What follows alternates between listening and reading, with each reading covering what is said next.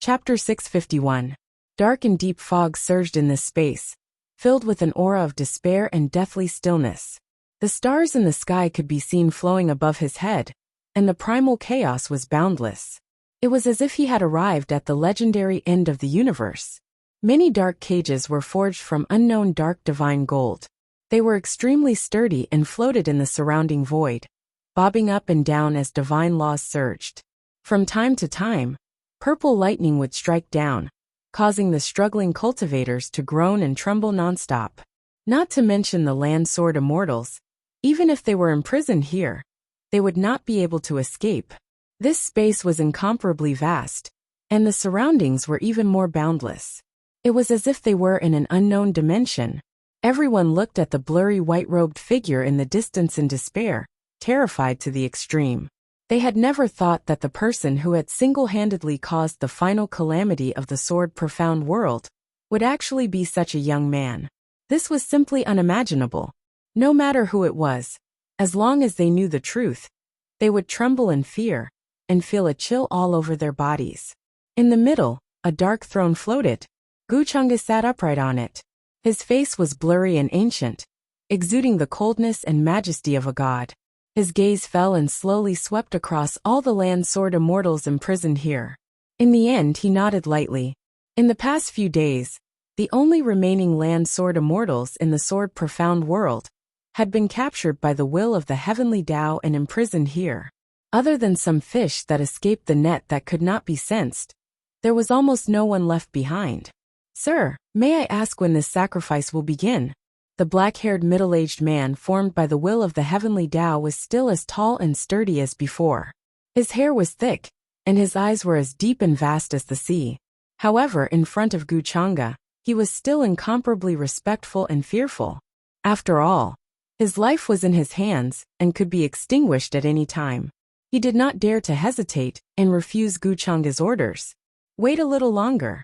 There are still some people who have not arrived." Wuxia shook his head lightly. Although his gaze was calm, the depths of his eyes were filled with indifference, without the slightest fluctuation of emotion. "I understand." The incarnation of the will of the heavenly Tao nodded silently. At this moment, he even felt that Wuxia was more like the heavenly Tao than him. He was cold and heartless, treating all living things as ants.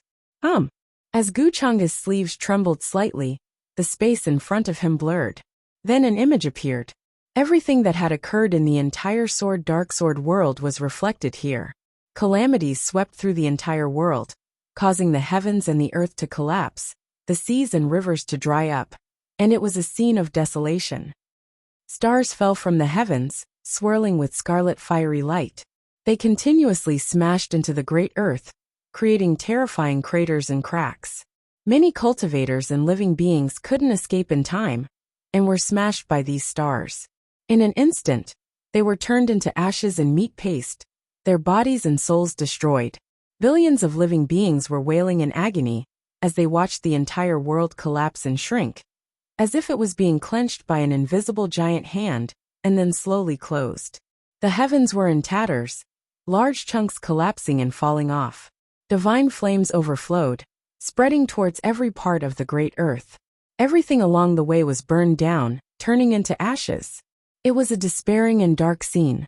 Even those with powerful cultivations would feel fear in their hearts at this juncture. They could only think of ways to escape to the central region. However, when the collapsing area reached the central area, the world was not far from destruction. At that time, everyone would die. No one was an exception, other than the native cultivators of the dark sword world fleeing for their lives.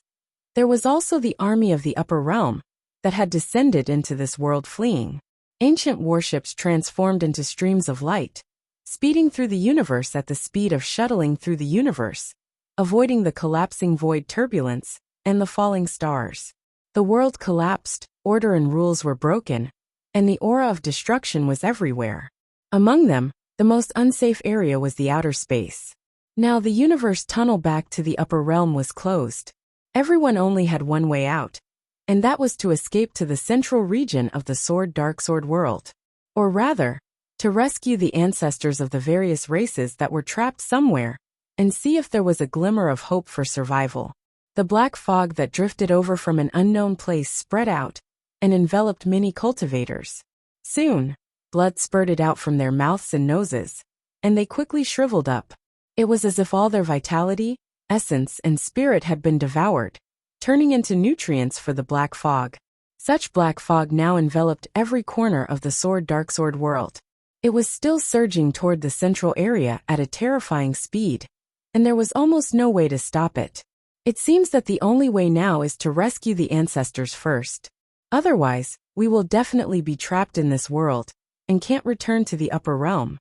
Many figures stood on the ancient warships, looking at all of this with solemn expressions.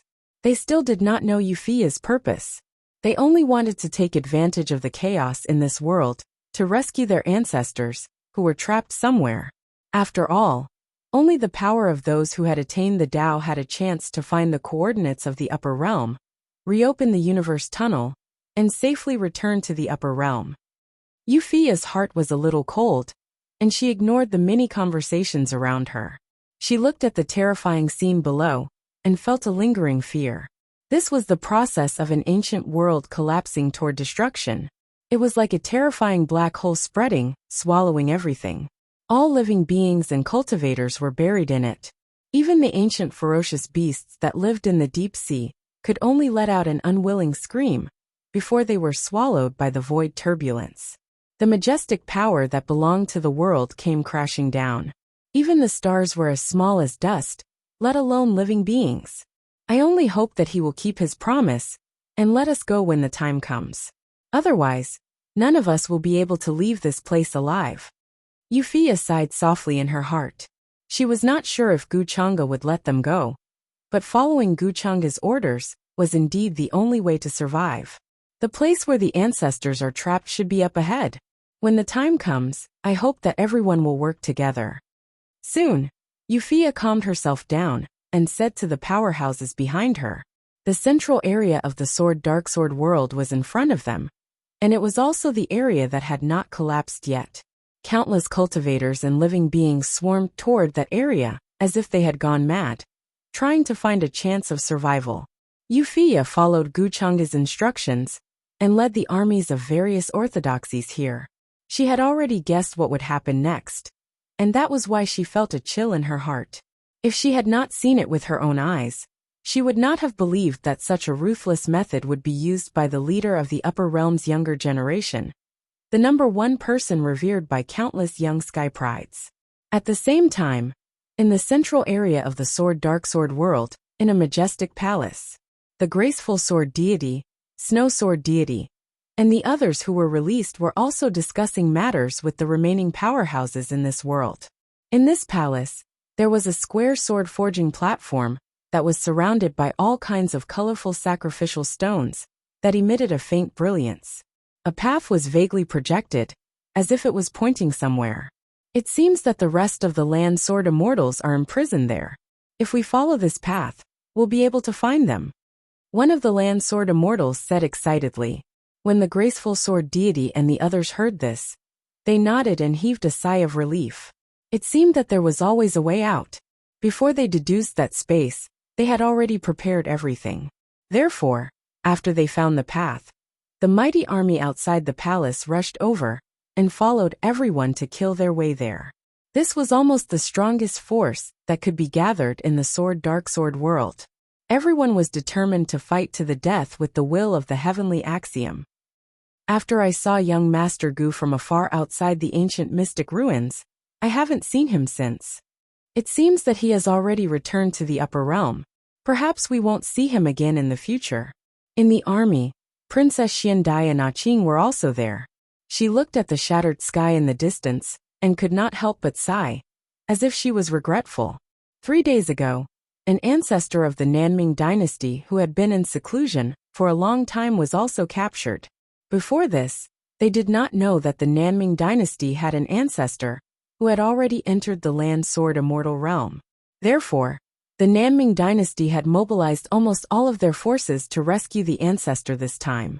Even a princess like her could not escape. I'm afraid that the rescue of so many land sword immortals this time will result in certain death. Perhaps the meeting at the ancient mystic ruins was the last time A hint of regret appeared on Ah Ching's small face. She shook her head and hid the emotions in her heart. Which girl did not yearn for love? She was no exception. However, this admiration had never been revealed. She also understood that it was impossible. To Gu Chang'e, his actions back then were nothing more than simple compassion. The two of them were not from the same world at all.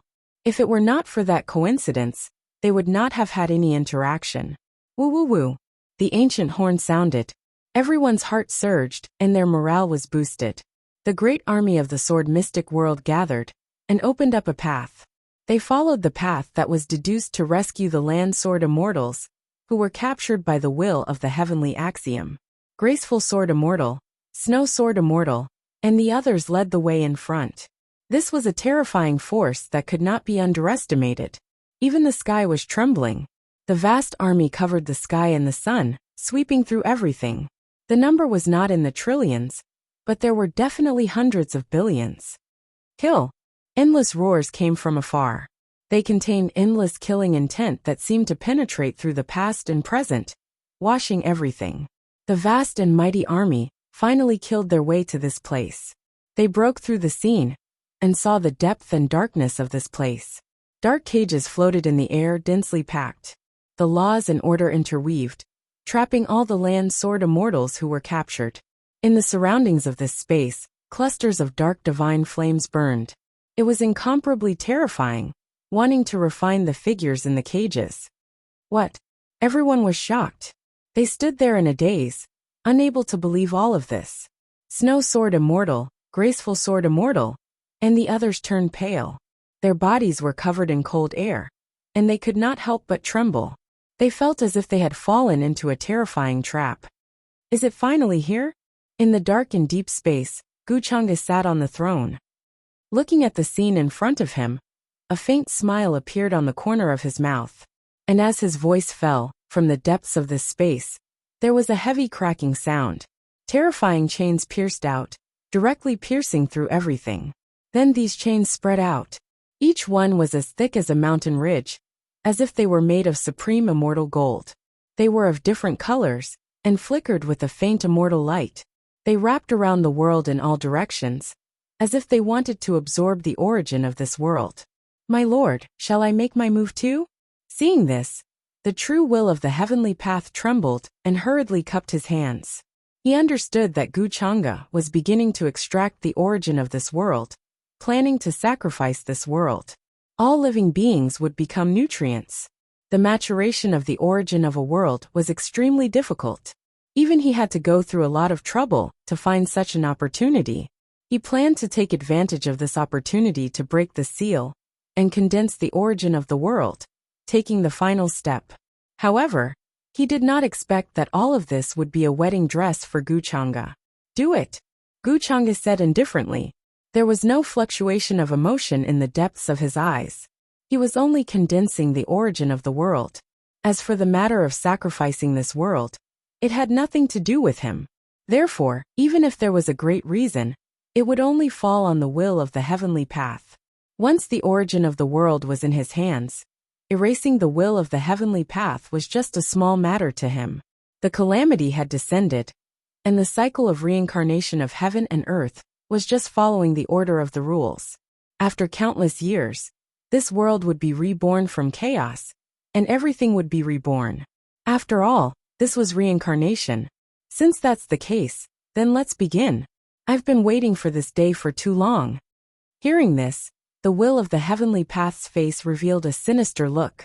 Looking at everything that was filled with despair and destruction, it began to control the power of the heavenly path, pushing the world-ending millstone, rumbling as it rolled down. Boundless black fog spread out from this place, covering millions of kilometers in an instant. At this moment, the sword mystery world had finally come to an end. The world-ending millstone was boundlessly large, with no end in sight. It rumbled down from the sky, slowly moving, obliterating all traces and rules. All the cultivators and living beings were wailing, shattering and decaying, about to return to the ruins. Black blood filled the sky, like a hell on earth. What exactly is this? In the army of the upper domain there was panic. Everyone was shocked. Even quasi-emperors were crushed by this aura, and then were drowned in the black fog. They wailed and chose to self-destruct, wanting to escape. This was a horrifying scene of apocalypse. Suddenly, ancient sacrificial runes lit up in all directions. Accompanied by streaks of bloody light shooting into the sky, miserable cries and despair filled the air. Large numbers of cultivators and living beings could not escape in time, and all turned into energy that surged into the ground. The strange sacrificial runes were ignited, turning into patterns that spread out in all directions. Mountains collapsed, the earth collapsed, and the sky cracked. This was a shocking scene. At the same time, words flickered in the pitch-black void, as if they were imprinted with divine gold, more dazzling than the stars. These were ancient sacrificial runes. In ancient times, these were the words that the ancestors chanted when they offered sacrifices to the heavens. At this moment, everyone heard the sound of chanting scriptures between heaven and earth. It was ancient and vicissitudes, as if it had transcended eras. There were gods and devils sitting cross-legged on the horizon, boundless and compassionate. Rescuing the ancestors is just a bait to lure all of us in. While the passage between the two worlds is closed, they borrowed everyone's lives to ignite the sacrificial runes. Using the power of the sacrificial runes, they sacrificed a powerful world to nourish this place. This is too cruel, using everyone as nutrients to nourish something else. What is the purpose of this? On the ancient warships, all the cultivators from the higher realms were in a daze. Their faces were pale with fright, overwhelmed with shock and despair. Even the quasi-emperor's souls were trembling, terrified to the extreme. Staring at the calm Wuxia, many experts were furious, full of anger and hatred after being deceived. I'm just following orders, everyone. Please don't blame me. Looking at the world-destroying millstone that was gradually descending, Wuxia stood on the ancient warship, her expression exceptionally calm. Many people immediately understood Wuxia's actions. This was a trap to lure everyone here. Now they were truly in a situation where they couldn't call for help. No one could save them. Even if the higher realms knew about the situation here, they wouldn't be able to rush over to rescue them. Their bodies were ice cold. Sacrificing a great world to nourish something. This kind of thing actually happened before ancient eras. However, only the immortal rulers who had fallen into darkness would do this kind of heinous thing, because they would suffer a backlash from heaven and earth. Especially for an ancient world like the Sword Mystery Great World, the backlash was even more terrifying. Even a true immortal wouldn't be able to bear it. This was simply unimaginable. No one would have thought that the expedition to the lower realm this time would actually become a dead end, and everyone would be turned into nutrients. Chapter 652. Whose orders are you following? How dare you lure us here? On the ancient warship, all the experts from the upper realm felt a chill run down their spines. They stared at Wuxia with murderous intent and anger. At this time, even the stupidest person realized that rescuing the ancestors was a lie. Luring all of them here to prevent them from returning to the upper realm before the cosmic tunnel closed was the real reason. At this point, all of them would probably be buried here, following the living beings of this world, and becoming nutrients for the sacrifice. Wuxia's face was elegant and beautiful, and her figure was slender and graceful. She stood at the top of the ancient warship. At this moment, she was exceptionally calm. Her hair danced in the wind, and her face was like jade. She was indescribably beautiful. She looked at the dark land, and then smiled gently. Until now, you still can't see who's behind all this? You mean, could it be Guchanga? It's him. It's definitely him. Other than him, no one has such guts to bear such great karmic fire and sin. Hearing this, many ancient quasi-emperors were stunned at first. Then they reacted, and their expressions changed drastically. They were filled with fear and disbelief. They almost instantly concluded that Wuxia was working for Guchanga. Even if a heaven-defying figure appeared in the sword-black world, he wouldn't dare to scheme against everyone like this. Therefore, after thinking about it, they thought of Guchanga. Because after the ancient mystic ruins disappeared, Guchanga never appeared again, and no one knew if he had returned to the upper realm. Other than Guchanga, no one could do all this. Why would he do this? Is he not afraid of the great karma? How dare he? On the ancient warship, many young supreme beings who had not left this world were filled with fear. They didn't want to die here. There was still a bright future waiting for them. In the future, they would reach the Tao and look down on all eternity, becoming invincible. Now this world was about to be destroyed, and a catastrophe was coming. Even if they had great talent, they would die here and turn into dust. Wuxia gently shook her head. Her gaze was filled with pity as she looked at this group of young supreme beings.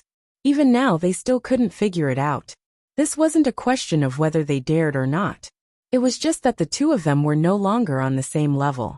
In Guchanga's eyes, everyone was no different from ants. It was just that he had become a tool for further advancement on the path. Originally, when he was in the upper realm, Guchanga did not dare to reveal such a thing. However, in this profound great world, was there anything that he did not dare to do? In that case, the ancestors of the various clans who disappeared before were actually killed by Guchanga. Even the Grand Emperor of your great celestial dynasty was killed by him. So why are you still helping him? Many people were furious. Their words were filled with fear and despair.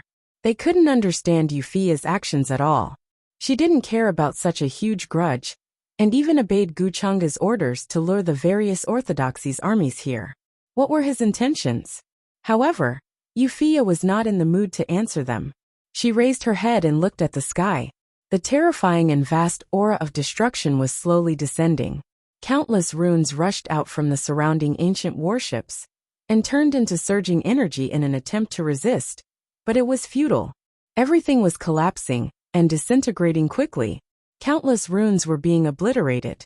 The terrifying millstone of destruction was incomparably huge.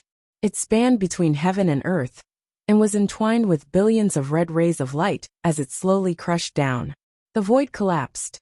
Heavenly flames and meteors fell continuously, burning everything into ashes. The ancient warships tried to escape, but they were quickly swept away by the shockwaves. Everyone was in fear and despair. Their bodies kept collapsing and were engulfed by the flames. Then they were burned to ashes, along with their divine souls. Even the profound great world was collapsing. The void collapsed inch by inch, the earth collapsed and volcanoes erupted. Cultivators and living beings could forget about surviving. In all directions, ancient sacrificial runes were ignited. Vaguely, there were ancient gods and demons sitting at the end of heaven and earth, chanting for the sake of reincarnation. These scenes were too horrifying. Dark fog descended, covering all of the light. Ignite the sacrificial runes, sacrifice everyone, and then condense the origin of this world. It seems that this is his ultimate goal. Wuxia sighed softly.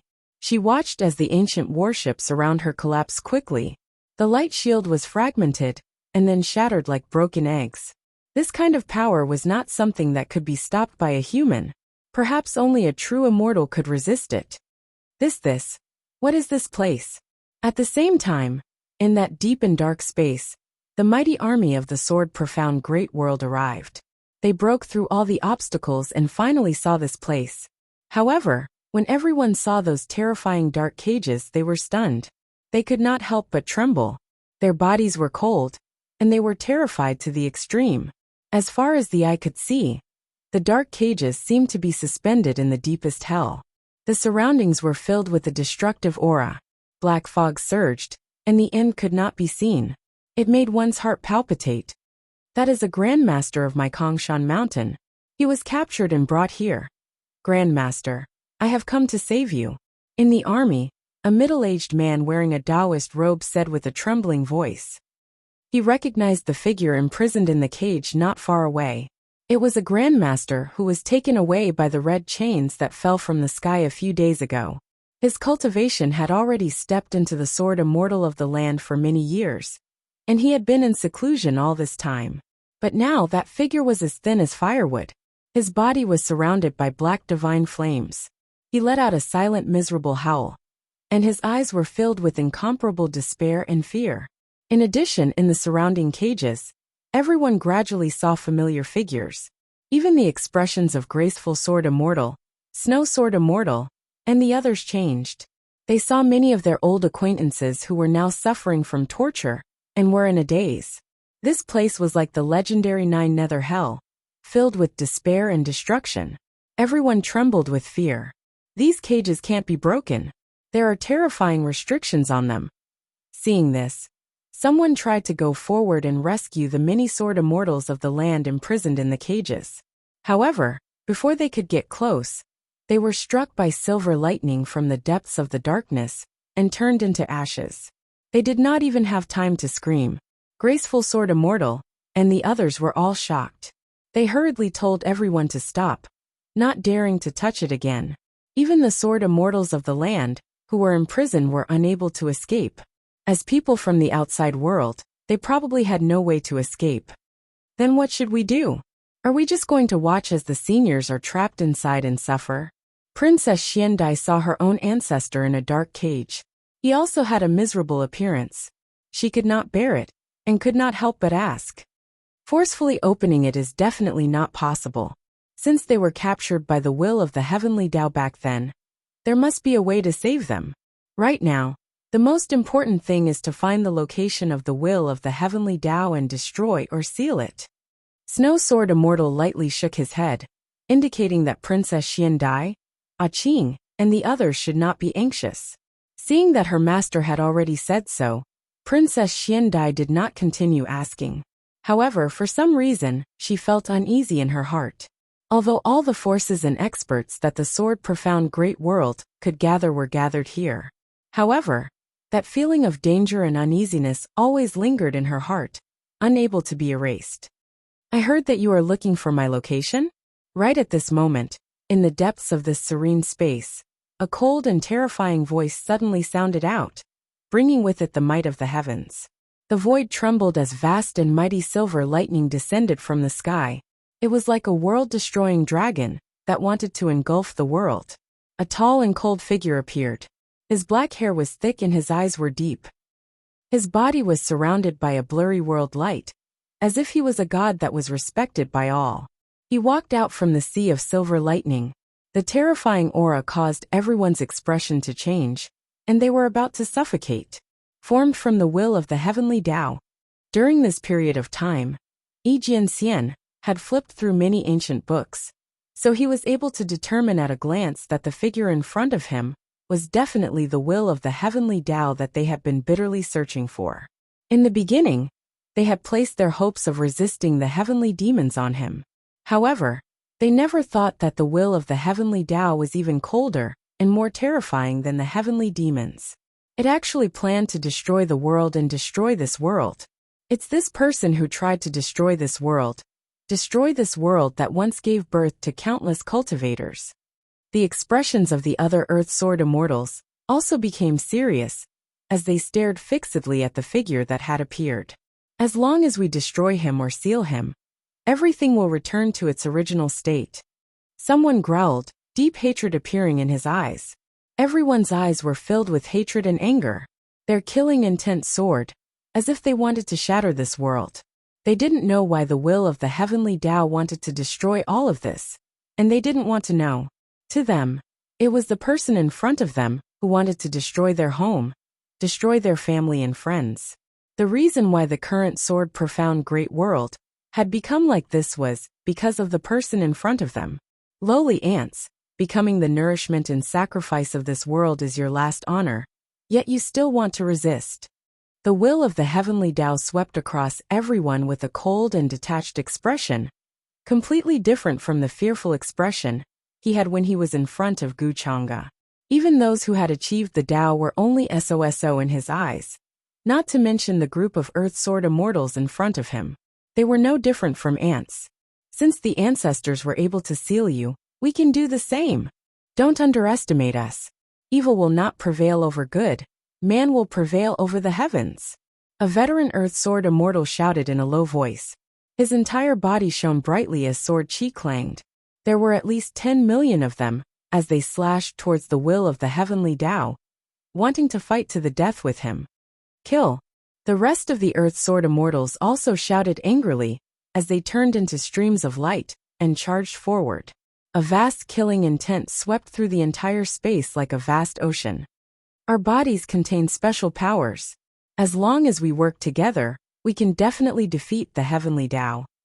The graceful sword immortal's entire body was also glowing. The top of his head was resplendent. The sword chi was biting cold. A green Tao sword in his hand released endless brilliance, as if it could flatten the heavens and destroy all living things. In an instant, the boundless army charged forward. There were over 100 billion of them, and terrifying rays of light blossomed. There was a huge amount of runes interweaving, and a powerful aura filled the air. Everyone's blood and bones were shining brightly. The essence, energy, and spirit contained in the deepest part of their divine soul were all activated, wanting to fight to the death with the will of the heavenly Tao. This was an aura that was like a torrent bursting through a dam, like mountains and rivers rolling in reverse, suppressing heaven and earth, breaking through all rules. The dark cages floating here also trembled continuously, as if they were about to fall. It's this damned ancestral symbol again. Seeing this scene, the expression of the will of the heavenly Tao finally changed a little, not as casual as before. A long time ago, he had actually suffered such a loss. The bodies of the living beings of the sword mysterious world contained innate spirit swords. This innate spirit sword was actually formed from an innate ancestral symbol from an extremely ancient era. That innate ancestral symbol was extremely mysterious. Some people even said that it was the door to all wonders, the image of all living beings, and could evolve everything. However, no one knew what it was exactly. However, for some reason, that ancestral symbol shattered in one day, turning into countless fragments that flew in all directions and merged with the blood of all living beings in the world. Back then, the ancestor of the ancient profound god dynasty had also discovered this secret, which was why he gathered the power of all living beings to destroy the heavens and seal him. Even if we can seal me again, what's the use? When you find out the truth, you will only feel more despair. All of this has long been destined, and there is no possibility of changing it. Even I am just a chess piece, and in the end, it will be a wedding dress for you. The will of the heavenly Tao said coldly. A huge black hand swept across the sky, and a terrifying millstone appeared behind it. 6 doors flickered with brilliance and endless mysteries appeared. This was the manifestation of the heavenly Tao's authority. The millstone of destruction crushed all the rules, an order that rushed over, quickly shattering them. 6 of the doors opened, like 6 ancient demons opening their huge mouths, capable of swallowing the universe and destroying all the incoming sword lights. Although they felt that the will of the heavenly Tao's words were a little strange, at this time, everyone could not care so much, and their hearts were supported by a killing intent. The graceful sword fairy, the snow sword fairy, and the others were in a frenzy, and their eyes were full of hatred. They did not care about anything else, and were determined to fight to the death with the will of the heavenly Tao today. This was an overwhelming difference in strength. When the huge black hand slapped down, it was like a monstrous wave from the deep sea. A large number of cultivators exploded into a bloody mist before they could even let out a groan. Their bodies and souls were destroyed, and they turned into boundless energy that merged into this space. This battle was incomparably tragic, and it lasted for far too long. Everyone was charging over fearlessly, but they could not even touch a corner of the will of the heavenly Tao's robe. In the end, many people were in despair, and they could not see the slightest chance of survival. Kill! The eyes of the graceful sword fairy and the others had long turned red, and their bodies were covered in wounds and blood. They roared and charged, disregarding life and death. At this time, their essence, energy, and spirit faintly resonated, as if there was a mountain torrent flowing and the sea roaring. Everyone's chi and blood seemed to be connected together, penetrating the heavens like the legendary galaxy, incomparably magnificent. Boom! A blurry ancient god wearing a beast skin dress and holding an ancient stone artifact was actually condensing and appearing at this moment. It was incomparably tall, as if it was standing at the peak of the dark clouds, about to fight with the will of the heavens. Ancestral symbol rebirth? The expression of the will of the heavens changed as it once again saw the scene that had once suppressed him. Graceful sword immortal, and the rest were also stunned. They never thought that they would actually be able to summon such a peerless figure at this time. That kind of aura that could swallow the ancient times was truly shocking. However, they did not have time to think too much about it. The peerless figure that appeared in front of them had already started fighting with the will of the heavens.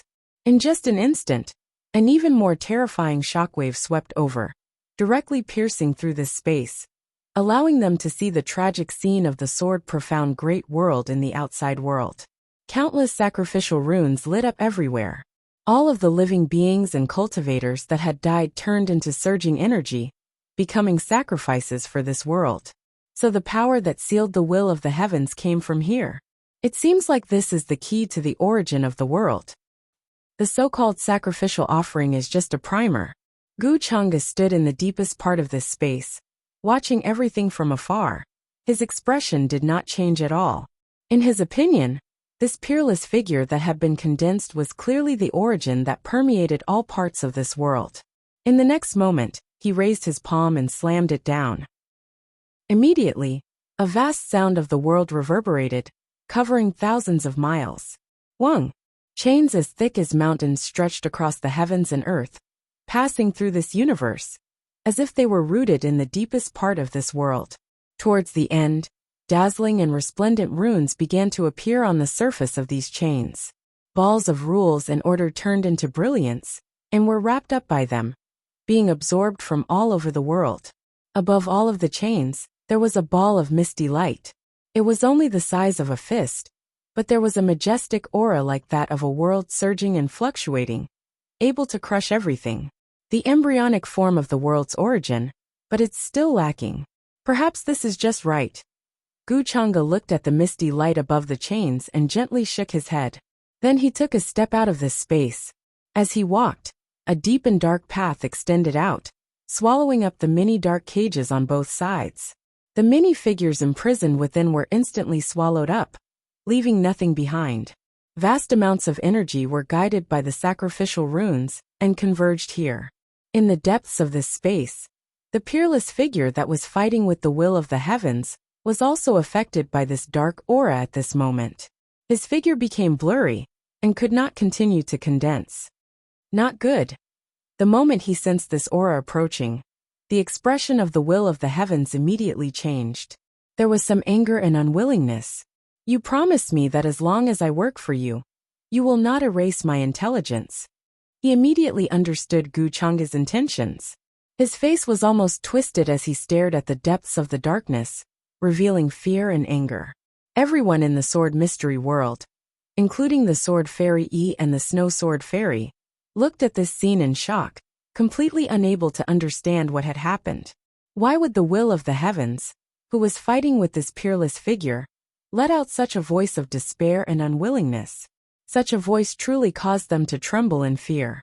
How much unwillingness and deep despair was contained within this voice. I never said that I would let you go. You seem to be thinking too much. Furthermore, you have already borne the karma that you should bear. You don't have the value for me to continue keeping you. Gu Chang'e lightly shook his head. His expression seemed to be somewhat regretful, as his figure slowly walked out of the darkness. He spoke casually, as if he was merely stating a simple fact. However, the information contained within his words caused everyone to feel a chill run down their spines. They were terrified to the extreme, and even their souls seemed to have been frozen. Sword Fairy Yi, Snow Sword Fairy, Princess Xian Dai and the others were all stunned, unable to believe everything that was happening before their eyes. I captured everyone for you and bore all the karma for you. After the matter is done, you burn the bridge after crossing the river. You are truly ruthless. Seeing that Gu Chang'e had no intention of letting him go, the will of the heavens let out a bitter laugh that was filled with dense resentment and unwillingness. His body continued to collapse, turning into a rain of light that dissipated. Originally, his life and death were controlled by Gu Chang'e. But now, Gu Chang'e only needed a thought to destroy his will and turn him into dust. Even if he controlled the authority of the heavens and had an enormous amount of mana and power, it was still useless. Chapter 653. Bang! The heavens and earth were overturned, and 10,000 tribulations turned to dust. In this space, all the rules and order were collapsing and shattering into ashes. An endless sea of lightning interweaved and filled the air. The will of the heavens continued to melt, and its voice gradually disappeared. In the eyes of everyone, that final roar of unwillingness was like an ancient giant letting out a roar of despair and unwillingness, angrily denouncing the unfairness of the world. However, everything had already been settled, and there were no surprises. Such a terrifying and monstrous will of the heavens that viewed all living things as ants, that was practically undefeatable, turned into a rain of light and dissipated before everyone's eyes. Is it over? Is everything over? The will of the heavens has been destroyed, and our world has returned to normal? Someone muttered in a low voice, his mind already unclear. This scene was too inconceivable. It was like a dream, causing everyone in the sword-profound great world to tremble in fear. They found it hard to believe that this was real. Everyone looked at Gu Chang'e, who was calmly walking over, their faces filled with unconcealable fear and disbelief. Yi Jianxian, Snow Sword Immortal, Princess Xian Dai, and the others could be considered to have a better understanding of Gu Chang'e. However, at this moment, they could not help but tremble slightly, their entire bodies turning cold.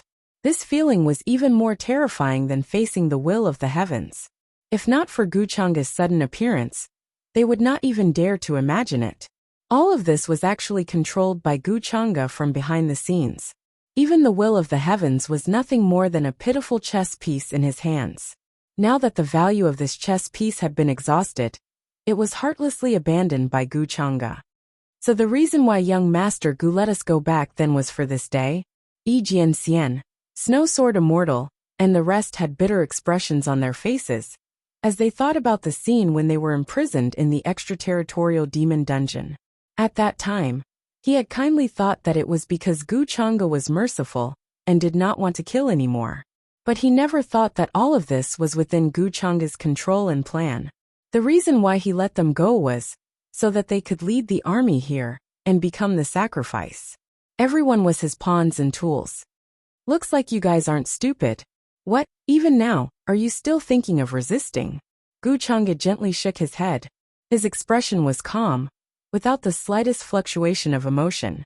Whether it was in the past or now, these so-called land sword immortals were no different from ants in his eyes. He could destroy them with a wave of his hand.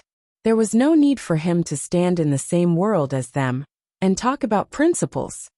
Is our resistance still useful? The eyes of Graceful Sword Immortal, Snow Sword Immortal, and the others were filled with despair and dejection. Princess Xian Dai, Qing and the rest were also slightly pale as they looked at Gu Chang'e, who was a stranger to them. It turned out that all of this was just their own wishful thinking. From the very beginning, Gu Chang'e had come to this world with a purpose. It was just that they were too stupid to realize it. Gu Chang'e had been plotting this scheme for too long, so long that everyone had fallen into it without realizing it. They couldn't help but shiver. They were terrified to the extreme. How could there be such a terrifying person in this world? Perhaps you can give it a try. After all, there is still hope. Gu Chang'e smiled lightly and slowly walked over. Darkness spread behind him, but the depths of his eyes were cold. Young Master Gu, why are you doing this? Princess Xian Dai and the others laughed bitterly, unable to accept this fact. However, Gu Chang'e's gaze did not fall on them. From the beginning to the end, it was as if he had not heard these words. He was cold and indifferent. Kill. A land sword immortal's eyes turned red as he roared and rushed forward. His entire body turned into a dazzling sword light. He ignored the surrounding people and wanted to fight Gu Chang'e to the death. He watched as the dark cages were engulfed by the flames. The many figures imprisoned in them disappeared, without even being able to scream. How could he bear such a scene? Now that he knew that the culprit was Gu Chang'e, the only thought in his mind was to kill Gu Chang'e. However, before this land sword immortal could get close to Gu Chang'e, a figure suddenly appeared in front of him. He swept his spear horizontally and pointed it to the south. It was as fast as lightning and pierced through his forehead in an instant. Then, he turned his wrist and the body flew out, exploding into pieces in the air. He died on the spot. Ada appeared with a cold expression. He was wearing the hell iron armor, like a war god from the depths of hell. His eyes were slightly red, He slowly glanced at the people in front of him. He didn't say a word, and just stood in front of Guchanga. All of the living beings and cultivators who wanted to attack felt their hearts tremble when they saw this shocking scene. Not to mention Guchanga. His subordinate alone was enough to defeat everyone here. At this point, they finally understood why the will of the heavenly path said that when they knew the truth, they would only be more desperate. Because everything was already destined. Facing an enemy like Guchanga, was there any hope of resisting? Even if we know that there's no hope, we still have to fight. Otherwise, how can we face the seniors who died here? How can we face the blood they shed? Seeing that the morale was low and despair shrouded everyone's heads, an incomparably old land sword immortal roared. He took a step forward, away from the army, and ignited the last of his essence, energy and spirit. He turned into a ball of flames and charged forward without fear of death. That's right, we can't despair yet. We still have one last chance. Wasn't it the same just now? Seeing this, someone suddenly came to his senses and recovered from his despair. He gritted his teeth and roared, igniting the light of hope once again. That's right. How can we say that there's no hope until the last moment? Hope is in the hearts of people. The graceful sword immortal also roared. He swept away the despair and dejection from before and charged forward with the other land sword immortals. And at this time, as if affected by everyone's emotions, the matchless figure that had already become faint and was filled with darkness suddenly released an immeasurable amount of light, becoming more and more resplendent. For a moment, even the strands of hair became denser and denser. Each strand was like a river of stars, shining brilliantly and incomparably large. They hung there, surrounded by an immeasurable amount of light. Kill. Everyone couldn't help but look at the matchless figure standing at the top of the dark clouds, their eyes filled with hope. This was an existence that was summoned when everyone's essence, energy and spirit were connected together, containing everyone's unyielding will. Just a moment ago, he had fought with the will of the heavens for thousands of rounds, and was almost invincible. Now his aura was even more powerful and terrifying. With a raise of his hand, endless multicolored light and auspicious chi interweaved and resonated. The ancestral symbol that the will of the heavens spoke of might be formed from the source of an existence that had once stepped into the immortal realm. Looking at the ancient figure wearing a beast skin dress and holding a white bone club, Guchanga suddenly understood. The reason why the will of the heavens was born in the sword mystic world was very likely because this world was created by an immortal realm existence, or a world that was born from the corpse of a dead immortal realm existence. After understanding all of this, Guchanga did not continue to hold back, and directly raised his hand and pressed forward. Vast mana fluctuations surged, turning into a monstrous demonic cloud that instantly engulfed this space. All of the cultivators and living beings that rushed over collapsed under this power. Their bodies and spirits were destroyed, and their bodies collapsed, turning into a bloody mist. Compared to the battle with the will of the heavens just now, this battle was clearly even more tragic. Large numbers of cultivators and living beings rushed towards Guchanga. However, before they could get close to him, they were crushed by the majestic power. They couldn't even let out a groan and directly exploded. It was like a withered leaf in the sea that was crushed by the waves. It couldn't even stir up a wave, and was incomparably small. This was an absolute crushing power. The void collapsed and the world withered. Terrifying chains that were like mountain ridges extended from the depths of the darkness, absorbing the origin power of this world. The hazy brilliance was also rapidly condensing and growing, slowly transforming from an embryonic form to a mature form. Guchanga's gaze was indifferent as he watched the many runes around him being ignited. Then they turned into energy and gathered over. However, in his opinion, this world's origin power was still lacking something. It seems that I still need to devour you in the end for this world's origin power to reach perfection. Guchanga took the initiative to attack. The 8 Desolation demonic halberd slashed down horizontally like a light of destruction. It had an invincible might that could overturn eternity and break the river of time. Clang, clang, clang. In the void, endless halberd light appeared and bloomed. It was terrifying and vast, and a single strand could destroy a universe. Bang! In just an instant, all the rules and living beings in front of him were destroyed, turning into ashes and vanishing into thin air. This kind of divine might was difficult for even the universe to endure, let alone living beings. The graceful sword immortal, and the others who were attacking exploded at the first moment. Their divine souls were destroyed, not leaving anything behind. Rumble. In the darkness, great stars rotated and condensed one after another. Then they all fell down together. The matchless figure formed from the ancestral symbol's power had a gaze as cold as a blade. It descended towards him, as if it was about to awaken from some distant and unknown dimension. It was as if he heard the prayers of all life in this world. He gathered the faith and hope of all life, and walked out from the passage of time. The sound of the great Tao resonated. All kinds of astronomical phenomena appeared. There were ancient saints kneeling and groups of demons bowing their heads. Demon Slayer. A muffled sound came from his mouth. It was hard to hear clearly, not because the language of this era was too ancient. However, everyone could understand the meaning behind those words. Boom! He was attacking towards Wuxia. Boundless symbols revolved around his body. Endless light transformed into divine weapons. They were resplendent to the extreme as they surged over together.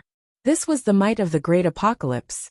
It was unfathomable and difficult to describe with simple words. Wang. A halberd light swept across. It was incomparably cold. Millions of strands of demonic chi swirled and swept out, directly shattering these symbols. The 8 Desolation demon halberd slashed down. It instantly crossed the distance of millions of li, and slashed through the cracks of space and time. You are already a dead person. Even if you reappear in this world, what is the use? As Wuxia stepped forward, this space that was already decaying immediately collapsed. A terrifying phenomenon appeared beside him. All kinds of chaotic light intertwined. His palm was bright and clear like 7-colored divine glass. All kinds of ancient and powerful Dharma images appeared. In front of him was the Golden Palace path. In front of him was a dark fog. Holiness and demonic nature coexisted. He was like a god overlooking the heavens with a cold majesty.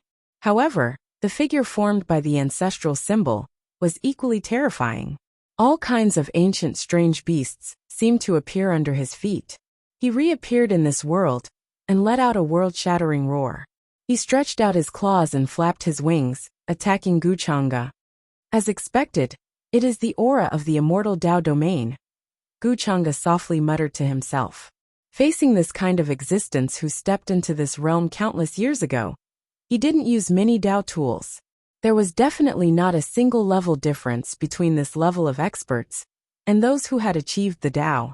Ordinary methods couldn't destroy and devour them. However, in his opinion, this battle was already predetermined. There was no second possibility. Destroying the other party was only a matter of time. Rumble. Endless battle fluctuations spread out. This space was collapsing. Separated by indescribable time and space, Wuxia and the other party exchanged blows. The sky and earth were turned upside down. It could overturn everything. His gaze was cold and calm. He stood at the end of the darkness. Thick dark fog shrouded him. He was active and powerful. The great Tao treasure bottle appeared. Boundless runes fell, devouring everything. All the rules and order were destroyed and then sucked in. Thick chaotic mist spread outwards, natural laws collapsing. This place became extremely chaotic, all of the creatures disappearing, only leaving behind boundless light. Wuxia waved the halberd again, and the terrible brilliance seemed to tear apart the endless universe, destroying and destroying everything. Destroy! His expression was cold. There was only one word from his mouth. Vast fluctuations spread out. Worlds collapsed. The matchless figure standing in the dark clouds began to break inch by inch. This scene made everyone despair. They couldn't see a ray of light anymore. Time stopped. Space fell silent. All fluctuations were disappearing. Only a vast expanse of chaos was left between heaven and earth. It wasn't wrong to say that this place was the beginning of heaven and earth. This was because the 8 wastelands were vast and boundless. Only the vast and majestic world aura surged under his feet. It was as if there was an ancient world being nurtured, an incomparably ancient and tall ancient warship that was like a continent slowly swept across this vast expanse. Chang'e stood at the bow of the ship. His white clothes were whiter than snow. He was untainted by a speck of dust. He was like a transcendent deity. He looked at the sword-profound world that had already turned into chaos under his feet. He gently shook his head. His eyes were calm and without ripples. After condensing and taking away the world's origin, he didn't destroy the many true spirits scattered in this world. In other words, after a few years, perhaps hundreds of millions of years, or even longer, this world would evolve again. Everything would go back to reincarnation, and the cycle would repeat. Every world's reincarnation means a new life from destruction. Perhaps this is the true reincarnation. Behind Chang'e, a slender and graceful figure slowly walked over. There was a complicated expression on her elegant and beautiful face. It was the great Yu Celestial Dynasty's eldest princess, Wuxia. She was actually a little surprised. Chang'e actually kept his promise and didn't kill her. However, on second thought, Wuxia understood. This was because her living identity was more useful to Chang'e, especially after the many orthodoxies from the upper realm that came to this world this time were all destroyed and buried here. Destruction after rebirth, and rebirth after destruction. Is this really reincarnation? Chang'e smiled gently. He retracted his gaze and disappeared from the bow of the ship. He had obtained the world's origin. He had to start refining and devouring it. After returning to the upper realm, there would be a lot of trouble to face.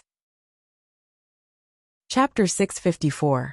In the upper realm's heavenly region, where the great Yu Celestial Dynasty's imperial capital was located, various imperishable orthodoxies and supreme sects had gathered.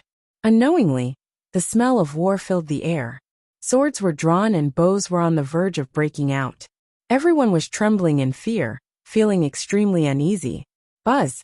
Numerous blurry and terrifying figures stood in the depths of the great Yu Celestial Dynasty's imperial palace. They looked at the current Emperor Yu coldly, demanding an explanation from him. Some time ago, the space passage to the Sword Arcane Great World was suddenly closed.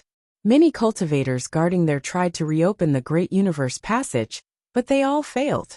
Some boundary emperors took action, but it was all in vain. They could not find the space node of that world, and could not open the passage. This caused a huge commotion. Many orthodoxies around the heavenly region immediately sent their elites over.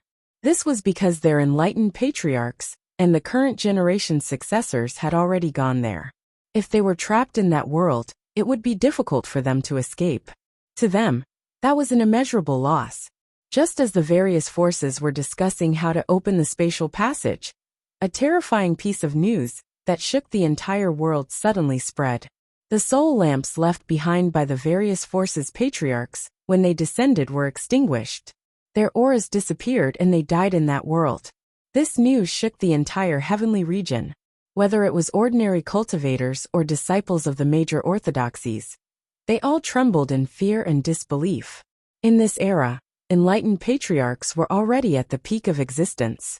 Their cultivation was unparalleled, and they looked down on the world.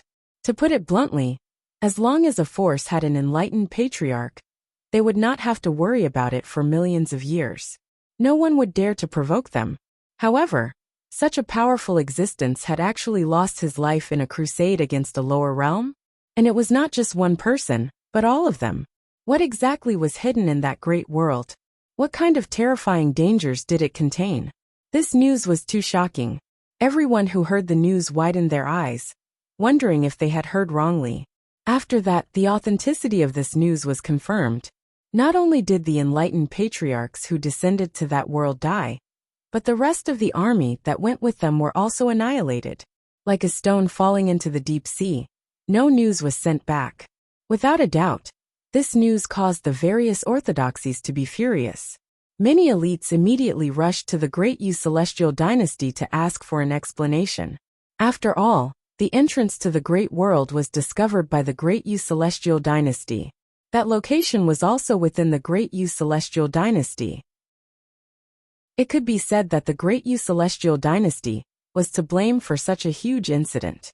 Even though the foundation of the great Yu Celestial Dynasty was extremely deep, it was difficult to see the truth. However, for such a huge matter to happen, one had to bear a lot of pressure. It was impossible to pretend that nothing had happened. Moreover, the great Yu Celestial Dynasty's ancestor, who had the strength of a Dao attainment expert, had also perished there. Speaking of which, the great Yu Celestial Dynasty also didn't want to see such a thing happen. Fellow Taoists, please calm down. We didn't want to see such a big thing happen. Not only were the patriarchs behind you killed, but the life jade of one of Great Yu's imperial patriarchs who had attained the Tao was also shattered. In the Great Yu Imperial Palace, Emperor Yu wore a purple and gold crown. He was tall and sturdy, and his face was dignified. But now, with a worried look on his face, he cupped his fists and apologized to the experts from the various orthodoxies. Everyone here was the leader of their respective orthodoxies. They were either clan masters or sacred lords. Their identities were unimaginable. He couldn't put on airs and look down on them too much. It happened in your Great Yu Celestial Dynasty anyway.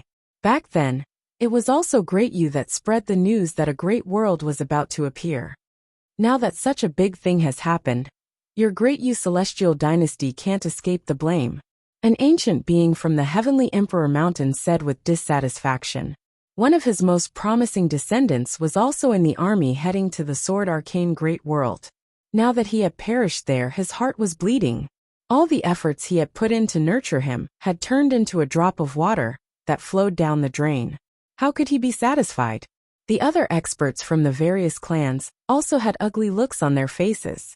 Not only did they not gain anything from this trip to the lower realm, but they also lost many young sky prides and a Dao attainment expert. It was a heavy loss. Emperor Yu also sighed in his heart when he heard that. He understood that this matter couldn't be settled peacefully. He also didn't know what happened in the Sword Arcane Great World that caused the Dao attainment experts from various forces to perish. Even the Great Universe tunnel that led to the Great World was closed. Haha, Emperor Yu, you have to think carefully. It's only us who came. That person from the Gu clan seemed to have also gone there. Now his whereabouts are unknown, and his fate is unknown. If even he perishes there, I'm afraid your Great Yu Celestial Dynasty won't be able to bear the wrath of the Gu clan. An old man from the Divine Spirit Mountain said with a sneer in his eyes. He couldn't hide the ridicule in his voice. As soon as these words were said, Emperor Yu's expression immediately turned ugly. Under his robe, his fists couldn't help but clench tightly. In fact, this was also what he was most worried about. After all, among the younger generation that came to the lower realm together, Gu Chang'e was among them. Although Gu Chang'e was powerful, and even a Dao attainment expert was no match for him. However, no one knew what happened in the Sword Arcane Great World. With so many accidents, who could guarantee that Gu Chang'e would definitely be alive? Gu Chang'e was now only the young master of the Gu clan. On a certain level, he was no different from the Gu clan master. Moreover, his talent was terrifying, and it wouldn't be an exaggeration to say that it was unprecedented. It was only a matter of time before he reached the immortal realm. Once Gu Chang'e perished, the impact would definitely be countless times more shocking than the death of a Dao attainment expert. At that time, the Longevity Gu clan would definitely start a longevity war with the Great Yu Celestial Dynasty. Not to mention the other eternal forces that would be involved, including Gu Chang'e's mother's lineage, the Primordium demonic sect, and his fiancée's peerless celestial dynasty. There were just too many. Just thinking about it made one's scalp tingle and feel uneasy. Emperor Yu, you should think about how to deal with this big trouble. Otherwise, your Great Yu Celestial Dynasty will definitely be in trouble this time. The ancient existence from the Heavenly Emperor Mountain shook his head and spoke. There was some pity in his eyes. Although the Heavenly Emperor Mountain suffered a great loss, compared to the Great Yu Celestial Dynasty, it was much better. Now in the various heavens of the upper realm, many orthodoxies and forces were paying close attention to the situation here. If the Great Yu Celestial Dynasty did not handle it well, when the time came, the forces that would attack them would definitely not be just these few. And just as many powerhouses were discussing this matter, a vast pressure suddenly appeared between heaven and earth, at the border of the Great Yu Celestial Dynasty. Rumble, the sky trembled, and the wind and clouds changed color. An extremely terrifying crack suddenly appeared in the sky above, as if it was torn open by a pair of invisible giant hands. Endless light and primal chaos chi gushed out from the crack, instantly spreading out in all directions. This place seemed to be torn apart by an eternal light. All kinds of runes rushed into the sky and lit up the sky. Even the cold and dark depths of the universe were as bright as day for a moment. An ancient and majestic warship came rumbling over, as if it had broken all the rules and order from the vast land, and rushed out with blood on its bones. This is the ancient warship of the Great Yu Celestial Dynasty. Why is it rushing out from here? No, this seems to be an army that is heading to that great world. Such a great momentum and movement immediately alarmed all the nearby cultivators and living beings. Divine rainbows swept across the sky and landed here. Looking at this scene, they could not help but be shocked. What happened in the Sword Mystery World had not been completely spread in the Great Yu Celestial Dynasty, but there were many rumors. So many cultivators did not know that the various orthodoxies of the lower worlds had suffered heavy losses, and could be said to have lost everything. What's going on? What happened? Quickly send the news back, and inform His Majesty Emperor Yu that the ancient warship of the Great Yu Celestial Dynasty has returned safely. In the dark, many spies of the Great Yu Celestial Dynasty reacted immediately after the initial shock, and quickly spread the news here. It's really back. This familiar aura of heaven and earth. On the ancient warship, Great Yu's eldest princess Wuxia had a complicated expression on her face, but she also felt somewhat at ease. However, she was still clear that although things seemed to have settled down, there were more troubles to be faced next. This was because Gu Chang'e would not appear, and as the leader of the younger generation of the Great Yu Celestial Dynasty, who went to the lower worlds, she naturally had to bear the brunt and bear the anger and blame of various forces. It was also because of this that Gu Chang'e chose to let her live. The Nirvana Path realm is also known as the Path realm. Although entering this realm is divided into early, middle, and late stages, it is actually just a difference in how far one goes in this realm. In a palace deep in the ancient warship, Gu Chang'e sat cross-legged without moving. His face was calm, and his body was like a rock. Wisps of black light fell from the top of his head, and then flowed down from every pore, like billions of stars intertwining. After devouring and refining the world origin of the sword profound world, his cultivation had indeed increased by a large margin compared to before. Previously, he could only be considered to be in the early stage, but now he was close to the late stage. Of course, in terms of strength, the improvement was even more obvious. Even Gu Chang'e was not sure how strong he was now. Although the peerless figure formed by the ancestral symbol in the Sword Mystery World had the power of the immortal Tao, it was ultimately just an illusion and not the real body. It could not be compared to a perfected immortal. However, it was still much stronger than a remnant immortal, the Heavenly Heart brand and the Sword Tao Saint Heart. These two things are indeed not very useful to me now, but it's better than nothing. Then, Gu Chang'e looked at the Heavenly Tao reward dropped after killing the two sons of destiny, Tuoba Xiaoyao and Lin En.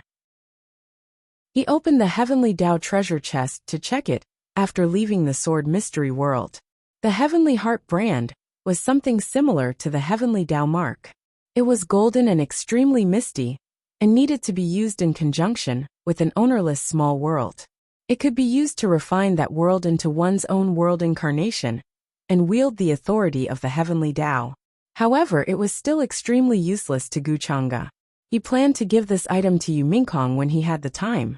The unparalleled immortal dynasty was proficient in the spatial world Tao.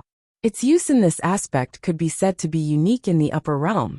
As for the Sword Tao Saint Heart, it was a kind of Sword Tao talent that could be used to nurture disciples or juniors. This was even more useless to Gu Chang'e, but it was still kept. Who knows, it might be useful in the future. With such a big thing happening in the Sword Mystery World, it's impossible for the upper realm to not pay attention. I still have to lie low for a while. If there's anything, let Wuxia handle it first.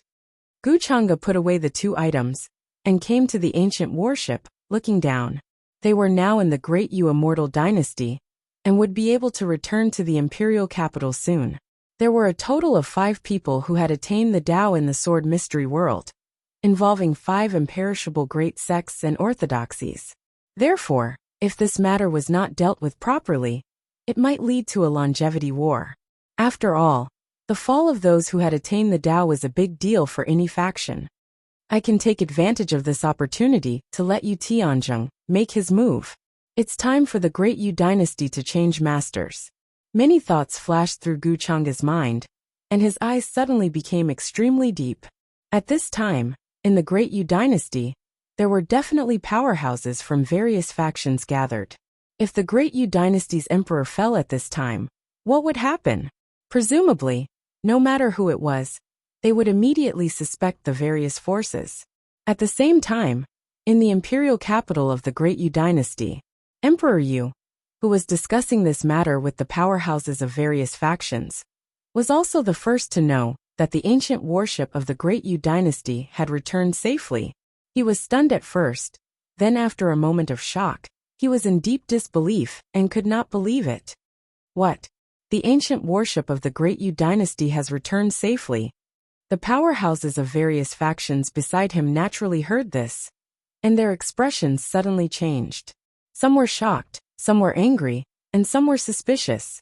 In many people's opinion, all the factions were buried, and only the ancient warship of the Great Yu dynasty had escaped. What did this mean? Could it be that the Great Yu immortal dynasty had killed them? Brothers, please don't worry and don't be impatient. I've only just found out about this matter. Just in time, when the army returns to the imperial capital, we can ask what happened. I don't think everyone is in a hurry. Emperor Yu was also a smart person. He instantly understood the thoughts in everyone's hearts and hurriedly spoke to calm them down. Chapter 655. Is this an order for me to take action? In a cave somewhere in the Great Yu celestial dynasty, a middle-aged man who looked very similar to Emperor Yu was looking at the letter in his hand. He looked excited and worried at the same time. He was Yu Tianzheng, the uncle who lost the fight for the throne with Emperor Yu. All this while, he had been following Gu Chang's orders and hiding here, waiting for the right time to take action. Now that Gu Chang'e had sent someone to send him a letter, how could he not be excited? He had been waiting for this opportunity for a long time. It's time for the Great Yu celestial dynasty to change hands. He sneered, then turned into a ray of light and disappeared from the place. He planned to order the spies he had set up all these years to take action. Now that the Great Yu celestial dynasty was in troubled times, everyone was anxious, and it was the perfect time to start a war. We should inform the house master about the return of the young master. Half a year ago, the young master ordered that after his return, the Spring Breeze Jasper Pavilion should take over Stupa and Hell. After Yu Tianjing left, 2 figures that were as faint as gray fog slowly appeared in the void and were talking softly. They seemed to have merged with the world, but there was always a faint murderous aura around them as they walked, as if they could kill all the young kings. The safe return of the Great Yu celestial dynasty's ancient warship shocked everyone in an instant. Whether it was the various forces in the Great Yu celestial dynasty, or the forces that sent spies to keep a close eye on this matter, they were all shocked. Many cultivators immediately went to the Great Yu imperial capital to find out if it was true or not. At such a critical moment, the Great Yu celestial dynasty's ancient warship actually returned safe and sound, which was beyond everyone's expectations. Under the influence of some people, a rumor of the Great Yu celestial dynasty killing various orthodoxies spread quietly. For a time, undercurrents were surging, and murderous intents were hidden.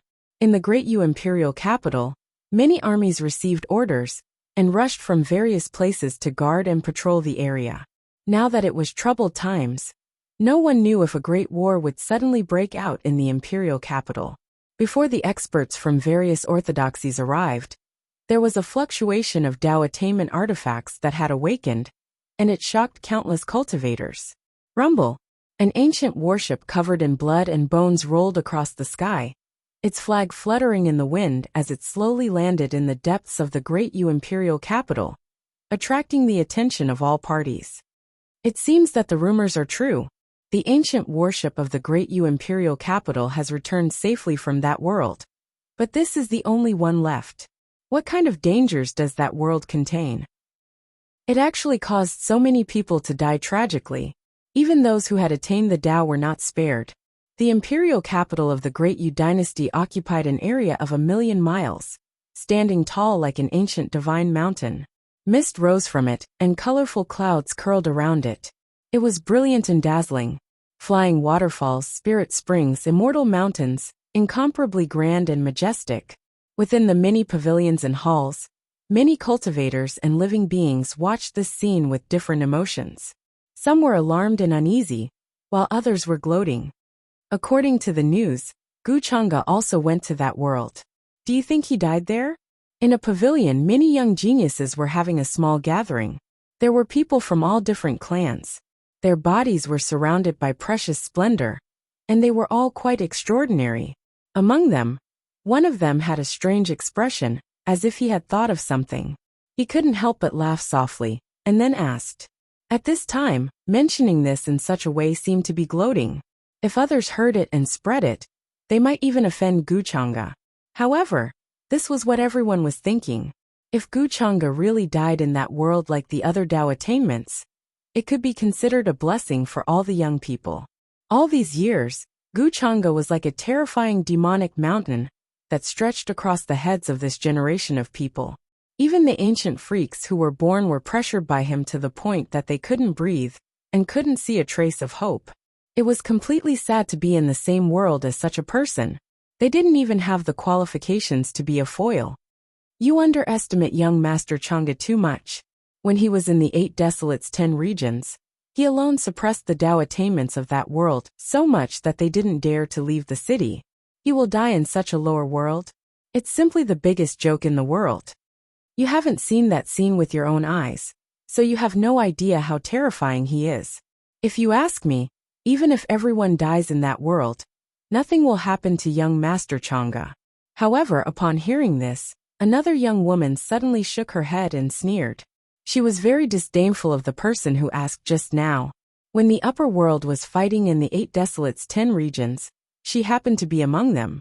She witnessed the terrifying scene of Gu Chang'e, holding the Taoist instrument, and fighting many Tao attainments of the 8 Desolates 10 regions. Therefore, she was very sure that Gu Chang'e would never have an accident. Such a person was destined to be the protagonist of heaven and earth, an immortal existence that led several eras. How could anything happen to him? While many young supreme masters were talking, a ray of light flashed in the void in front of the Great Yu Imperial Palace. Then several vague and terrifying figures stepped out. Each of them had an extremely monstrous aura, and their eyes were shining brightly, suppressing the surrounding rules to the point of collapse. They stood there like gods. All kinds of visions flashed in their eyes as they waited for the ancient warship of Great Yu to land. The leader was the current Emperor Yu. Behind him were many ministers of the Great Yu dynasty. They all looked solemn as they watched the ancient warship slowly land in the distance. Now they all wanted to know what had happened in that world. Now the survivors on this ancient warship might be able to tell them all the answers. Greetings, Father, and all the seniors. Soon the ancient warship landed. Wuxia led the army and walked down first. There was a serious look on her demure face. The eldest princess of Great Yu is still alive. It seems that we should be able to find out what happened in that world from her. The experts of various clans also looked over and stared at Wuxia. In particular, the terrifying figures standing at the entrance of the imperial palace looked like the scene of stars falling and the moon falling in their eyes. Fia, you don't have to be so courteous. I'm relieved that you're safe and sound. What happened in that world? Tell us in detail. You don't know that I've been worrying about this for the past few days. I don't know how to explain it to all of you. Emperor Yu saw that Wuxia was safe and sound. He sighed in relief, and then said with a gentle smile. He glanced around, and found that less than 1/10 of the army that went to the Sword Mystery World had returned. It was obvious how tragic it was. Wuxia had expected such a scene. When she thought of Gu Chang'e's instructions, she put on a solemn expression again and said, Father, the appearance of that great world is actually a bait. Its purpose is to attract all of us to go there. I'm sure that except for me, the people of the other orthodoxies have been buried there. What? Bait? As soon as she said that, there was an uproar. Everyone was stunned at first. When they came to their senses, they could not help but widen their eyes in disbelief. Who would be so bold as to use such a great world as bait to attract everyone to go there and bury everyone? They really did not dare to imagine. Even in the current upper realm, who would dare to do such a thing? What do you mean by that? Emperor Yu frowned. He was puzzled and was about to ask. However, the supreme powerhouses of the other forces had already taken a step forward. They stared at Euphia with intimidating gazes. They did not believe Euphia's words. They did not think that there was anyone in this world who dared to scheme against them. Seniors, if you don't believe me, you can take a look at this shadow recording stone. This is what happened in the sword mystery world back then. The will of the heavenly axiom revived and wanted to sacrifice the entire world to transcend. All the orthodoxies who went to the lower realm became nourishment and were buried there. Euphia's expression was solemn. As she spoke, she took out the shadow recording stone that she had prepared long ago.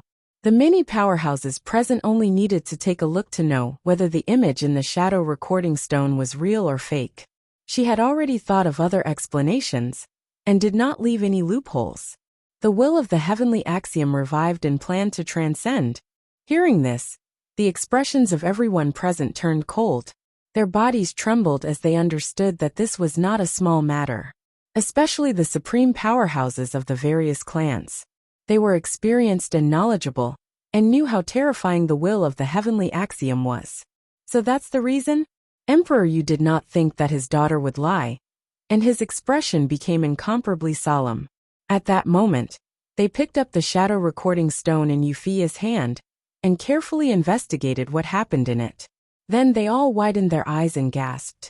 They personally witnessed the sword mystery world's collapse, and the shocking scene of all living beings joining forces to fight against the heavens. That kind of monstrous power made even those who had attained the Tao feel a wave of palpitations.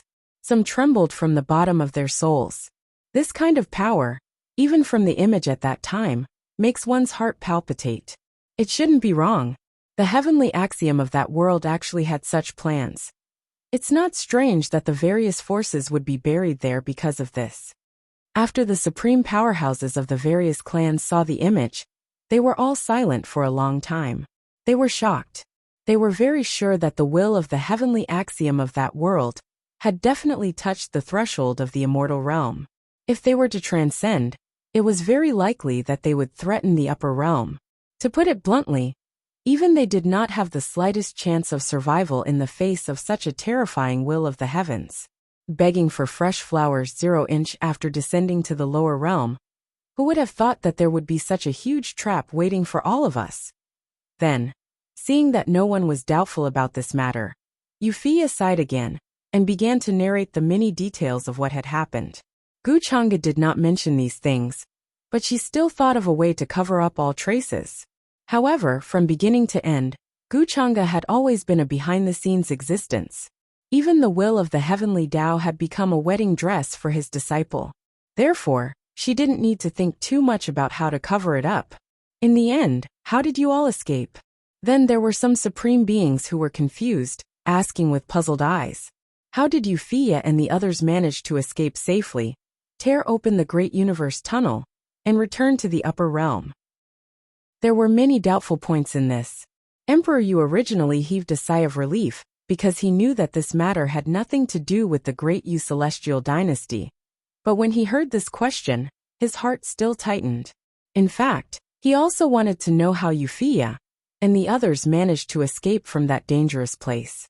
How could the will of the heavenly Tao, which possessed strength close to that of the immortal path, let them leave safely? Euphia's expression did not change much when she heard this, as if she already knew that everyone would ask this question. She sighed softly, and said with some lingering fear and luck, "Speaking of this, it's all thanks to young Master Chang'e. If he hadn't helped at the critical moment, I'm afraid we would have died in that world together." Young Master Chang'e? Everyone's expression was stunned, and many people only reacted now. Gu Chang'e had also descended to that world together with the army. However, until now, there had been no news of Gu Chang'e's death from the longevity Gu family. From the looks of it, Gu Chang'e should be safe and sound, and there was no danger to his life. Thinking of this, the expressions of many supreme experts became solemn. They really wanted to know what had happened, and where Gu Chang'e was now. It's good that young Master Chang'e is fine. Emperor, you had always been worried that the longevity Gu family would vent their anger on Gu Chang'e after something happened to him. Now that he heard this news, the stone in his heart finally fell, and a smile appeared on his face. Where is young Master Chang'e now? Didn't he return to the upper realm with you? The supreme expert of the Sky Emperor Mountain asked with a strange look in his eyes. He wanted to know Gu Chang'e's current whereabouts. Young Master Chang'e is in the ancient warship, but his current condition is not good, and he has suffered heavy injuries. Wuxia answered according to Gu Chang'e's request. Then she told everyone the truth. When that realm collapsed, it was Gu Chang'e who took action to resist the will of the heavenly Tao of that realm. Then, he drifted in the vast expanse with them, searching for the spatial coordinates of the upper realm. However, when fighting with the will of the heavenly Tao, Gu Chang'e injured his origin. Later, he forcefully tore open the universe tunnel, and his injuries worsened. During this period of time, he had been recuperating on the ancient warship, so he did not show himself. Young Master Chang'e is injured? Everyone was stunned when they heard this, and they did not believe it. However, it made sense. After all, no matter how strong Gu Chang'e was, it was impossible for him to fight against the will of the heavenly Tao, which was comparable to the immortal realm. It was already unimaginable that he could escape safely. If it was any other person who had achieved the Tao, they would have died long ago, not to mention that they had the means to tear open the universe tunnel and return to the upper realm. Wuxia's words dispelled the doubts in many people's hearts. The reason why they were able to escape unscathed was because of Gu Chang'e. However, some people still had doubts in their hearts and did not completely believe Wuxia's words. Then, everyone discussed for a while and decided to go to the ancient warship to visit Gu Chang'e personally to check on his current condition. Wuxia had received Gu Chang'e's instructions, so she was not surprised. She led the way in front and led everyone to visit Gu Chang'e.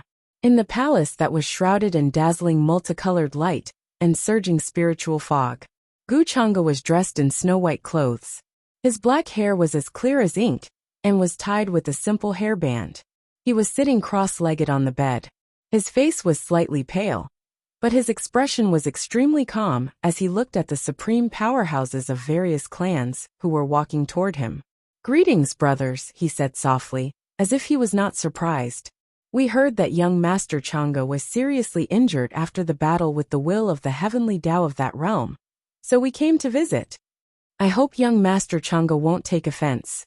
The supreme powerhouse of the heavenly Emperor Mountain spoke. His body was full of demonic aura, and his eyes were bright. Ancient runes of the great Tao flashed as he carefully sized up Gu Chang'e's current condition. As he spoke, he took out a sparkling purple jade box as a gift. It contained a million-year-old king medicine. Even for those who had achieved the Tao, it was an extremely precious healing item. 2. Chapter 656. It was very quiet in the palace. Only the incense burner at the side emitted a faint green smoke. Gu Chang'e's white clothes were whiter than snow, and his face was handsome. Although his face was a little pale, he did not lose his extraordinary appearance, like an immortal that had descended to the mortal world. He waved his sleeve and accepted the jade box in the hands of the supreme expert of the Sky Emperor Mountain. He nodded slightly and said, "Thank you for your visit. My injuries are much better now." His words were calm, and his eyes were so deep that no one could see the truth. However, many of the supreme experts present were existences that stood at the peak of this world. Their eyesight was astonishing, and they could naturally see that Gu Chang'e was currently in a state of qi and blood deficit, and his origin was damaged. They looked at each other with strange expressions. All kinds of thoughts flashed through their minds, and then they took out the things they wanted to see. No matter what, at this time, no one dared to easily offend Gu Chang'e, even if he was injured. In that case, we won't disturb young Master Chang'e any longer. We'll take our leave first. Regarding the sword profound world, the Great Yu Princess has already told us clearly. There are also some details. It seems that we can only wait for young Master Chang'e to recover from his injuries before asking farewell. After sending the visiting gifts, the supreme experts of the various clans also left with their own thoughts. They did not stay for long, although they still had many doubts in their hearts. They already believed what Wuxia said. If it was an ordinary person, they would have already searched his soul to find out many details. However, Wuxia had the Great Yu Celestial Dynasty behind her, and her status was very noble. Chang'e was even more so. In the current upper realm, who would dare to say that they would search his sea of consciousness? That was tantamount to provoking the longevity Gu clan and Chang'e, and it would trigger the longevity war. Brothers, take care. Chang'e's expression did not change much as he nodded and said, after the supreme experts of the various clans left, Emperor Yu, who was still in the palace, could not help but ask, young Master Chang'e, are you not going to inform the longevity Gu clan behind you about your current situation? No matter what, Chang'e was currently injured. It was inevitable that there would be some monsters or enemies in the dark who would dare to make a move against him. Hearing this, Chang'e smiled faintly and said, it doesn't matter. Even if I am injured now, ordinary people are not my opponent. You worry too much. Hearing Chang'e's words, Emperor Yu still didn't quite believe it. In his opinion, Chang'e's injuries were not simple. He had already injured his core. However, the average person that Chang'e spoke of was definitely not an average person. At the very least, they had entered the level of Dao attainment. Since Chang'e did not care about what he said, there was nothing he could do. Since that's the case, this emperor will not disturb young Master Chang'e any further. Soon after, Emperor Yu also cupped his hands and planned to take his leave. However, before he left, he glanced at his daughter with a strange look in his eyes. After this trip to the lower realms, Wuxia seemed to have gotten closer to Chang'e. This was naturally something that Emperor Yu wanted to see. Until now, he had not agreed to the Ju'in royal court's request for a marriage alliance because of this layer of consideration. How's everything going? Soon, only Chang'e and Wuxia were left in the hall. He casually glanced at Wuxia and asked, everything is according to young master's instructions. There is not the slightest mistake. Wuxia replied respectfully, completely different from her demure and elegant appearance in front of outsiders. After experiencing the lower realms, she had also thought through many things. Therefore, she no longer dared to be like before, talking to Chang'e as a peer and appearing cautious and fearful. That's good. Chang'e looked at the many jade boxes in his hand, then smiled lightly. It was not the first time that he had done something like pretending to be seriously injured. Whether it was in the past or now, it had a miraculous effect. The current Great Yu Celestial Dynasty was a mess. Now that news of his serious injuries spread, many forces in the dark would be eager to make a move, and it would be difficult to contain them. This was also the situation that Chang'e wanted to see the most now. In the next few days, many news about the Sword Arcane Great World spread from the Great Yu Celestial Dynasty, causing a commotion in the upper realms. The awakening of the heavenly Daos will wanted to sacrifice all living beings, bury a realm, and achieve transcendence. The various forces that went to the lower realms suffered heavy losses, and none of them survived. Even those who had achieved Dao died in it. Even Chang'e almost lost his life in it. Now that he was seriously injured, he was recuperating in the Great Yu Celestial Dynasty. The impact caused by this was like a meteorite crashing into the deep sea, causing endless waves. Every cultivator who knew about this was shocked, and felt that it was unbelievable. The shadow recording stone regarding this matter also spread in the various merchant alliances and markets, and was bought by the various imperishable sects and supreme Taoist orthodoxies at high prices. For a time, the Great Yu Celestial Dynasty was pushed to the forefront of the storm again. Supreme experts tried to deduce the lower realms that belonged to Hongmeng, but in the end they failed. They couldn't deduce its location, and they couldn't even sense its location. This made people vigilant. If that great world really succeeded in transcendence, it was very likely that an existence comparable to a perfected immortal would be born, and it would threaten the current upper realms. In another ancient world that was an endless distance away from the great celestial dynasty, another imperishable celestial dynasty stood. Even if the lightning was exhausted and the universe was destroyed, it never showed any signs of weakening. It was eternal and immortal. It was where the Wuxia celestial dynasty was located. An incomparably beautiful woman in a phoenix robe was flipping through memorials in the palace. Her beautiful face frowned slightly, and then she said lightly, "Got it. Secretly send 1,000,000 Shilaway to wait outside the great celestial dynasty." Emperor Chu this?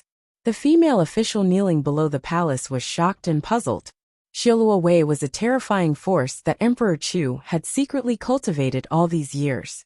It was extremely powerful, and was like a sharp blade that could cut through anything. Wherever it passed, gods and demons would be beheaded. Shilaway was the one who dealt with many things that couldn't be exposed.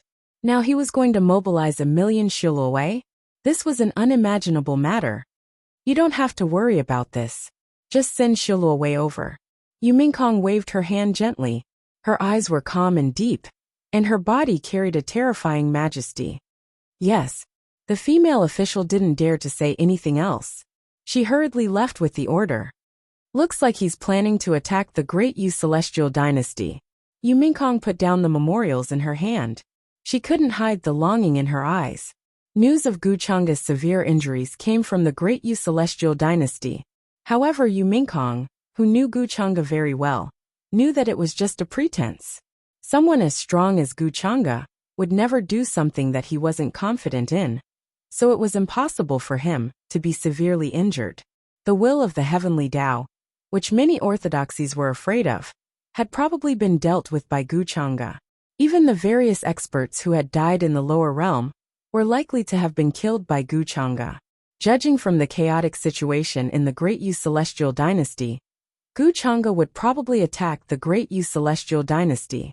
That was why she sent someone to send Shilaway over. These Shilaway were trained by her according to the training method Guchanga had given her. They were extremely powerful. "I miss you so much after parting with you." Then, Yu Mingkong gently picked up a brush and ink. She began to write a letter to express her lovesickness. A faint smile flashed across her bright eyes. She planned to tell Guchanga about Shilaway.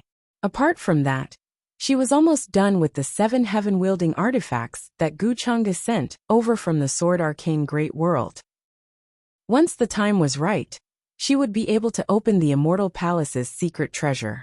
In the blink of an eye, a few days passed. Although the commotion in the Sword Arcane Great World had subsided, there were still undercurrents. During this period, several princes and princesses were assassinated and almost lost their lives. Even the future successor of Emperor Yu Lai was almost killed. This incident happened in the great celestial dynasty's imperial capital, right under Emperor Yu's nose.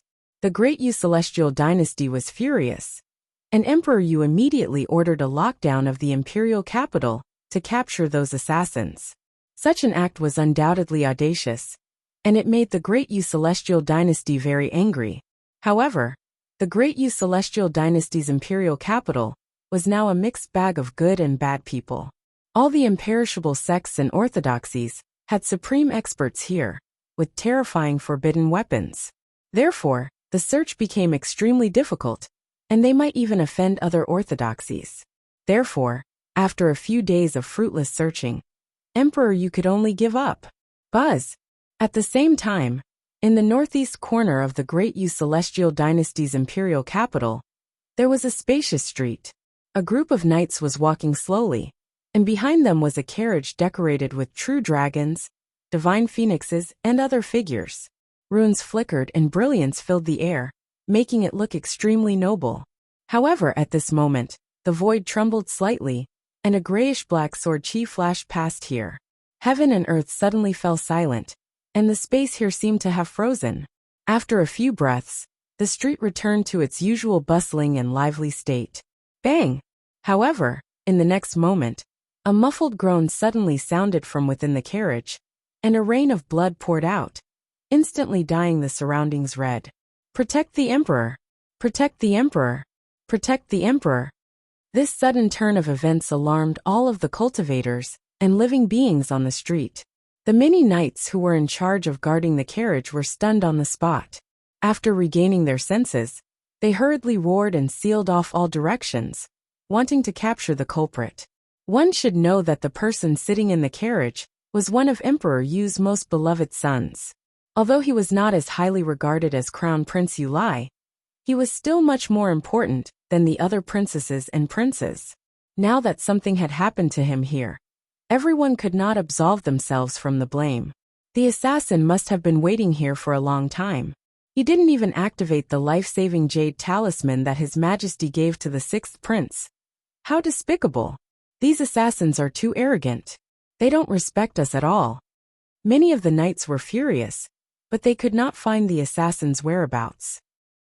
The depths of their eyes were filled with ruthlessness and murderous intent. Situations like this had been happening for the past few days, and it made them wonder if the various orthodoxies were targeting Great Yu together. The waters were too muddy, and they did not know which faction was targeting Great Yu. Scenes like this have been happening all over Great Yu's imperial capital recently. At first, it was the princes and princesses who were assassinated. Later on, even some of the important ministers and their family members were assassinated, and many of them died tragically. The entire Great Yu celestial dynasty was in a state of panic. When the ministers went to court, they would send a large number of people to protect them. There were also rumors that Great Yu celestial dynasty had provoked public anger, and now the various orthodoxies were discussing how to deal with it. The assassinations in the past few days were only a precursor. Emperor Yu was angry about this, but he was also worried. He could not figure out where the problem came from. Could it be that someone was planning to attack Great Yu? At this time, the instigator of this incident, Gu Chang'e, was still recuperating in a quiet courtyard in Great Yu's imperial capital. 1,000,000 shilu away, Mingkong knows me best. There was a gentle smile in his eyes as he read the letter in his hand. Although cultivators were far away from each other, they would send messages through message talismans. It was rare for them to send messages in the form of letters. However, every time Yu Mingkong told him something, she would write it down personally. Her graceful and sharp handwriting faintly emitted the aura of an empress. It suppressed the surroundings, was peerless in her generation, and captivated one's soul. With this 1,000,000 shilu away, and the backup plans I made during this time, it's enough for me to change the owner of Great Yu. Gu Chang'e gently put away the letter as many thoughts flashed through his mind. Although Yu Tianzheng was just a chess piece, he was much easier to control than Emperor Yu, who had been hiding in Great Yu's imperial capital. Of course, the most important reason was that he had planted a slave seal on Yu Tianzheng. Yu Tianzheng controlled Yu Tianzheng's life and death. If Yu Tianzheng was in charge of Great Yu celestial dynasty, it would mean that Gu Chang'e was in charge of this everlasting celestial dynasty behind the scenes. After all, it was not suitable to fight head-on, and there was no guarantee that it would succeed. Great Yu celestial dynasty had a deep foundation. There might be a self-sealed remnant immortal, or even a complete immortal artifact in the depths of their ancestral land. It was not possible to shake their foundation with just this little bit of power. Therefore, the only remaining method was to see if it could be disintegrated from the inside. Whether it was Emperor Yu or Yu Tianzheng, they were both of Great Yu's bloodline. Even if the many patriarchs did not want to see such a situation, they would not think of stopping it. After that, Gu Chang'e ordered people to send the heavenly core seal that he had obtained a few days ago to Yu Mingkong. He also told her about the situation on his side, and told her not to worry. Once the matter at Great Yu celestial dynasty was settled, he would go to Wushuang celestial dynasty to discuss the wedding date with her. Chapter 657. The Great Yu celestial dynasty was in complete chaos. Ever since many princes and princesses, as well as important officials and family members, were killed by assassins. Flames of war were lit all over the territory, and killing intent rose everywhere. Some of the dukes and marquises started to set up their own territories, trying to build a country within a country. The Great Yu celestial dynasty was an undying celestial dynasty that had existed since the ancient era and had produced immortals before. Its territory was vast and boundless. There were simply too many dukes and marquises that were bestowed upon them. Today, within the Great Yu imperial capital, there were also disasters everywhere. Emperor Yu was so busy every day that even if he wanted to send an army to suppress them, it was too far away.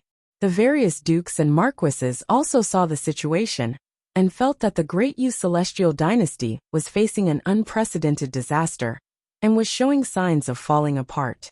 Thus, they all set up their own territories and tried to take advantage of the situation.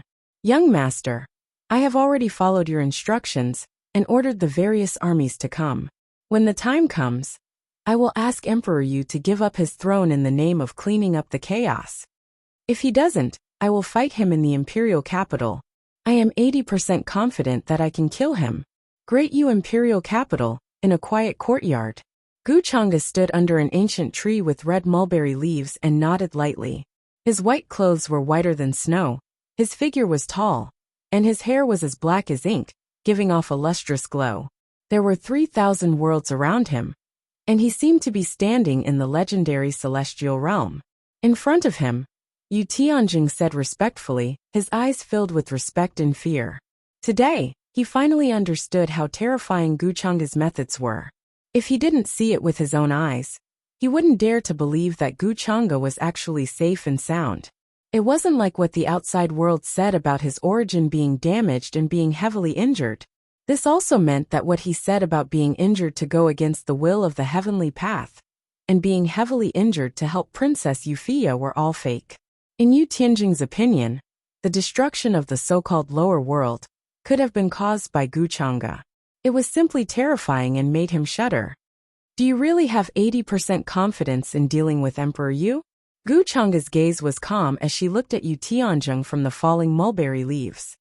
Reporting to young master, I know Emperor Yu very well. I know very well what kind of methods he has. I have 80% confidence in this battle. Yu Tianjing solemnly promised. His original plan was to infiltrate Great Yu's imperial capital and assassinate Emperor Yu.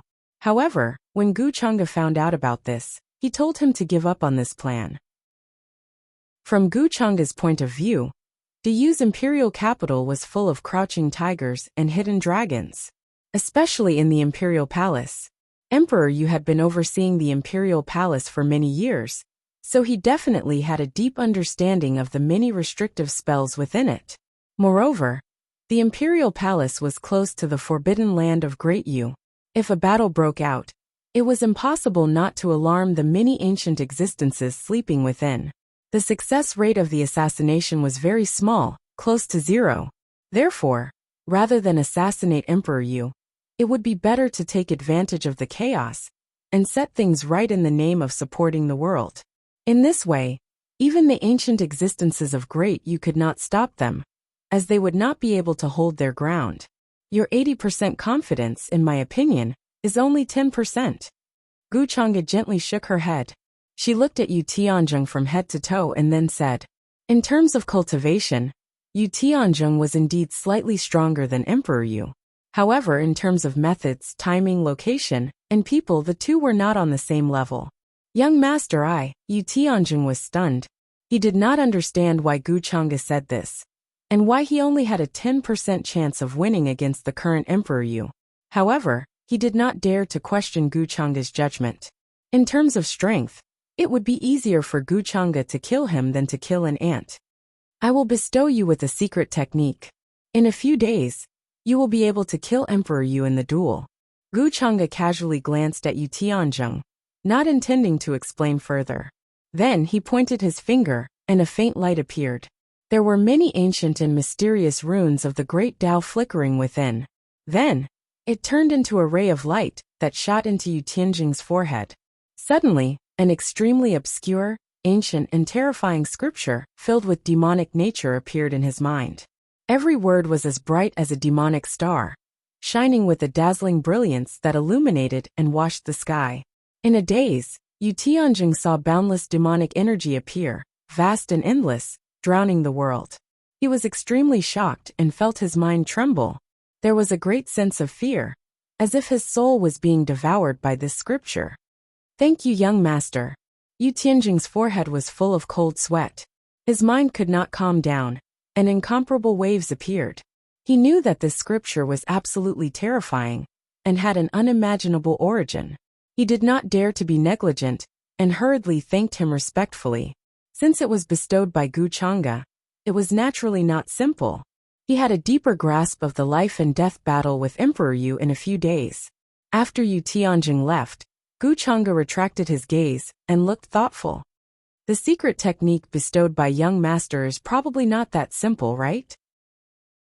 At this time, a sweet-sounding, gentle and seductive voice sounded from the side. A white-clothed woman quietly hugged her 9 soft and fluffy fox tails as she stood behind Gu Chang'e. There was some doubt on her indescribably beautiful face. She was tall and slender, her face was fair, her skin was delicate and snow-white, and her eyes were sparkling. She had an enchanting beauty that shook one's soul. She was the 9-tailed fox clan's heavenly daughter, Yin Mei, who had rushed here after learning that Gu Chang'e had returned to the upper realm. It's just an early overdraft of his remaining life. But for him this is enough. This is the last value he can bring to me. Gu Chang'e lightly shook his head. Young Master 513, you're still as cold-blooded and heartless as usual. Yin Mei pursed her lips and smiled. She did not seem surprised. She did not think that this Yu Tianjing could bring much value to Gu Chang'e. This is not cold-bloodedness. It's just making use of trash. I need a suitable chess piece to control Great Yu. Yu Tianjing is ambitious and skilled, but he lacks luck. And I happen to be able to give him the luck that he lacks. Gu Chang'e smiled, and reached out to pull her into his arms. He would not hide such things in front of his woman. I understand. Then I'll arrange for the Commerce Alliance to take over all the trade routes in Great Yu. Yin Mei tilted her head as her lustrous eyes focused on his face. She revealed an expression of admiration and reverence as she said, Young master, it seems like you've gained quite a bit from your trip down to the lower dimensions this time. I feel that even the remnant immortals of the various eternal orthodoxies are probably no match for you. This was her intuition. Although she had never seen Gu Chang'e fight, she could guess a thing or two from what happened in the sword mystery world. Gu Chang'e's hand fell on her silky hair and smiled. He did not comment. By the way, young master, Miss Xian seems to have disappeared during this time. There's no sign of her anywhere in the upper realm. Soon after, Yin Mei seemed to have thought of something and suddenly said with a worried expression on her face. Chapter 658. Gu Chang'e's expression changed slightly at Yin Mei's words. He asked, what happened to Xian? Although he had not returned to the Gu family for a long time, he had sent people to keep an eye on the whereabouts of the people around him. Gu Xian had returned to Peach Village after the trip to Mount Kuan. She had gone to a certain place to train according to the request of her masters. Judging from the richness of her luck, there should not be any danger. Therefore, Gu Chang'e did not pay much attention to it. I guess Miss Xian might be trapped in a secret realm. I haven't heard anything about her in this period of time, Yin Mei replied. She knew that Gu Xian was very important to Gu Chang'e, so she paid special attention to this matter. Trapped in a secret realm? Gu Chang'e was slightly stunned. He had a strange feeling in his heart. How could Gu Xian be trapped in a secret realm? It was obvious that some kind of opportunity that belonged to her had appeared. However, he shook his head and put this matter aside for the time being. Gu Xian should not be in any danger in the short term. After all, her masters were not easy to deal with. Moreover, she still had Tao Yao's mark on her. If any accident happened, with Tao Yao's ability, rescuing her would be a piece of cake. Gu Chang'e planned to consider this matter after the matter in the Great Yu Celestial Dynasty was settled. Soon a few days passed. During this period, a matter that shook the Great Yu Celestial Dynasty also happened. It shocked countless cultivators and living beings. The ministers all trembled in disbelief. A golden letter of challenge flew in from thousands of miles away and unfolded in the sky above the Great Yu Celestial Dynasty. A monstrous and terrifying imperial aura appeared. In the letter of challenge, there was only one word that was condensed from ancient characters. It was like the gathering of millions of stars, dazzling and shining in the sky. The battle intent that was displayed caused everyone to tremble in fear. Even the stars in the outer region were trembling, as if they were about to fall. It was obvious that this was from an extraordinary figure, who had at least stepped into the quasi-emperor realm.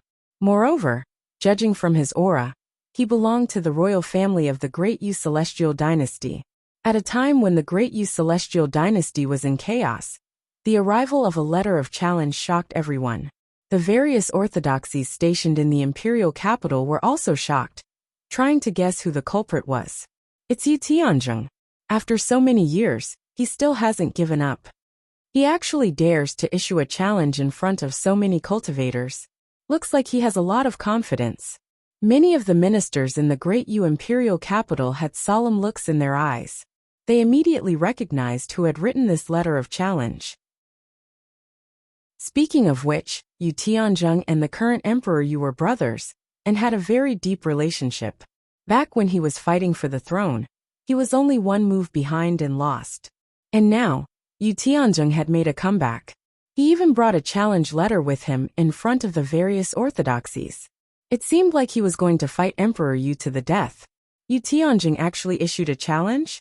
Could it be that the chaos during this period is actually related to him? In the imperial palace, an old eunuch with a white beard stood behind Emperor Yu. He looked at the scene with a solemn expression.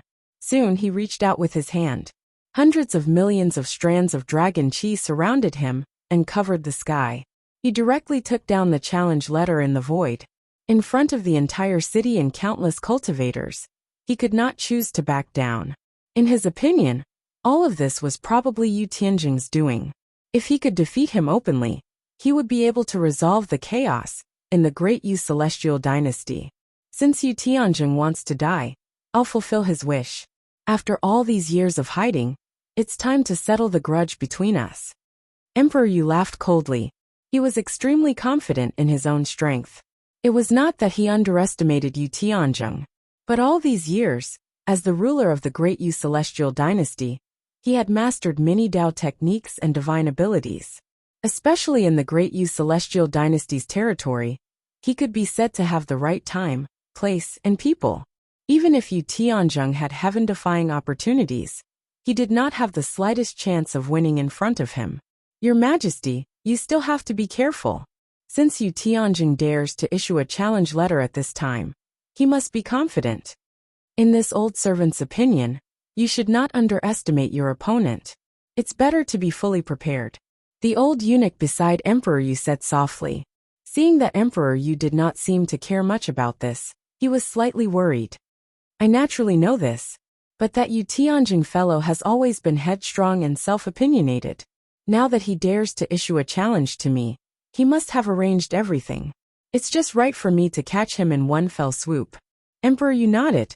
His eyes were full of confidence as he waved his hand. Seeing this, the old eunuch did not dare to say anything more. The date and location of the challenge letter was 7 days later at the peak of the imperial palace. In his opinion, Yu Tianzheng definitely had some confidence to make such a choice when he knew that he did not have the slightest advantage in coming to the imperial palace to fight Emperor Yu to the death. So after leaving the imperial palace, he went straight into the depths of the palace to report this matter to the various old ancestors. A battle for the throne was actually very normal. However, compared to Yu Tianzheng, Emperor Yu was more suitable to take the throne. He had assisted several previous emperors, so his judgment was astonishing. This invitation battle was clearly filled with an extremely obvious aura of conspiracy. Someone is going to make a move against Great Yu. Who is it? The old eunuch's figure gradually disappeared into the depths of the imperial palace, entering an extremely dark cemetery. 7 days later, the news of Yu Tianzheng and Emperor Yu's battle to the death quickly spread throughout Great Yu's imperial palace, causing a huge commotion. Many cultivators and living beings did not know Yu Tianzheng's identity.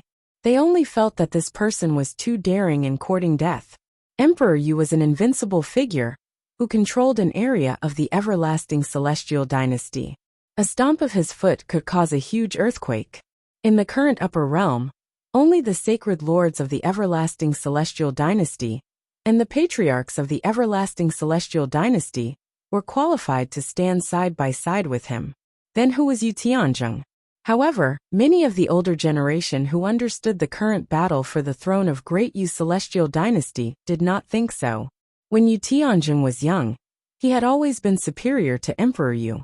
If he had not been plotted against by Emperor Yu in the previous battle for the throne, the Great Yu celestial dynasty would have been controlled by him. In terms of cultivation talent, Emperor Yu was not as good as Yu Tianzheng.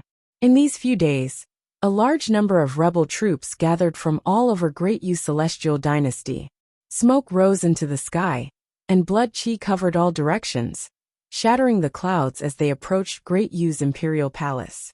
This was an extremely frightening faction. Even some quasi-emperors would frown in fear. However, many people did not notice that within this terrifying army, there was a torrent that was like a demon from hell. The cavalry moved in an orderly manner, and a monstrous murderous aura filled the air.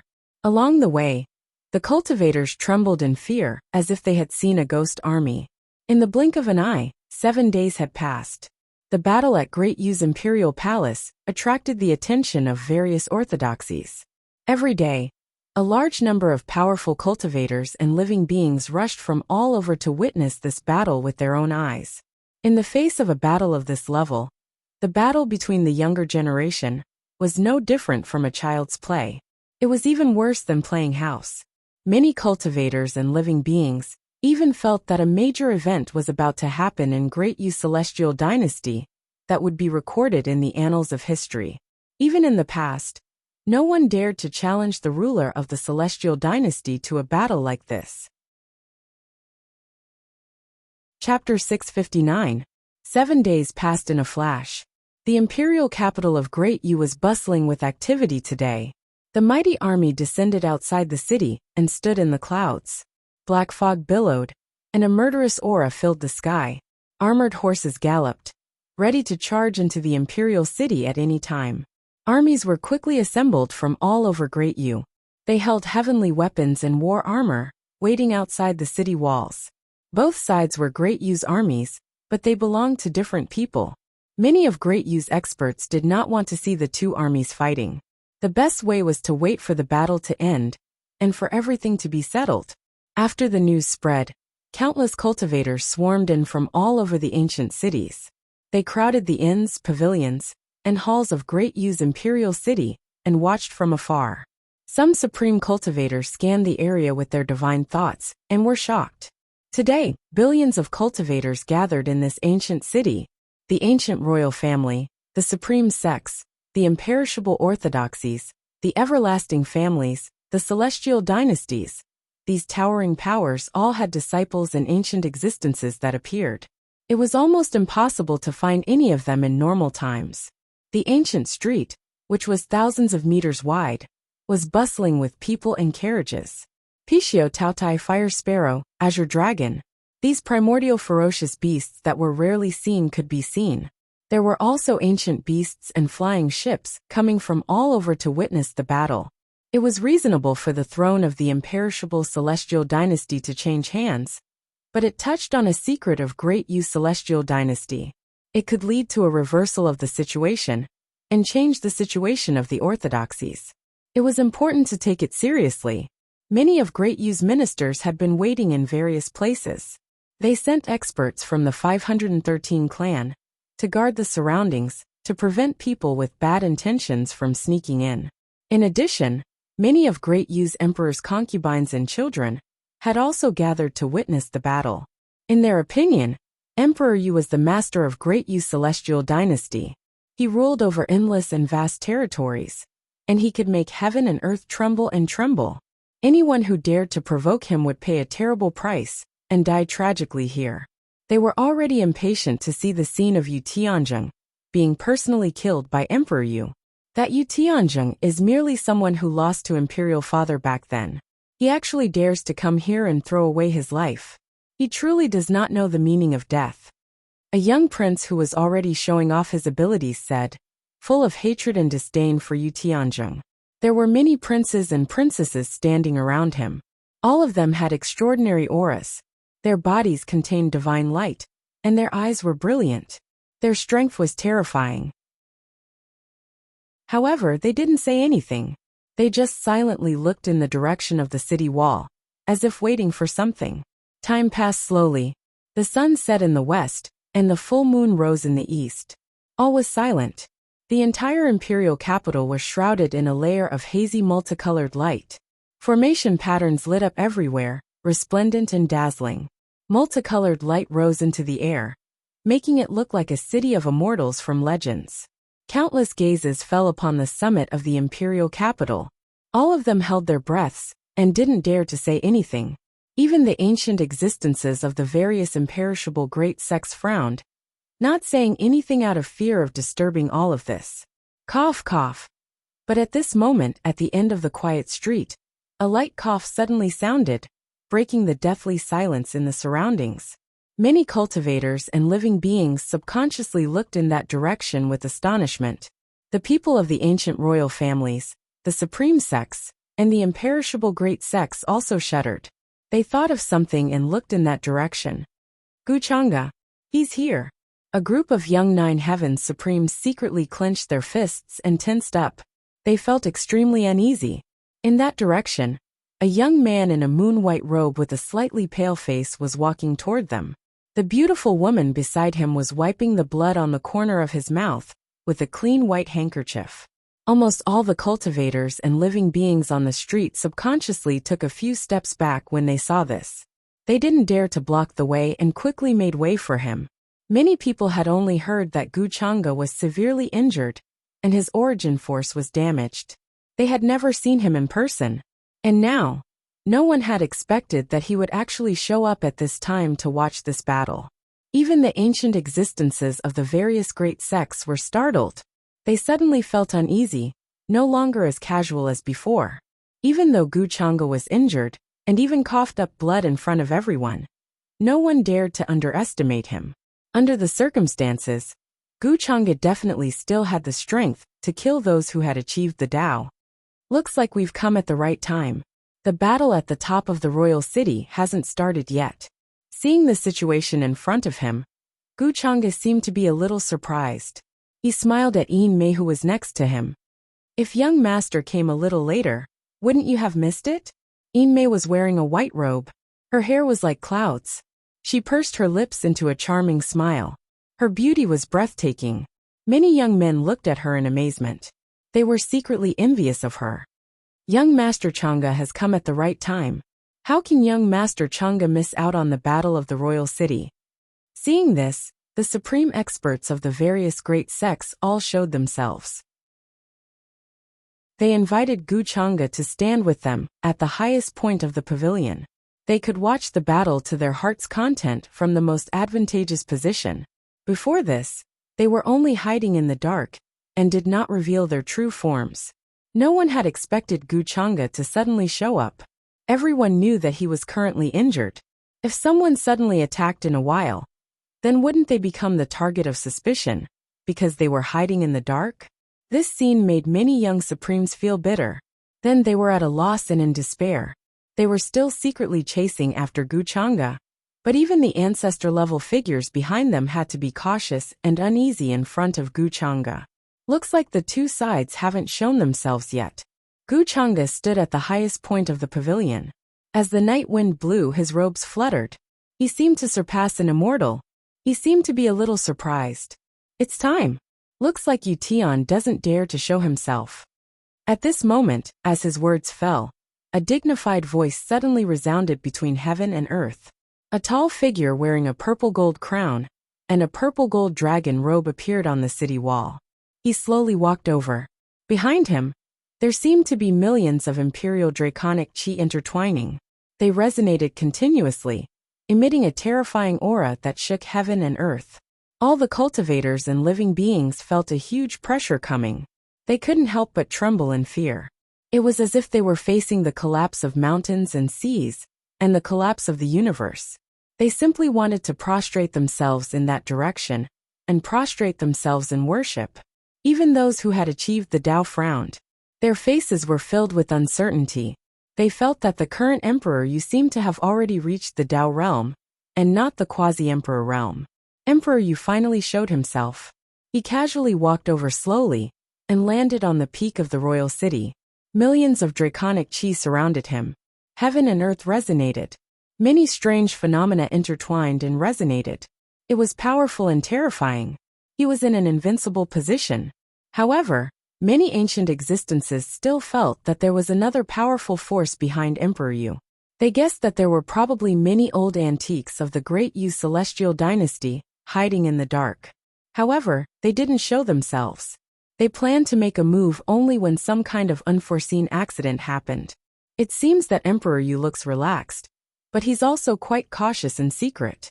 Many ancient existences of the imperishable orthodoxies looked over and thought so.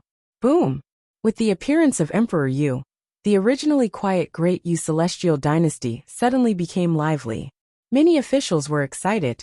They were shouting that His Majesty was invincible and would definitely suppress the enemy. In the eyes of many cultivators and living beings, the great Yu celestial dynasty under Emperor Yu's rule was thriving day by day. The sudden chaos at this time was obviously Yu Tianjing's doing. They naturally hoped that Emperor Yu could eliminate this former competitor and return peace to the great Yu celestial dynasty. It's time. Yu Tianjing, where are you? Emperor Yu stood on the peak of the royal city. His eyes were deep as he lightly shouted. At this moment his essence, chi and spirit had already reached a peak. There were faint signs of breaking through the shackles. Many of his subjects were whispering his name. The power of faith gathered, and his strength was even more terrifying. It could be said that he was at the right time, place and people. How could Yu Tianjing fight against him? It seems that tonight's battle is already destined. Under such circumstances, it's hard to say whether we can defeat Emperor Yu. Moreover, he still has many tricks up his sleeve, and the national weapon in his hand. This is a battle without any suspense. A few ancient existences shook their heads. They felt that this battle was already destined. It was a wise decision for Yu Tianjing not to appear. The terrifying army outside the great Yu celestial dynasty would probably be destroyed or subdued very soon. However, there might be some accidents. That Yu Tianjing doesn't look like a fool. If he dares to challenge at this time, he should have some confidence. The other ancient existence didn't agree with this. He had lived for a very long time, and his eyelashes were hollow. That was why he faintly felt that there was an indescribable strangeness to this arranged battle. Things might not be that simple. We just need to wait and see. Young Lord Chang'e, what do you think about this? The other ancient existences all looked at Gu Chang'e, wanting to know his thoughts. Gu Chang'e seemed to have just returned to his senses when he heard this. He smiled in surprise and said, "No matter what the result is, this is an internal matter of the great Yu celestial dynasty. As outsiders, I feel that it's better for us to watch our words carefully." Boom! Not long after Gu Chang'e finished speaking, a monstrous murderous aura suddenly soared into the sky outside the great Yu celestial dynasty. A terrifying figure with an aura that covered the heavens and the earth, collapsing the clouds and shattering the stars in the outer region, was striding toward them. His hair was disheveled, and his eyes flashed with cold lightning. He was like an invincible emperor. With a golden heavenly blade in his hand, he directly split open the array patterns outside the city walls, and charged all the way here. Yu Tianyong, it's time for us to settle this. Today either you die or I die. Yu Tianjing finally appeared, coldly looking at Emperor Yu as he spoke. Yu Tianyong was Emperor Yu's real name. It had been many years since anyone called him by this name. Chapter 660. Countless gazes gathered at the peak of the imperial capital. Everyone looked at this place and felt incomparably excited. Today I'll take your life. The main character of the battle, Yu Tianjing, finally appeared. Cold lightning flashed in his eyes, and his hair danced in the wind. A matchless aura floated and filled every inch of the surrounding void. He walked in the void and charged over with large strides. His momentum was so terrifying that it even caused the surrounding space to tremble. All the cultivators and living beings felt a wave of fear. Their souls seemed to be shaking, and some were trembling in shock. such a terrifying aura that overflowed the heavens and caused the earth to cave in. Compared to Emperor Yu, it was not inferior at all. In the eyes of some ancient existences, Yu Tianjing's strength was definitely stronger than Emperor Yu's. After all, Emperor Yu was able to reach his current level largely because of the Great Yu Celestial Dynasty's faith and the uniqueness of the imperial capital. If it was a fair battle, Emperor Yu would definitely not be Yu Tianjing's match. You really dare to come and disturb the order of the Great Yu Celestial Dynasty. Even if the blood of the imperial family flows in your body, I can't let you live today. Emperor Yu didn't expect Yu Tianjing to actually dare to show up. His face revealed a bit of coldness, and the image of the Son of Heaven appeared above his head. 9 dragons soared into the sky, and immortal phoenixes bowed. He pressed forward, and millions of Tao Emperor's draconic qi intertwined, emitting a terrifying momentum that could collapse mountains and rivers. It was as if there was a matchless true dragon that was about to awaken. Then you can try. You once used vicious means to seize my throne. Today, it's time to settle the score. Yu Tianjing said coldly, and killing intent and coldness pervaded his body. The golden long blade slashed down, and it was as if a majestic golden rain had poured over, covering everything. It was peerlessly powerful. In just an instant, countless runes and Tao laws intertwined and exploded, bursting out with dazzling brilliance that surged and surged. If it wasn't for the powerful formation patterns around the imperial capital, just the aftermath of the battle would have caused this place to be in a terrible situation. You're courting death, Emperor Yu said coldly. In terms of appearance, the two were extremely similar. Other than their different temperaments, it was even difficult to distinguish them. But now, they were fighting to the death here to settle the grudge from hundreds of years ago. Both Emperor Yu and Yu Tianjing wanted to kill their opponent. Boom! Endless radiance collided, interweaving, resplendent and terrifying. It was as if great stars were falling from the heavens one after another, exploding here, about to shatter everything. Regardless of whether it was Emperor Yu or Yu Tianjing, at this moment, both of them were truly enraged. They wanted to quickly kill the other party. You were once defeated by me. Even if you used evil tricks to seize the throne, you are still a clown. Yu Tianjing coldly said. Golden blood energy rushed into the heavens, making him look like an unrivaled human emperor. The golden heavenly blade was condensed from endless symbols, its sharpness dazzling. Every slash caused the heavens and earth to tremble, as if they were about to explode. Terrifying energy surged out like a vast ocean, wanting to shatter this place. There's no point in saying more. Today I'll kill you right here and now. Emperor Yu's expression was deep and calm. With the imperial draconic aura around him, he was naturally in an invincible position. Endless energy surged towards him and turned into all kinds of divine weapons. Giant cauldrons, divine bells, heavenly axes, they all attacked Yu Tianjing. This was an incomparably earth-shattering battle. Although both of them had yet to enter the realm of Tao attainment, the shockwaves from their battle did not belong to cultivators of this realm. The place became chaotic. The surrounding cultivators and living beings could not see what was happening. Other than those who had attained the Tao attainment, the rest were not qualified to watch the battle. Great Yu's imperial capital was extremely special. If it was any other place, this level of shockwaves would have already spread to the outer realms, shattering countless stars. No wonder Yu Tianjing has the guts to come here alone and challenge Emperor Yu to a duel. People from various orthodoxies were closely watching this, feeling that they could not underestimate Yu Tianjing. Guchanga seemed to smile faintly. Looks like there will be a good show to watch later. The ancient existence of Heavenly Emperor Mountain was puzzled. He said, Young Lord Changa, what do you mean?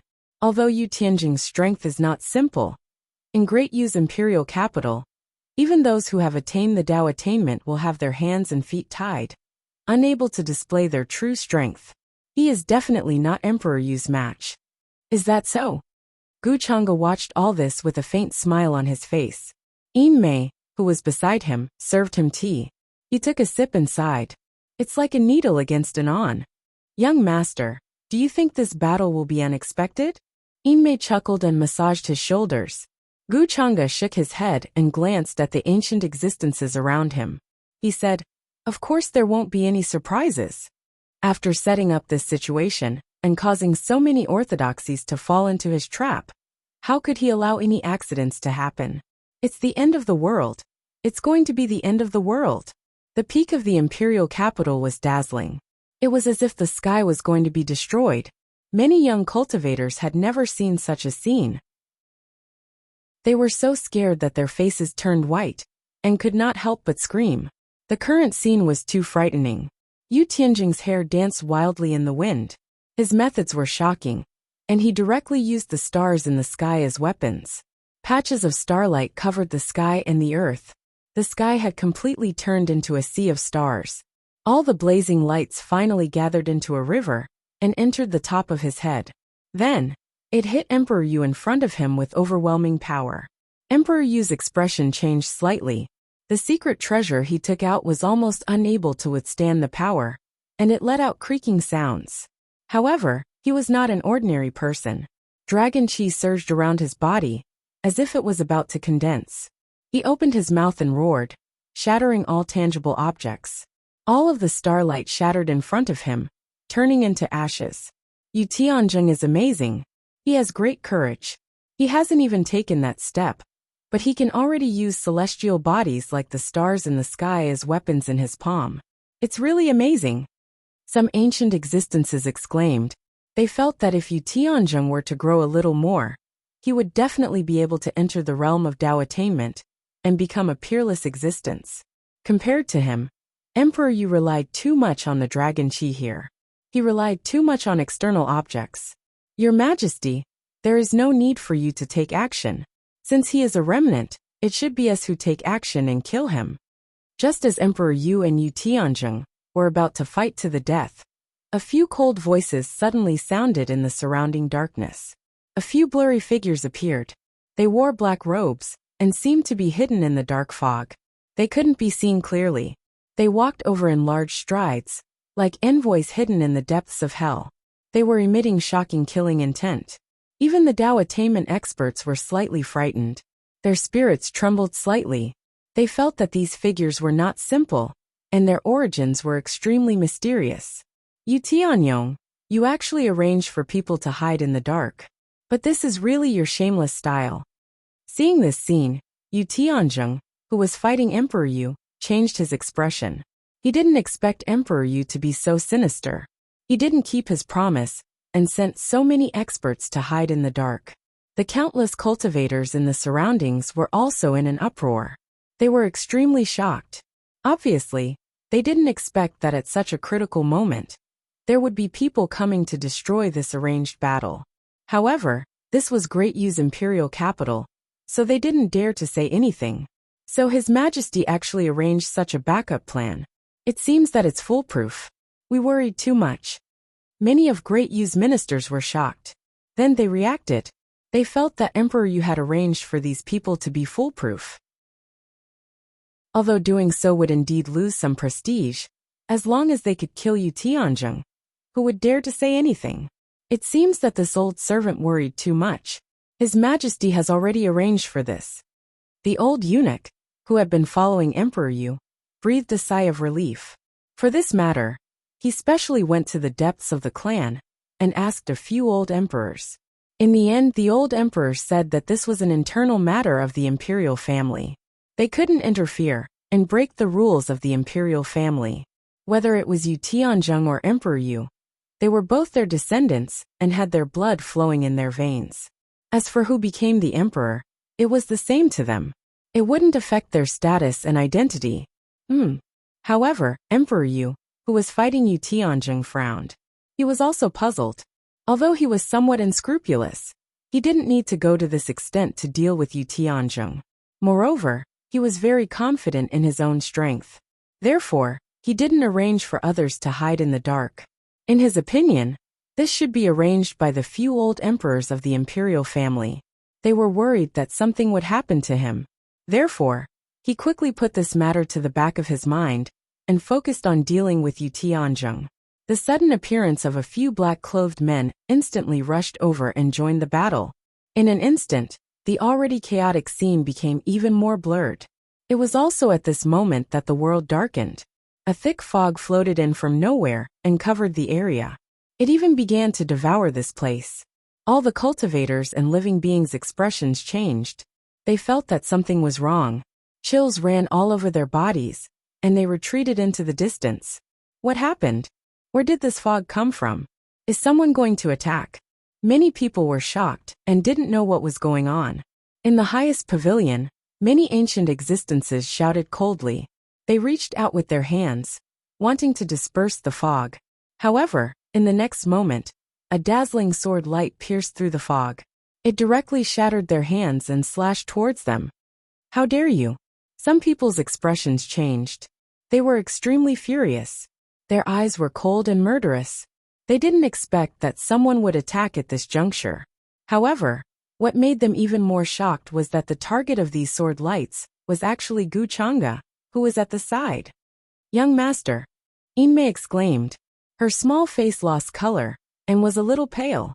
"Oh no, someone is going to attack the heavily injured Gu Chang'e." The Great Yu Celestial Dynasty was really bold. They actually dared to do this in front of everyone.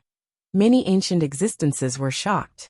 They didn't expect that someone would be so bold as to disregard the consequences and kill the heavily injured Gu Chang'e. Their first reaction was that the Great Yu Celestial Dynasty did it. After all, those black-clothed men didn't just want to kill Yu Tianzhong. They also wanted to kill Gu Chang'e. If something were to happen to Gu Chang'e, they might be implicated as well and get into trouble. "You actually dare to attack me?" Gu Chang'e raised his eyebrows slightly, as if he was extremely surprised. He rolled up his sleeves, and the void in front of him trembled and became blurry. Then, the sword lights that were in front of him were all broken into pieces. Begging for fresh flowers, this was a vast and mighty force. It was the miraculous use of the laws of space, and it could sever mountains and rivers and split the universe. These people are really crazy. They don't care about the consequences. Crazy, they're all crazy. The ancient existences all had ugly expressions on their faces. They felt that the situation had become troublesome.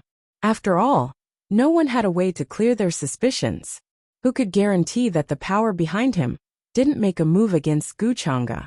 Immediately, someone disappeared from where he was and directly passed through the fog in front of him. He wanted to capture the group of black-clothed people and interrogate them about their origins. This sudden scene was too shocking. Many of the cultivators' faces were still pale, and they felt a lingering fear. They actually dared to attack the heavily injured young Master Chang'e. Could it be that they really intend to kill him at this time? Tonight's matter will definitely shake the entire upper realm. It's hard to imagine. Many cultivators were shocked and had a premonition that something big was about to happen. This fog swept over from an unknown place. It was incomparably dense and contained terrifying laws that could blind the five senses of cultivators. Many people couldn't see the scene in front of them clearly and could only retreat into the distance. "I'd like to see who dares to attack me." Gu Chang'e's face seemed to be cold. He looked in the direction where the black-clothed people disappeared, and a strange light flashed in his eyes. Then, he stepped out from the pavilion and quickly chased after them, disappearing into the fog. Clang! The peak of the dynasty was now in chaos. Although Emperor Yu was shocked, he couldn't care less about what was happening around him. He shouted in a low voice, and a light flashed between his eyebrows. A small golden sword about an inch long shot out and slashed towards Yu Tianzhong. It was peerlessly sharp, and thousands of strands of chaotic dragon chi fell. It was extremely terrifying.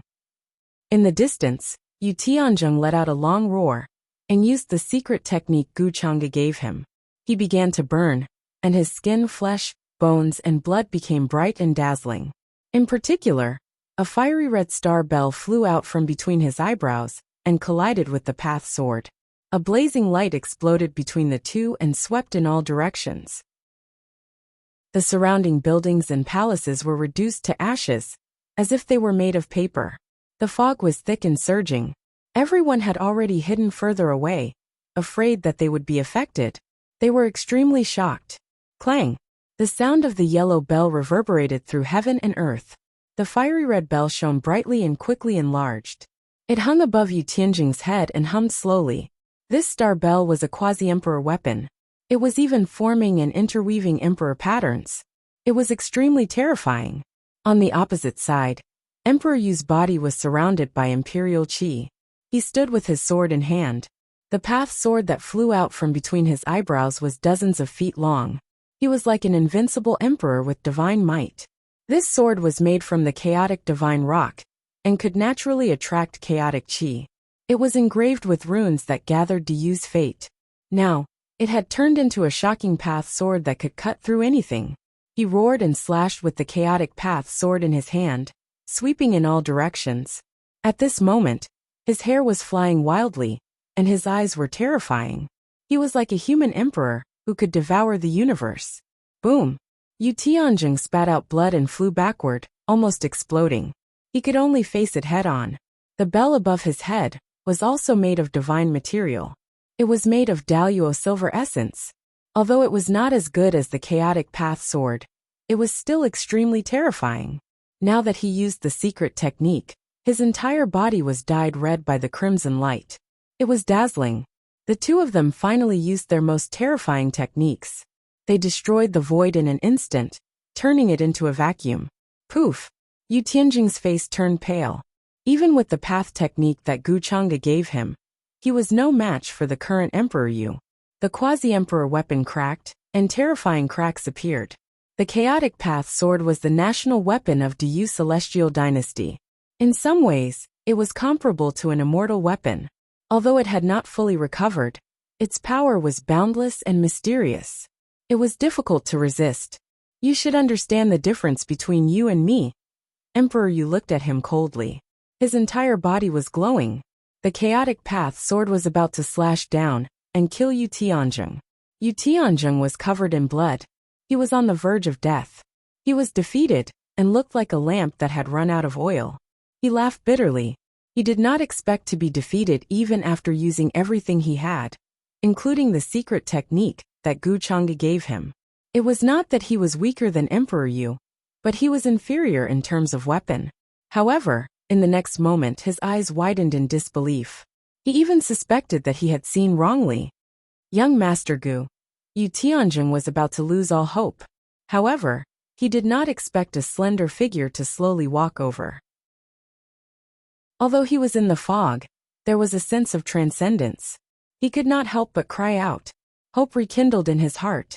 What a piece of trash! Gu Chang'e looked at the defeated Yu Tianjing and shook his head. His eyes were calm and emotionless. It's you. Why are you here? Looking at Gu Chang'e who was walking over, Emperor Yu's expression changed drastically. There was a sense of fear on his face. He was no longer as calm and indifferent as before. He really didn't expect that Gu Chang'e would appear at such a critical moment. Wasn't he seriously injured and was about to be killed? Gu Chang'e had no intention of explaining to him. His eyes were deep and cold. From today onwards, you will have a change of master. Chapter 661. From today onwards, you will have a new master. Emperor Yu's expression changed drastically. His entire body was filled with coldness, and he felt his limbs turn cold. He stood in the thick fog, not daring to move at all. He looked at Gu Chang'e, who was slowly walking over. His soul seemed to be frozen, and he felt like he was suffocating. It was simply horrifying.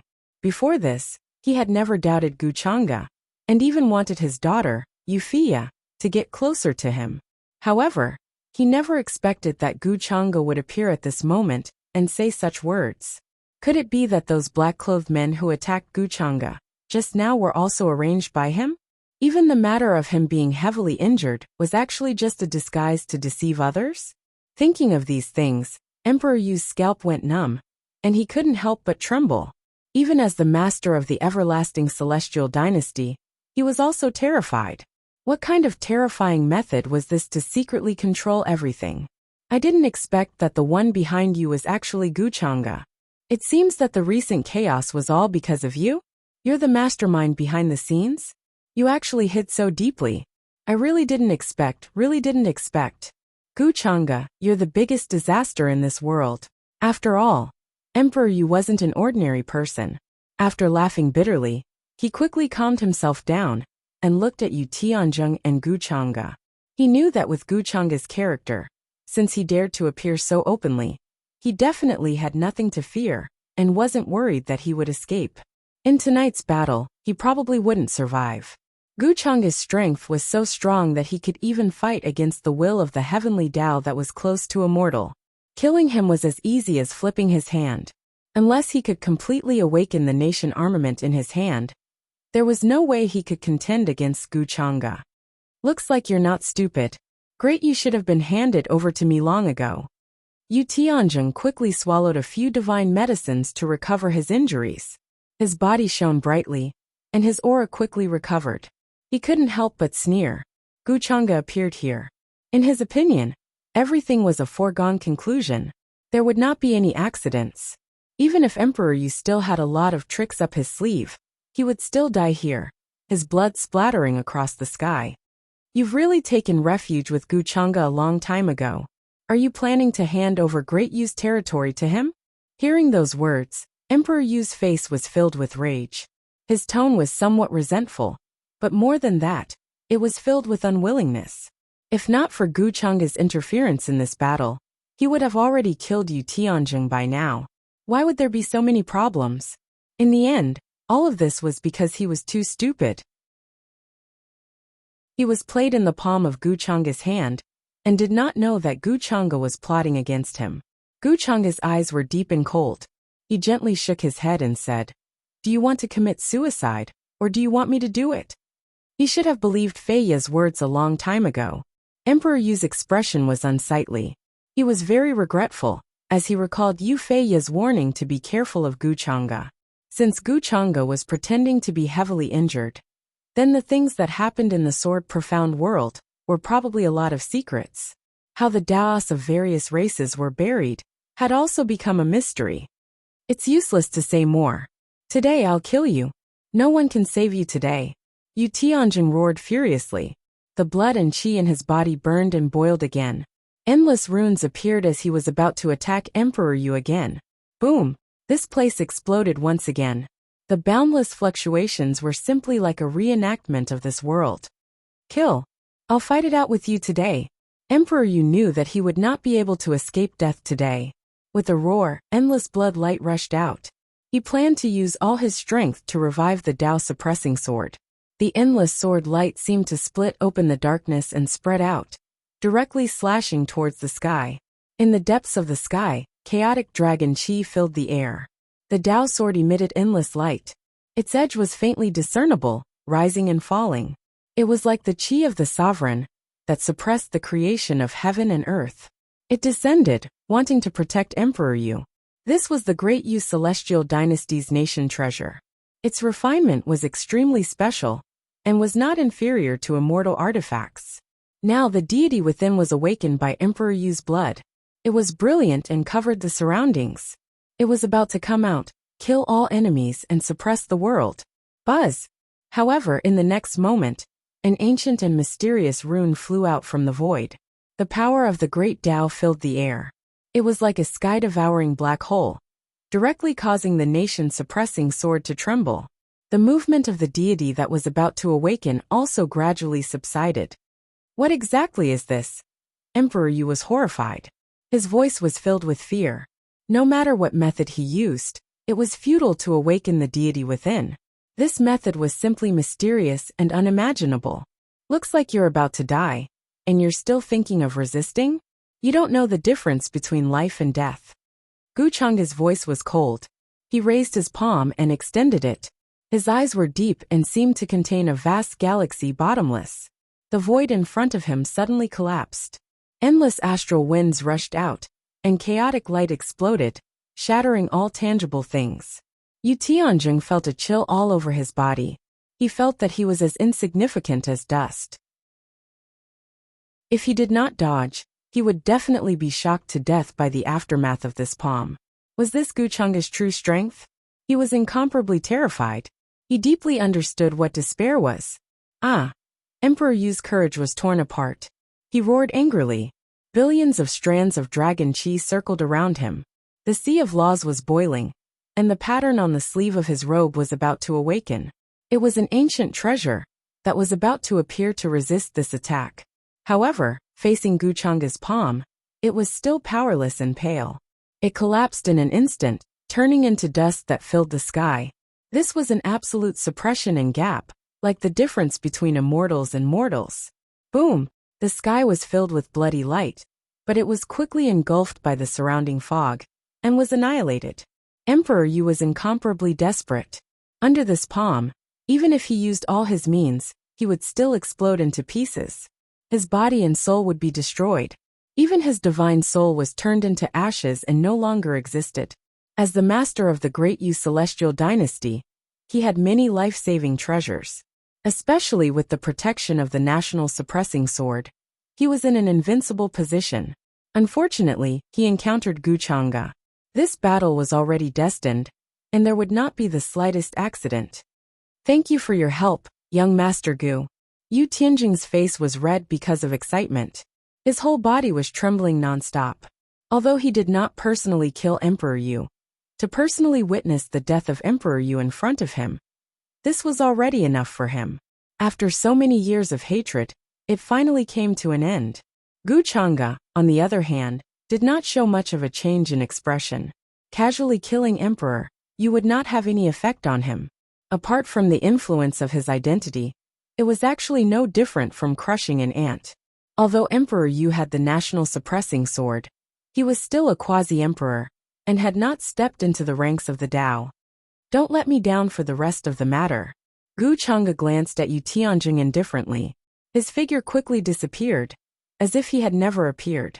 The chaos of the Great Yu Celestial Dynasty was only the beginning, and he was only secretly promoting everything. With Emperor Yu's death, there would be endless disasters everywhere.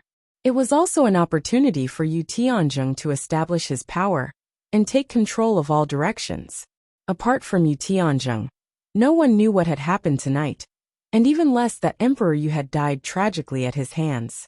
To the outside world, Guchanga was currently injured, and was even attacked by an unknown black-clothed man. How could it be related to the matter of killing Emperor Yu? No one would make any guesses about him. Young Master Gu, please rest assured. Leave the rest to me. Yu Tianjing nodded seriously, and said in the direction that Guchanga had left. Then, he fervently glanced at the many things left in front of him. With Emperor Yu's death, the National Suppressing Sword and other items left behind naturally fell into his hands. After all, he and Emperor Yu cultivated the same cultivation technique, so he could naturally control this sword. Therefore, other cultivators, even those who had attained the Dao, could forget about taking away the national weapon of the Great Yu Celestial Dynasty. Guchanga would definitely not take these things away. On one hand, he did not lack them. On the other hand, if he took these things away, it would very likely expose that he was the culprit. The disadvantages outweighed the advantages, and the losses outweighed the gains. That's for the best. It seems that those black-clothed men were arranged by young Master Gu. This way it will help me. Many people will definitely guess that it was arranged by Emperor Yu. The dead tell no tales. Yu Tianjing's gaze slowly swept through the fog below with a cold smile on his face. The ripples of the battle here had long been wiped out by Guchanga. Therefore, even if those who had attained the Dao used a secret technique to trace back, they would not be able to find anything. This way, it would give everyone the misconception that he had used some kind of terrifying method to kill Emperor Yu. Chi. The fog was still spreading in all directions, surging and tumbling violently. No one knew where it came from, but it covered the sky of the imperial capital, blinding the five senses of the cultivators. At this time, even those who had attained the Dao could not see the scene clearly, and they were inexplicably shocked. The other cultivators had long felt that they had fallen into darkness, and they could not see their own fingers in front of them. They only wanted to escape far away, and they had no idea what was happening. However, when Emperor Yu fell, there was still a strange phenomenon, and a rain of blood fell from the depths of the sky. Many terrifying scenes were reflected in the sky above Great Yu. Gods and demons wept together, immortals and Buddhas kowtowed, and the stars were destroyed and the moon sank. As the emperor of this generation of Great Yu, His life was closely related to the fate and faith of the billions of cultivators in the Great Yu Celestial Dynasty. The implications were simply unimaginable. At this moment, countless cultivators in the imperial capital were stunned, and they even suspected that what they were seeing was an illusion. All the princes and princesses were also stunned, and their heads buzzed. This, how is this possible? Did His Majesty fall? Some of the ministers who had regained their senses were stunned, and their voices were trembling with fear and sadness. They could not believe that all this was real. In their opinion, there was no suspense in this battle, and even Emperor Yu could easily kill Yu Tianzhong. Moreover, Emperor Yu had a backup plan. How could he fall? For a moment, the imperial capital of Great Yu was filled with cries of grief. No one dared to believe that their invincible emperor had fallen in this battle, killed by his competitor of hundreds of years. His life and death were gone, and his body and soul were destroyed. Many people were crying out in extreme sorrow, and some of them almost fainted. The cultivators of the various orthodoxies were also shocked, and their emotions were incomparably complicated. Who would have thought that the result of this battle would be like this? How could Imperial Father have fallen? This is impossible. Yu Fia's face was pale, and her 5 fingers were clenched so tightly that a crisp sound was heard. Emperor Yu was extremely selfish, and only valued the interests of the imperial family, and used her as a bargaining chip. However, he was still her father. Now that he had fallen, it made her dizzy, and she almost lost her balance. Chapter 662. This night was destined to not be a peaceful one for the Great Yu Celestial Dynasty. Emperor Yu's death was felt by the heavens and earth. An endless rain of blood fell from the sky, bringing with it endless sorrow and death. In the imperial capital, all the cultivators and living beings were crying. They couldn't believe that this was real. Emperor Yu was the master of the Great Yu Celestial Dynasty. He had billions of dragon qi in his body, and his strength was unimaginable. How could he have fallen here? However, this was the truth. It happened in front of everyone, and it couldn't be changed. At this time, many forces and orthodoxies felt that something unexpected had happened. Otherwise, with Emperor Yu's means and strength, he wouldn't have died so easily. However, the fog in the Great Yu Celestial Dynasty was so thick that everyone couldn't see their surroundings clearly. Some of the older generation tried to deduce the origin of the fog, but they suffered a backlash in the next moment. Their expressions changed drastically, and they spat out blood. They were sent flying, and their souls were almost destroyed. Unbelievable. Who set this up and attacked the Great Yu Celestial Dynasty? If we investigate, it will cause great terror and destroy both body and soul. The faces of those from the older generation were pale, and they were filled with terror and lingering fear. They really didn't dare to imagine who had the guts to scheme against the Great Yu Celestial Dynasty, which was immortal and ancient, since it had existed until now.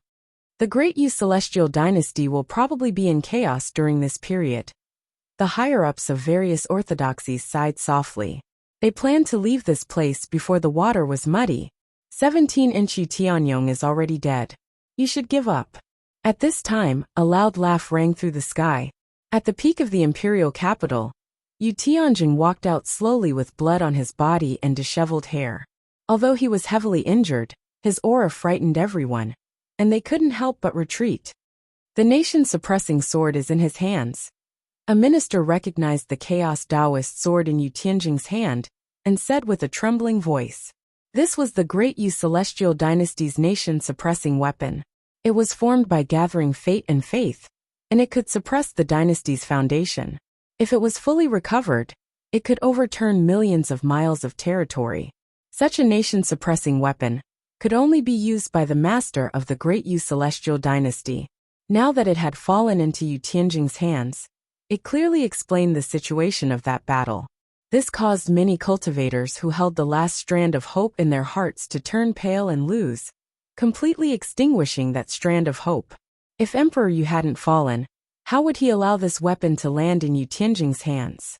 Kill him and avenge His Majesty. In front of the imperial capital, there were ministers whose eyes were red as they roared in anger. They ordered their subordinates behind them to take action and kill Yu Tianzhong. In another direction, a large number of soldiers also appeared. Their silver armor was dazzling, and they were like celestial soldiers and generals. They surged over with murderous intent. At this moment, the entire Great Yu Empire was in complete chaos. There were shouts and murderous cries everywhere. Even some of the princes could not help but roar as they stepped forward, wanting to avenge their father. However, Yu Tianzhong had clearly anticipated all of this. With a cold laugh, he crushed the jade talisman in his hand. Outside the imperial capital, shouts of war resounded into the heavens. The great army that had arrived a long time ago stirred on divine rainbows and great mists as they rushed over. They were like an unstoppable flood as they engulfed everything. Apart from that, the backup plan that Yu Tianzhong had set up over the years was finally revealed. Many of Emperor Yu's loyal subjects, in the eyes of many, turned against him at this moment, killing the many soldiers within the imperial capital. Such a scene shocked everyone. Emperor Yu is dead. A new emperor should be appointed. Emperor Yu has lost his virtue. We should support the new emperor. Many ministers shouted. Even a general who was in charge of the military had secretly pledged allegiance to Yu Tianzhong. For a moment, there were battles and killings everywhere. No one was spared. Some cultivators and living beings who did not manage to escape in time were also swept in. Why is the imperial court's formation runes and restrictions not activated? At this moment, Wuxia and the others who were standing in front of the imperial palace finally realized an extremely serious matter. Their expressions changed drastically. Since the Great Yu Celestial Dynasty had existed until now, there were countless formation runes and restrictions engraved in the imperial capital. Because of the existence of these formation runes and restrictions, even if the other imperishable orthodoxies attacked, the imperial capital could be said to be impregnable. However, today, all of the formation runes and restrictions seem to have fallen silent. It seems that he has been preparing all of this for a long time. The person in charge of maintaining the formation runes has also pledged allegiance to him. How could Yu Tianzhong have such a method? There must be someone else behind him.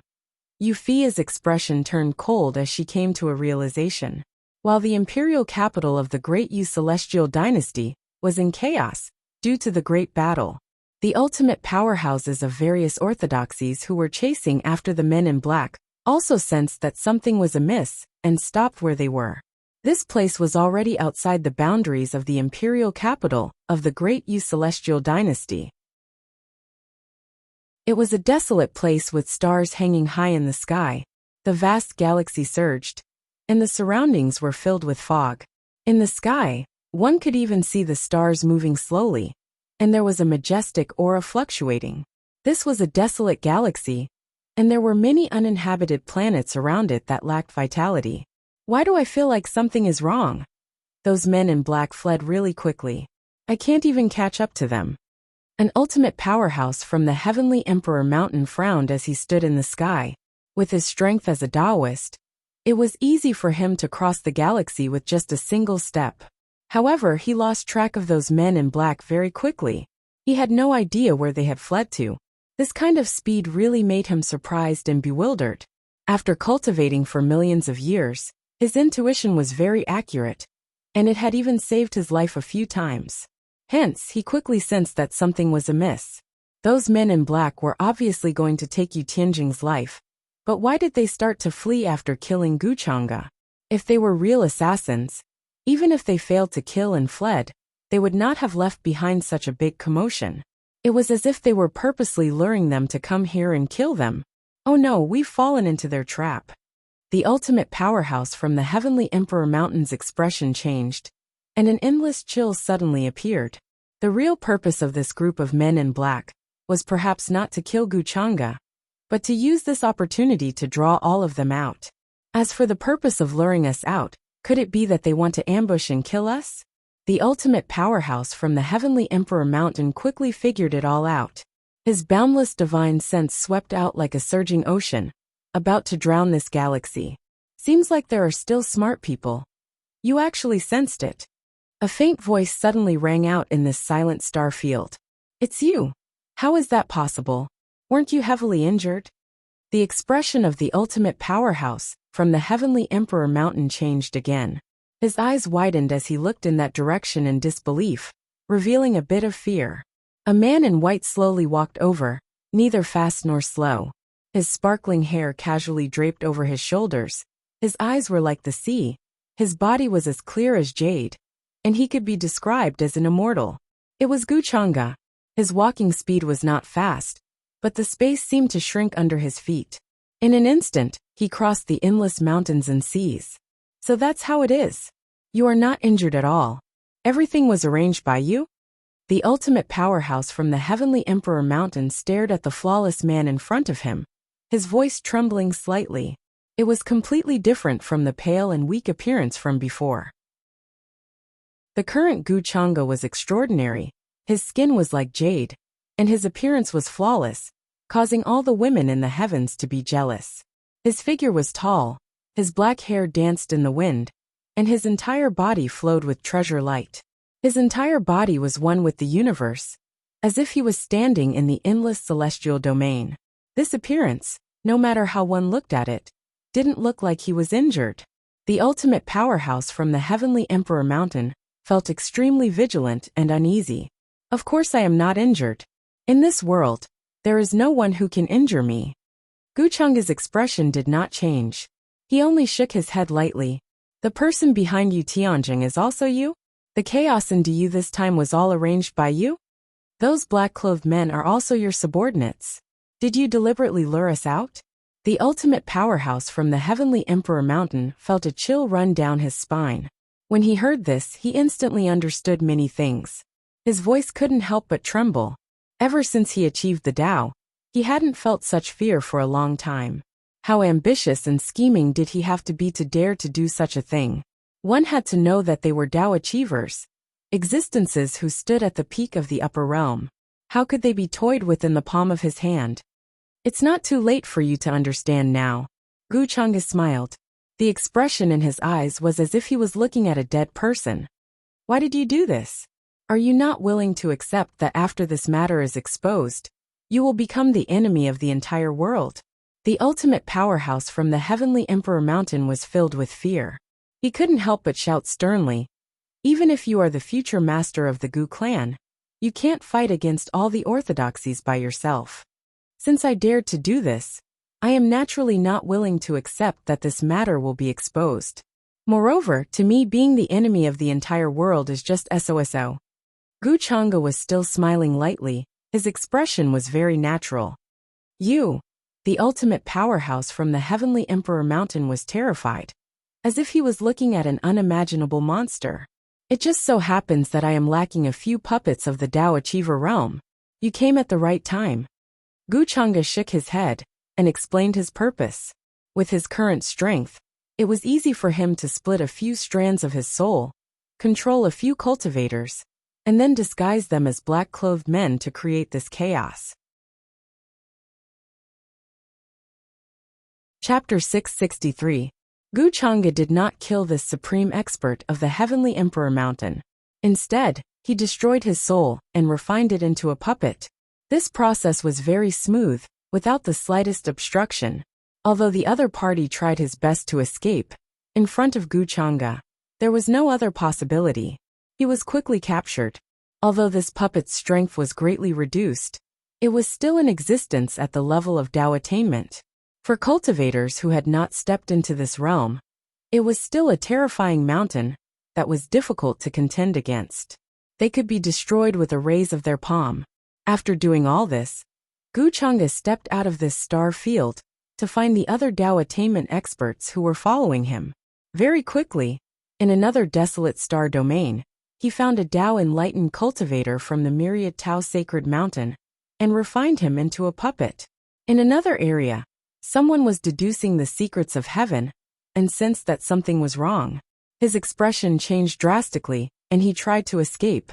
However, after Wuxia reached his current realm, his strength was terrifying, and his spiritual sense was even more terrifying. In just an instant, he understood his intentions. He broke through thousands of miles of space and chased after him. The other party was terrified and kept begging for mercy, wanting to live. However, Guchang's expression did not change at all as he annihilated the fluctuations of his soul. After half a day, he already had 5 Dao attainment-level puppets in his hands. According to his true realm, Guchanga was about to enter the late stage of Dao attainment. The origin of ordinary Dao attainment experts no longer had much effect on him. Other than some special world origin, chaos origin, absolute beginning origin, only the origin of remnant immortals and cultivators of higher realms were useful to him. Therefore, the greatest value of these people was to refine them into puppets. The annihilation of the souls of the Dao attainment experts of various clans is a big matter. I'm afraid that after the news spreads, endless waves will be stirred up in the upper realm again. This matter will cause me a lot of trouble. However, there is a solution to all of this. Before Guchanga left this place, an inexplicable expression flashed across his eyes, as many thoughts flashed through his mind. Taking advantage of this chaos, he might be able to make the upper realm even more chaotic. The calamity of the Een Heaven, the inheritor of the demonic arts, the immortal path was about to appear. It just so happens that my inner universe is almost complete. Perhaps it's time for the dark celestial court to descend. Guchanga's eyes were calm as he slowly left. In an instant, he traveled thousands of miles and appeared in another place. His soul consciousness scanned the sky and passed many ancient planets. He then noticed a Dao attainment realm expert in Primordial Lake was still following his trail. Immediately, he flicked his sleeve and summoned the 3 Dao attainment puppets that he had refined. They charged towards that region of stars to intercept and kill that person. That life-ancient star was vast and full of vitality. There were trillions of living beings living there. The surrounding ancient forests were lush and tall, incomparably verdant. Many sects and forces stood in great numbers, exuding a desolate and ancient air. However, in Guchanga's perception, the strongest expert on this ancient life star was only at the Supreme Being realm, and had not even stepped into the Quasi-Emperor realm. Of course, there were many life-ancient stars like this in the upper realm. They were as numerous as the sands of the Ganges. It was not surprising that the strongest expert's strength was only at the Supreme Being realm. Not all forces and sects had Dao attainment realm experts. At this moment, outside this life-ancient star, a slender woman in a green dress was frowning. There was a terrifying vision in her eyes. She quickly rushed over and scanned the surroundings with her soul consciousness. She looked very young, but from the vicissitudes of life she revealed, she had definitely cultivated for more than 1,000,000 years.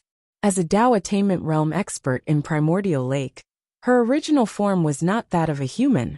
Instead, she was a green radish divine spirit that was created by heaven and earth. She had been nurtured for hundreds of thousands of years, and had the strength of a supreme being, as soon as she took form. After millions of years of bitter cultivation, she finally stepped into the ranks of Dao attainment realm experts. To put it bluntly, as a divine spirit, she had been blessed by heaven and earth since she was young, and had gathered a lot of luck. There were even rumors in the upper realm that if a cultivator attacked a divine spirit, he would encounter misfortune, and even be punished by heaven. Not to mention that the divine spirit was extremely powerful, and had terrifying talents. Ordinary cultivators were no match for them at all. Therefore, many people would stay as far away as possible when they saw a divine spirit being born. They did not want to be contaminated by its aura and karma. I, Celestial Master Green Radish, have been unhindered for millions of years. Now, I can't even track down a few men in black. If this spreads, it will be a disgrace. The eyes of the woman in the green dress were cold. Her soul consciousness was vast and majestic. She did not conceal it as it swept across the many life-ancient stars below. As a Dao attainment realm expert, she had chased after a group of men in black. Now she had lost them, which made her very angry. Although there were life-ancient stars below, she had always been unscrupulous and domineering, so she did not care at all. Immediately, a terrifying pressure shrouded down, trying to find some auras or traces. Boom! This terrifying energy fluctuation swept over the entire life-ancient star, in just a blink of an eye. The sky and earth were turned upside down. The sun and the moon trembled. Large patches of clouds were shattered. Almost all the cultivators and living beings were alarmed and trembling. Their divine souls were frightened, and their faces were pale. They could not understand why such a terrifying Tao attainment realm expert would come here. The strongest experts of various forces and sects were startled. They flew to the sky with fear on their faces. Many quasi-supreme existences who had been in seclusion were also shocked. They woke up from their seclusion and rushed to the sky, extremely worried and uneasy. "Greetings, Senior. May I ask what brings you here?" No one dared to breathe too loudly. They could only ask Celestial Master Green Radish cautiously, worried that they would offend a Tao attainment realm expert. "Have you seen a group of men in black running towards this place? I'm looking for their tracks." Celestial Master Green Radish asked with a cold expression. Although she was a woman, the pressure she carried was like an abyss that made people tremble in fear. Hearing this, all the experts on this life-ancient star were stunned. They then realized that this Tao attainment realm expert in front of them was chasing after someone. They immediately let out a long sigh of relief. Reporting to Senior, "We did not see any men in black running towards this place." Immediately, they all reported what they had seen and heard with a serious expression. They did not dare to lie or conceal anything. If they did not run towards this place, where did they run to? Celestial Master Green Radish frowned even more. She did not think that this group of people in front of her would dare to lie to her. Moreover, if they were lying to her, she would be able to see through it with a single glance. Therefore, she could not figure out where that group of men in black had run to. They had actually hidden from everyone's perception. "Senior, the men in black you are looking for, are they that group of people?" At this moment, an old man's voice suddenly trembled slightly. He seemed to be extremely frightened as he looked into the sky. Almost at the same time, Celestial Master Green Radish's expression changed dramatically. She was in disbelief. She felt a terrifying pressure sweep over. It was as if mountains were collapsing, and the world was collapsing. The entire world was trembling. Whoosh! Terrifying whistling sounds were like mountains and rivers bursting their banks, flooding over to this place. 3 blurry figures stood in the black fog outside the star domain. They coldly looked in this direction like demon gods slaughtering the heavens. "It's them." Celestial Master Green Radish's pupils constricted. Judging from this aura, it was definitely the group of men in black who had ambushed them in the imperial capital. She really did not expect this group of people to be so bold. Not only did they not run away, but they actually came here to kill her. The strength of this group of men in black was also beyond her expectations. 3 Tao attainment experts. If they fight, this aura will definitely destroy all life stars in the vicinity. Seeing this, all the cultivators on this ancient life star trembled in fear. They felt that a great battle would definitely break out soon. For everyone, it was a terrible disaster. The shockwaves of a battle between Tao attainment experts were absolutely destructive. They could destroy a star domain and break a star river with a wave of their hand. At that time, not to mention their own ancient life stars, even the surrounding ancient life stars would be destroyed. They would not be able to withstand the shockwaves of a battle between Tao attainment experts. Listen to the Lord's order and kill her. At this time, the 3 men in black walked over from the sky. Black fog surged on their bodies. Their eyes were cold and emotionless as they charged toward Celestial Master Green Radish. "Damn it, they really are Tao attainment experts." Celestial Master Green Radish's expression changed slightly. She felt that this was a tricky situation. She did not expect these 3 to be Tao attainment experts. Previously in the imperial capital of Great Yu, she only felt that this group of men in black was extremely strange and could not see through them. However, now that things had come to this, if she fled, they would most likely catch up. The only way was to use the shockwaves of the battle to alert the other Tao attainment experts who were chasing after this group of men in black, and have them come here to help. Boom! Thinking of this, Celestial Master Green Radish did not dare to be careless. Green light gushed out of her body. Endless sword light intertwined and condensed in the void, turning into a terrifying wave like a vast sea that charged toward the 3 men in black. An unimaginable battle instantly broke out here. In the vast sky, Great stars were collapsing one after another. In the end, they exploded into dust and were annihilated by these shockwaves. Teleporting from one place to another was like traversing space and time. Her entire body was emitting a brilliant light, and her powerful aura was intimidating. She fought against the 3 Dao attainment experts. At first, she was not at a disadvantage. She transformed into a green lightning bolt that pierced through the void and launched an earth-shattering battle. This was the collision of Dao skills, the evolution of laws, accompanied by rumbling thunder. Black fog overflowed into the sky. Endless blazing light shot out from their bodies. Dao laws intertwined, causing the stars and moon to dim. Powerful shockwaves rose and fell like a Wang-yang, vast and boundless. However, this situation did not last long. Soon, Celestial Master Green Radish was at a disadvantage. She kept coughing blood, and too many cracks appeared on her body, as if she was about to explode. She was not a match for the 3 at all. Impossible. Her face was filled with fear and regret. She felt that the 3 men in black in front of her were not weaker than her in a one-on-one battle. Under a full-force siege, any Dao attainment expert would die. Where did this black-clothed man come from? Boom! Streaks of spear light pierced through, as if splitting open the universe. A large black hand swept across the sky, slapping her into pieces. She kept coughing blood, and even her Dao attainment artifact had cracks on it. This was a terrifying scene. Boom! All the surrounding planets exploded. Some ancient planets that gave birth to life were also turned to dust under the shockwaves. 10 billion cultivators and living beings were vaporized before they could even scream. The surrounding cultivators on the ancient planets were terrified to the extreme, as if doomsday had arrived. When Dao attainment experts fought, even a wisp of aftershock could shatter planets and evaporate galaxies.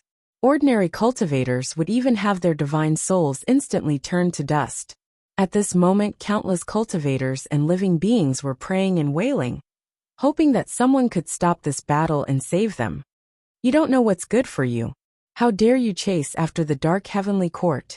You're courting death, a black-robed figure said coldly, his eyes emotionless. Dark heavenly court? What is that? Am I going to die here? Celestial Master Green Radish was surrounded by 3 people. Her body was crumbling, and she could no longer maintain her original state. At this time, she had already fallen into despair. She felt that her soul fire had weakened and would extinguish at any time. Moreover, there was no hope at all. She did not see any living beings or cultivators coming to save her. She was extremely regretful. If she had known, she would not have chased after the black-robed men.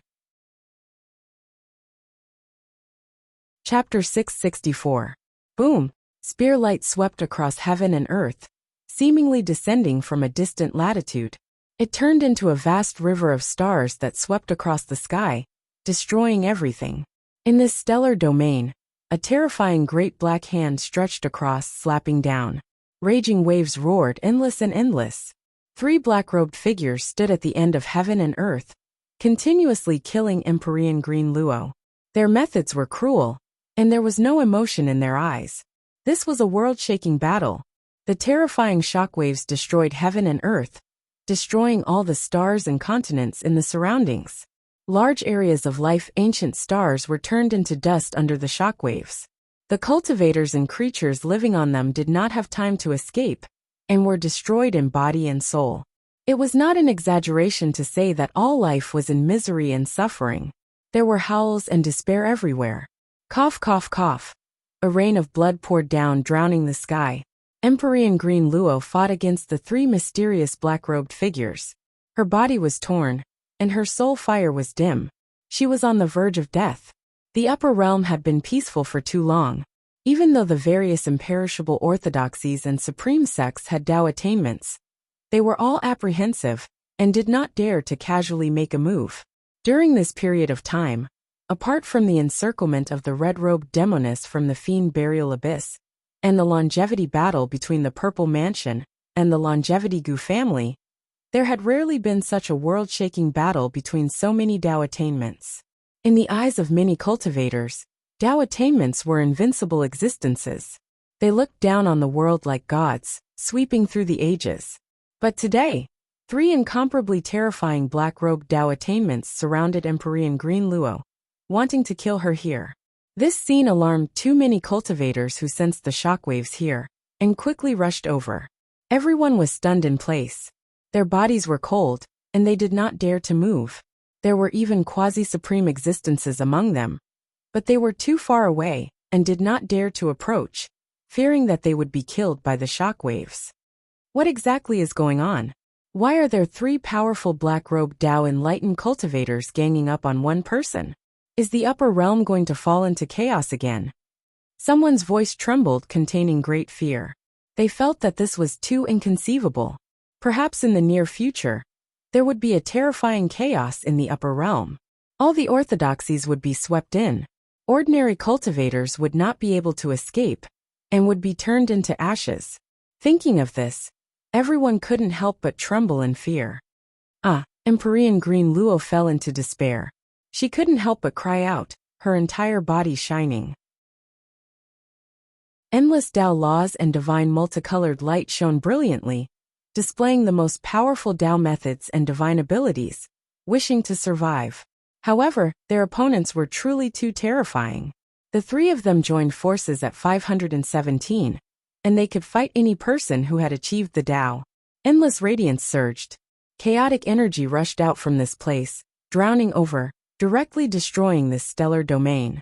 I can't accept this.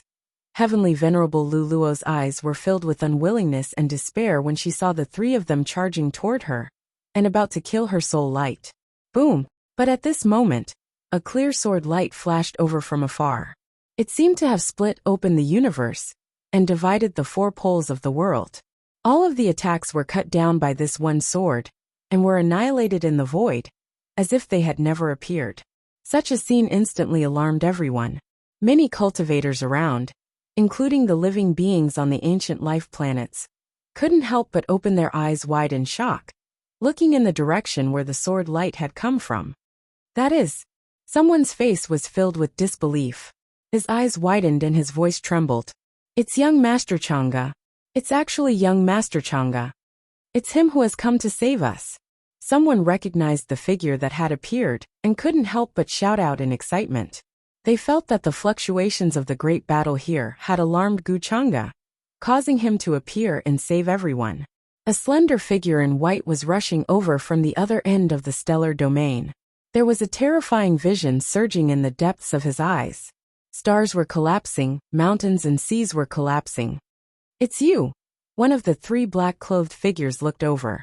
There seemed to be a change of emotion in his cold eyes, and his voice was not as calm as before. Young Master Chang'e, please save me. I will definitely repay you generously. Seeing the person who had appeared, Empyrean Green Luo, who had fallen into despair, was stunned at first. She couldn't believe it, but then her face was filled with surprise and excitement as she shouted. She had never thought that at this time, someone would actually appear and block these attacks for her with a single sword. Moreover, it was Gu Chang'e.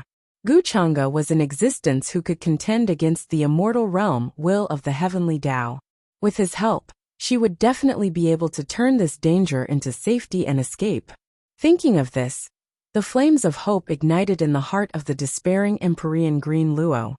It seems that I'm not too late. Gu Chang'e frowned as he looked at the scene of utter misery and suffering, his expression somewhat solemn. Without hesitation, he stepped over from the other end of the stellar domain. Time swirled beneath his feet, as if the river of time was flowing away from him. Why haven't you all stopped yet? You truly deserve to die for harming life and disregarding all life. Gu Chang'e's eyes were cold as he brandished his sword and attacked. Chi chi chi. In an instant, terrifying sword lights slashed out, causing many of the surrounding meteors to crumble to dust. All the laws and order were severed. He appeared, holding a dazzling sword in his hand. It was like autumn water, incomparably clear but containing a peerless sharpness. As the sword light slashed out, dazzling like lightning that pierced through the heavens, the expressions of the three black-robed figures changed slightly.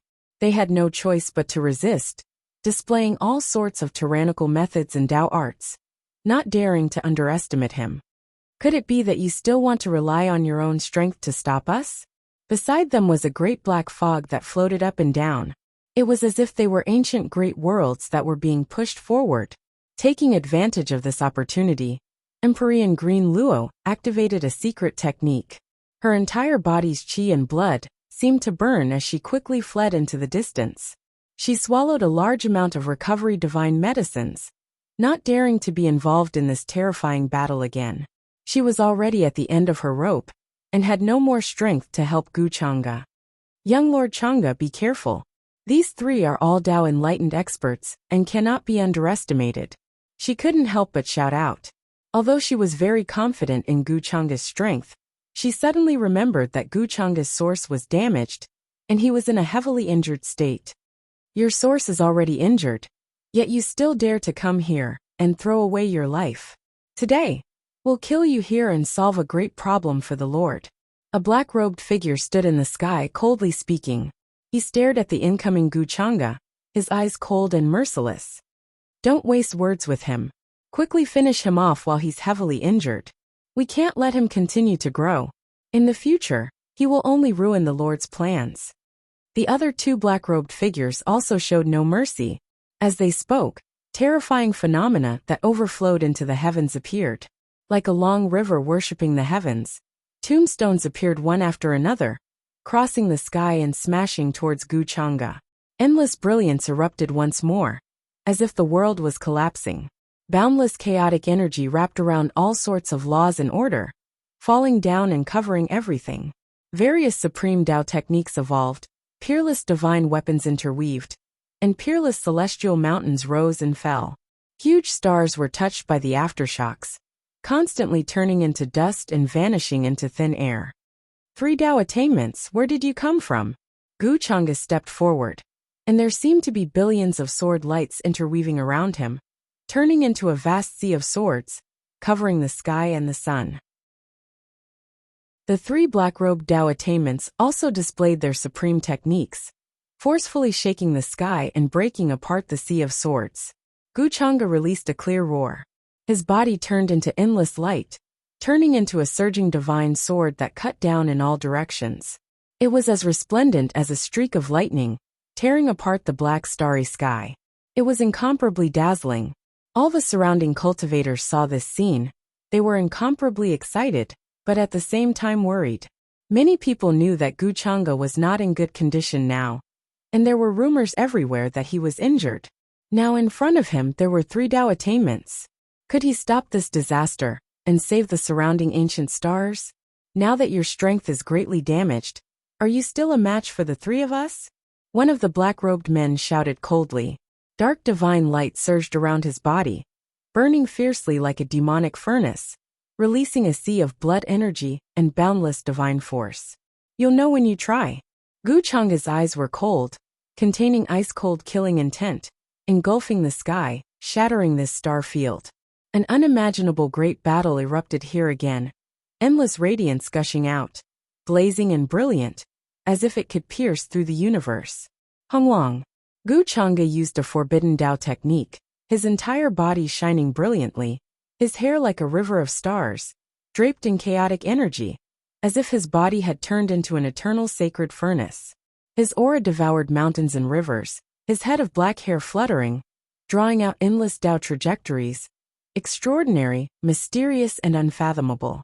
At this moment, every movement of his became its own heavenly law, merging with the Dao. With a clear roar, large amounts of meteors were turned into fine powder. With a shake of his arm, this river of stars was destroyed, chaotic energy flowing in reverse towards the sky, blazing radiance sweeping out, the universe trembling, the stars and moon losing their light. The 3 black-robed figures coughed out blood, and were sent flying backwards, as if they were about to be sent flying out of this star field. So this is young Master Chang'e. What terrifying strength. I've never seen him fight before, so I had no idea he was so strong. As expected of an existence that can contend with the will of the heavenly Dao. And this is his heavily injured state. If he was in perfect condition, how terrifying would that be? In the surrounding star fields, many cultivators and creatures witnessed all of this with their own eyes. all of them trembling with excitement, feeling their minds sway. How terrifying! Under the same realm, there is absolutely no one who can match a single palm strike. Even Empyrean Green Luo's beautiful eyes widened, feeling her Tao heart wavering, in disbelief and shock to the extreme. At this time, Gu Chang'e was peerlessly powerful, unstoppable. This star field was almost completely destroyed by him, razed to the ground. Not good, this guy is too strong. The expressions of the three black-robed figures changed dramatically, and they couldn't help but roar. After several exchanges, they were already at a disadvantage, and even if they joined forces, it was still difficult to contend against Gu Chang'e. Qi. Moreover, at this time, Gu Chang'e used a secret Tao technique, guiding the starlight in the sky to fight. The starry river in the sky poured down, causing a vast expanse of white around him. In the end, one could see the sun and moon rotating around him, and countless ancient stars appeared in all directions, surrounding him in the center. This seemed to have evolved into a star field of the universe, and Gu Chang'e was like the lord of the heavenly court, standing at the center, condensing all kinds of light, and finally drowning out. We are not his match, run. Run as far as you can. The expressions of the three black-robed figures changed greatly, as if they were incomparably shocked. Without hesitation, they burned their true souls and essence blood, turning into divine light to escape. However, the aftermath here was too terrifying, as if a part of the universe was about to be destroyed. The sky collapsed, the earth caved in, and the universe collapsed. In an instant, chaos rushed in all directions, and nothing could be seen clearly. This is simply the end of the world. It's too terrifying. Anyone who steps into a battle between Tao attainments will be destroyed in body and soul, vanishing into thin air. All the cultivators and living beings were shocked and trembling. Their divine souls were trembling, and they were extremely frightened. Great, were saved. However, more cultivators and living beings cheered, feeling as if they had survived a disaster. From the situation, it seemed that the three mysterious Tao attainments had been defeated by Gu Chang'e, and all the surrounding star fields were safe. They were extremely grateful to Gu Chang'e. Whoosh! Whoosh! Immediately, divine rainbows flew into the sky from all directions. They were the top experts on each star. Before this, they were watching from afar, and did not dare to go forward. Now that the crisis was over, they all rushed forward, carefully avoiding the aftermath of the battle that had not yet spread. Thank you, young Master Chang'e, for your help. They all cupped their hands and expressed their gratitude to Gu Chang'e. Thank you, young Master Chang'e. If it weren't for young Master Chang'e today, I'm afraid all of us would have died tragically, and the surrounding star fields would have been destroyed. Many female cultivators' eyes were filled with astonishing splendor. Their minds swayed as they looked at the tall figure standing at the end of the sky, unable to calm down for a long time. Even Empyrean Green Luo found it difficult to calm down, and her Tao heart was greatly affected. If not for Gu Chang'e's sudden appearance today, she was afraid she would have died here. Gu Chang'e seemed to come to his senses when he heard this, and he withdrew his gaze from the direction the three men in black had fled. Everyone, there's no need to be like this. How can we sit idly by when we see such a scene? He waved his hand with a calm and composed expression. It was as if he was a completely different person from the powerful and peerless figure just now. However, just as Gu Chang'e finished speaking, he suddenly frowned, and then his figure swayed slightly. With a muffled groan, a few strands of blood with divinity flowed out from the corners of his mouth. What? Young Master Chang'e, are you all right? Seeing this, everyone here suddenly turned pale with fright and worry. Many people recalled that Gu Chang'e had been heavily injured in battle just now, and they felt even more grateful, and almost knelt down and kowtowed. I'm fine. It's just that the battle just now affected my injuries. If I didn't have these injuries, it wouldn't have been so easy for those three to escape like this. Gu Chang'e calmly waved his hand, indicating that they didn't need to worry. But as he finished speaking, he still couldn't conceal his regret. Young Master Chang'e, I have. Empyrean Green Luo worriedly took out a jade box, and was about to hand it to Gu Chang'e. However, Gu Chang'e didn't take it, and shook his head. Ordinary healing items won't work on my injuries, and your injuries aren't light either. Keep it for yourself. Empyrean Green Luo was deeply moved. She hadn't expected Gu Chang'e to be so considerate of her at this time. She had never interacted with Gu Chang'e before, but from his actions today, she could see that he was truly as gentle and refined as jade. I just don't know where those men in black came from. For them to act so brazenly, the faction behind them is probably unimaginable. Then, as if she had thought of something, Gu Chang'e looked puzzled and muttered to herself. Empyrean Green Luo suddenly shuddered as she recalled what had happened. She gravely said, "At the time, those men in black believed that I couldn't escape and said a few things. They seemed to be from some place called the Dark Celestial Court, and were following the orders of some great figure to kill us all." She had been very shocked at the time, so these words had left a deep impression on her. Dark Celestial Court? What's that? I've never heard of it before.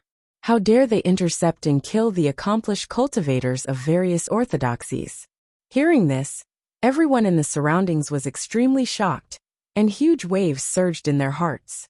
They had a premonition that this mysterious Dark Celestial Court was about to shake the entire upper realm.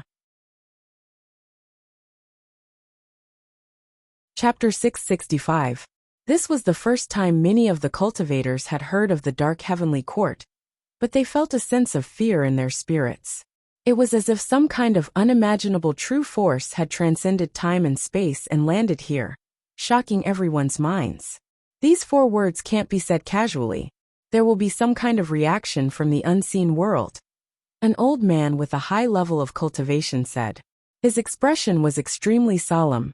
Many of the cultivators and living beings who had rushed here were also shocked. They looked at each other and wondered what kind of deity or saint this so-called Dark Heavenly Court was. Those black-robed Tao enlightened cultivators were probably from this mysterious faction. They had never heard of such a faction in the upper world before. Even those ancient immortal orthodoxies and supreme sects, with extremely long legacies, would find it difficult to send out so many enlightened cultivators at once. The Dark Heavenly Court. I've never heard of such a faction before. Could it have just emerged recently? However, my Gu clan has always been standing strong in the upper world. I've never heard of such a faction before. Gu Chang'e frowned. He seemed to be talking to himself with some doubt on his face. Celestial Venerable Green Luo seemed to have suddenly thought of something and said in shock, I think it should be an organization that has existed for a very long time. Judging from the fluctuations of those enlightened cultivators' attacks, the divine powers and cultivation methods they cultivate are all different. They can't possibly be from the same orthodoxy. She also recalled that those black-robed Tao enlightened cultivators had not displayed similar Tao techniques and divine powers when they attacked.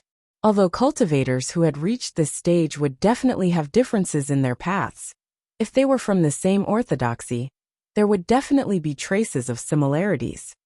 An organization? If you say so, that is indeed a possibility. Although those black-robed men seem to be following someone's orders, they don't seem to know each other. Gu Chang'e raised his eyebrows. He pondered for a moment before nodding slowly, agreeing with Celestial Venerable Green Luo's words. That's too scary. How could there be such an organization that permeates every inch of space like darkness? Celestial Venerable Green Luo was silent for a moment. She suddenly felt a chill run down her spine because of this Dark Heavenly Court. Hearing the conversation between the two, the surrounding cultivators and living beings were all shocked. If the Dark Heavenly Court was truly a mysterious organization, they would have infiltrated many imperishable sects and supreme Taoism factions by now. Otherwise, they wouldn't have dispatched so many accomplished cultivators to intercept and kill Celestial Sovereign Emerald Luo and the others. This was simply an unimaginably terrifying matter. If news of this got out, it would definitely shake up the higher realms. Not good. The other few friends also chased out of the Great Yu Imperial capital together. If they split up, they would definitely be in trouble. At this moment, Empyrean Green Luo's expression suddenly changed as she recalled the supreme experts of various clans who had left the Great Yu Imperial capital together when they were pursuing the black-robed man. Although they were all people who had attained the Tao and cultivated for more than millions of years, it was enough for them to look down on the world. However, under the joint attack of 3 accomplished Tao masters, even she had almost died just now. If Gu Chang'e hadn't appeared to save her, she would have definitely become a skeleton, dead in body and spirit. If it were anyone else, they definitely wouldn't be so lucky. If that's the case, let's hurry over and take a look. I suddenly have a bad feeling in my heart. Gu Chang'e's expression also turned solemn when he heard this. Emperor Green Luo nodded. She also had a bad feeling in her heart. Without hesitation, the two turned into divine rainbows and crossed the star domain, heading into the distance. Looks like something big is about to happen in the higher realms. There are definitely more than just a few accomplished cultivators who broke out in a great battle today. Perhaps something unexpected has already happened. The remaining cultivators and living beings looked at each other and vaguely guessed what was going on. Their hearts were extremely heavy. The terrifying consequences would probably cause a huge commotion. Very soon, news about what happened here spread like wildfire, spreading throughout the upper realm. The first reaction of all the orthodoxies who heard this was to be stunned. Then they were extremely shocked and felt that it was unbelievable. The words Dark Heavenly Court also spread, causing a huge commotion. Gu Chang'e and Emperor Green Luo appeared in a desolate and barren star domain. The two of them gazed at the scene of battle that was filled with devastation and fell silent. Looks like we've come too late. There are still fluctuations of extinguished soul flames here. An accomplished cultivator had fallen here. Gu Chang'e sighed softly and shook his head, as if he was rather regretful. Without needing him to say anything, Emperor Green Luo also sensed the fluctuations left behind here. The aftermath of a battle between accomplished cultivators would not dissipate even after hundreds of thousands of years. She even felt that the battle here was even more tragic than the one she had fought. From the looks of it, the other fellow Taoists are also in grave danger. Their lives are in danger. What is the Dark Heavenly Court's goal? Why are they constantly killing accomplished cultivators? Even accomplished cultivators have become their hunting targets.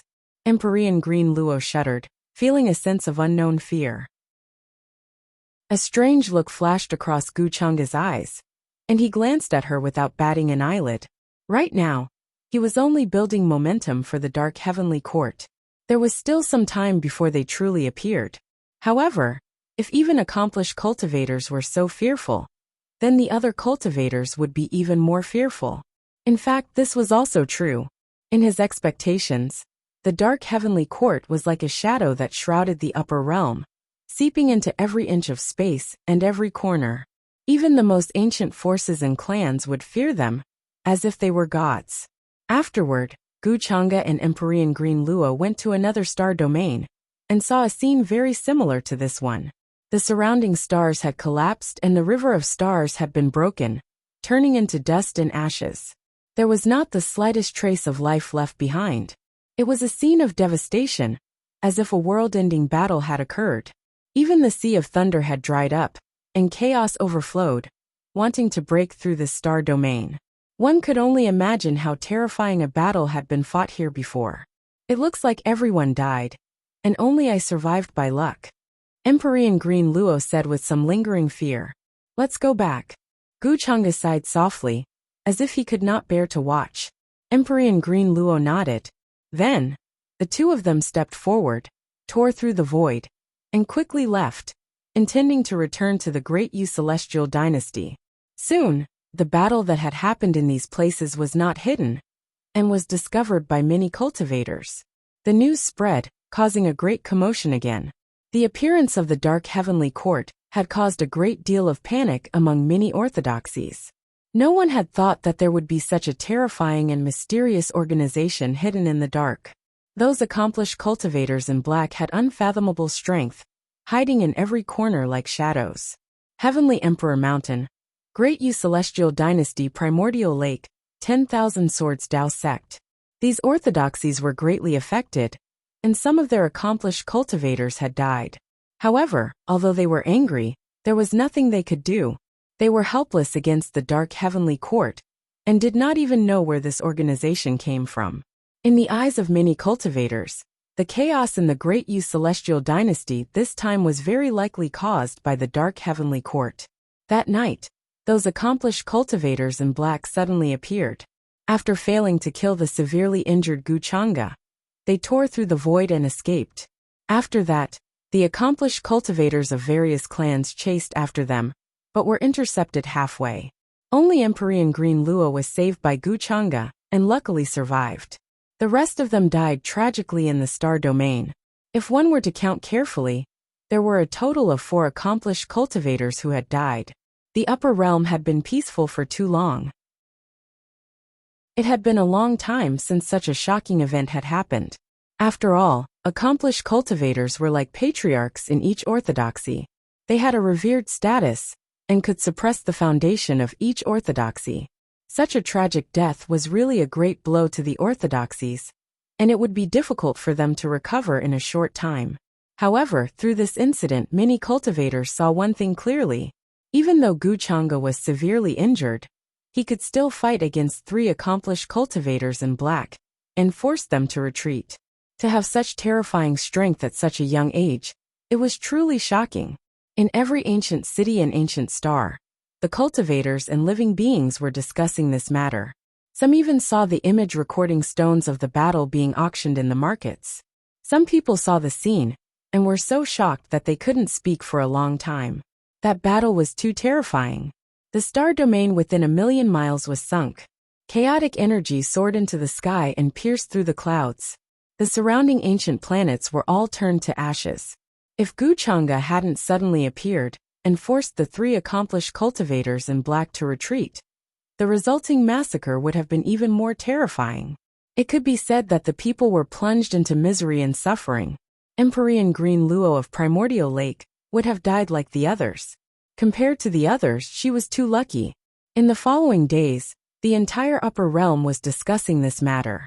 Academies like True Immortal Academy and Dao Heaven Immortal Palace were no exception. Although Guchanga was no longer cultivating there, his deeds were still passed down. Many people of the same generation, for example, Heavenly Phoenix Maiden, 6th Crown King, Golden Cicada Buddhist Child, and others all became silent after seeing the image recording stone of that battle. Then they chose to enter deep seclusion. Guchanga had already become an insurmountable mountain in their hearts. In his 20s, he was already able to contend against existences close to immortals. Everyone felt that Guchanga was definitely the reincarnation of some supreme character from ancient times. At his peak, his cultivation was unparalleled in the world, a king among immortals. Otherwise, it was absolutely impossible for him to have such a terrifying cultivation speed. Begging for fresh flowers 0 during this period of time, the inheritors of demonic arts had also caused a lot of trouble. However, compared to the appearance of the Dark Heavenly Court, they were like small waves that quickly returned to peace. Inheritors of demonic arts still needed time to grow, but this Dark Heavenly Court had long been established. They were hidden in the dark, and it was difficult to find them. This was the most terrifying part. At the same time, in the upper realm's most taboo place, where the Devil Mountain was located. The Devil Mountain was shrouded in demonic clouds, covering a radius of 1,000,000 miles. All kinds of terrifying mountains were surrounded by chaotic fog, as if they had existed since the beginning of time. An ancient and desolate aura pervaded this place, and there were many terrifying ferocious beasts hibernating there. On each mountain peak, there were vague figures. They were either absorbing the chi of Tao law between heaven and earth, condensing the chi of heavenly path, or sitting there cross-legged to comprehend the heavenly secrets in an attempt to improve. Ever since the red-robed devil Chan Hongyi was born in the Devil Burial Abyss, the great demons, ancient demons, and ancient demons from all over the upper realm had followed her here and occupied the Devil Mountain. For a time, this place had even become a forbidden area. Even those who had attained Tao dared not set foot in it, and had to stay far away. During the siege of the Divine City, the red-robed devil had killed countless people, and the various forces and orthodoxies who participated in the battle had all suffered heavy losses. Now on the highest mountain peak in the deepest part of the Devil Mountain, it was calm and peaceful. There was a thatched cottage, and there was a flowing stream beside it. Many bluestones were suspended in the air, forming stone steps that connected to the cold pond on the other side. The mountain breeze blew, accompanied by some mist, and it was incomparably tranquil and natural. A red-clothed woman of peerless beauty that shook the soul stood on the limestone. Her gaze was calm and deep as she gazed towards the distance. Her jet-black hair fluttered chaotically, and her skin was white like jade and flickered with a lustrous brilliance. She looked extremely tranquil, like a fairy under the moon. She was neither competitive nor happy, and there was not a trace of ferocity in her. If an outsider was here, they would definitely not believe that this was the red-robed devil Chanhongi, who had previously intimidated the upper realm with her ferocity. Now there was not a trace of devil chi on her body, nor was there a trace of magical power fluctuation. It was more like she had returned to her original state, and the Tao was true to heaven and earth. Behind Chanhongi stood a woman in a white dress. Her face was beautiful, and her hair was like a waterfall. Her eyebrows were like distant mountains, and her figure was tall and slender like a jade fairy. She was the inheritor of the devil technique that all the orthodoxies in the upper realm were looking for, Suchinga. However, compared to before, there was a huge difference between the current her and her previous self. She had perfectly merged with the other soul. Ancestral Master, Suchinga said softly, addressing Chanhongi as Ancestral Master. Tracing back to the source, her previous other soul was actually the true inheritor of the devil technique. She had fallen into the devil burial abyss, and by chance she received Chanhongi's teachings. After many evolutions, she became the inheritor of the devil technique. It was reasonable for her to address Chanhongi as Ancestral Master. Her other soul had also told her that if she encountered a dangerous situation, she could come to the Devil Mountain for protection. Of course, Chanhongi would help out on account of the imparting of the Dharma. At first, Suchinga did not believe it. However, because she had killed a successor of a great sect some time ago, she was hunted down by his protector. She had nowhere to run, so she came to the Devil Mountain to seek refuge. Now she had been hiding for half a year. After seeing Chanhongi, Suchinga originally thought that the other party would be as ferocious as the rumors said, slaughtering the heavens. She didn't expect the other party to be so indifferent and aloof. This aura even made her see the shadow of Guchanga in a trance. It was really too similar. "You're leaving?" Chanhongi asked faintly. Her eyes were still calm, as if nothing in the world could disturb her. "Yes. Thank you for taking me in, Ancestral Master. The outside world is in chaos, so I should leave," Suchinga replied. Although she was in the Devil Mountain, she knew that the outside world was in chaos because of the dark heavenly court. She also heard that Guchanga was seriously injured, so she could not help but worry. "Then you should go." Chanhongi nodded. Although her voice was like the sound of nature, it was calm. "Ancestral Master, before I leave, there's still something I don't understand. The dark heavenly court that has been in chaos in the upper realm recently, is it related to you?" Suchinga was puzzled and could not help but ask. After all, many rumors speculated that the dark heavenly court was closely related to the inheritors of the devil technique. Chanhongi shook her head. She thought for a while and said, "No, but it should be related to him." "Him?" Suchinga was puzzled again. "Of course it's him. You should be familiar with him." Chanhongi's lips suddenly curled up, as if she had a purpose. In an instant, she destroyed the tranquility and seemed to have a deeper meaning. 2. Chapter 666. Suchinga was stunned. It was her first time seeing Chanhongi in such a state. When she looked back, her hair was like a waterfall, dancing wildly in the mountain breeze. Her eyes were deep and cold, but there was a smile at the corner of her mouth. She was so beautiful that it was soul-stirring. She was like a demoness who wreaked havoc in the world, destroying her previous tranquility. Such a Chanhongi might be the red-robed demoness that all the immortal orthodoxies and supreme sects in the upper realm were afraid of. The previous tranquility and aloofness was nothing more than a facade. However, Suchinga quickly regained her senses and could not help but ask, "Who is this he that the founder is talking about? Why do I feel so familiar with him? At this time, Chan Hongyi's expression had returned to normal. She smiled and said, "Of course you know." Hearing this, Su Qingge was stunned again. Then, a handsome figure gradually appeared in her mind. She was shocked and in disbelief. Could it be young master? She almost murmured, thinking that it was impossible. However, after thinking about it carefully, there seemed to be no one else. Although the red-robed demoness appeared in Kuanwu City and asked for one of the god's stones, Gu Changge had fought with her before. His attitude was very natural and casual, as if he was facing an old friend that he had not seen for a long time. However, many cultivators thought that it was because Gu Changge had fought with the red-robed demoness in the divine city before.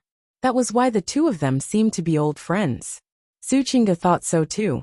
However, judging from the current situation, it seemed that there was more to the relationship between the red-robed demoness and Gu Changge. Their relationship was definitely not that simple. Chan Hongyi's attitude towards Gu Changge was also unusual. In Su Qingge's opinion, the bond between the two was very deep, to the extent that it was ingrained.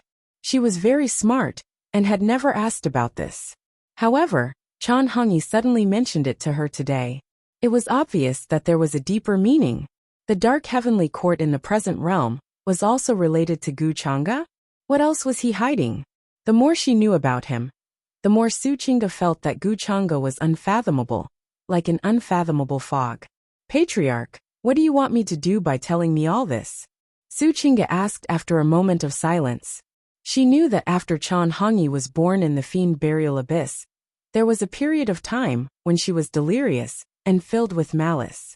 During that period of time, countless living beings and cultivators had died at her hands. Chan Hongyi's expression did not change, but a strange light flashed through her eyes. I'm only reminding you of one thing. The greatest calamity of this world is not you, the so-called inheritor of the demonic arts. I know. I never wanted to be a disaster in the past. I just wanted to settle down in this world. This is not up to me. I just want to grasp my own destiny. I don't want to become a fish in that river. Su Qingge said with a resolute look on her pretty face. Hearing these words, Chan Hongyi suddenly laughed. Her beauty was soul-stirring, carrying with it a bewitching charm. She was extremely disdainful, her voice emotionless and cold. This is not up to you. Your destiny has long been determined.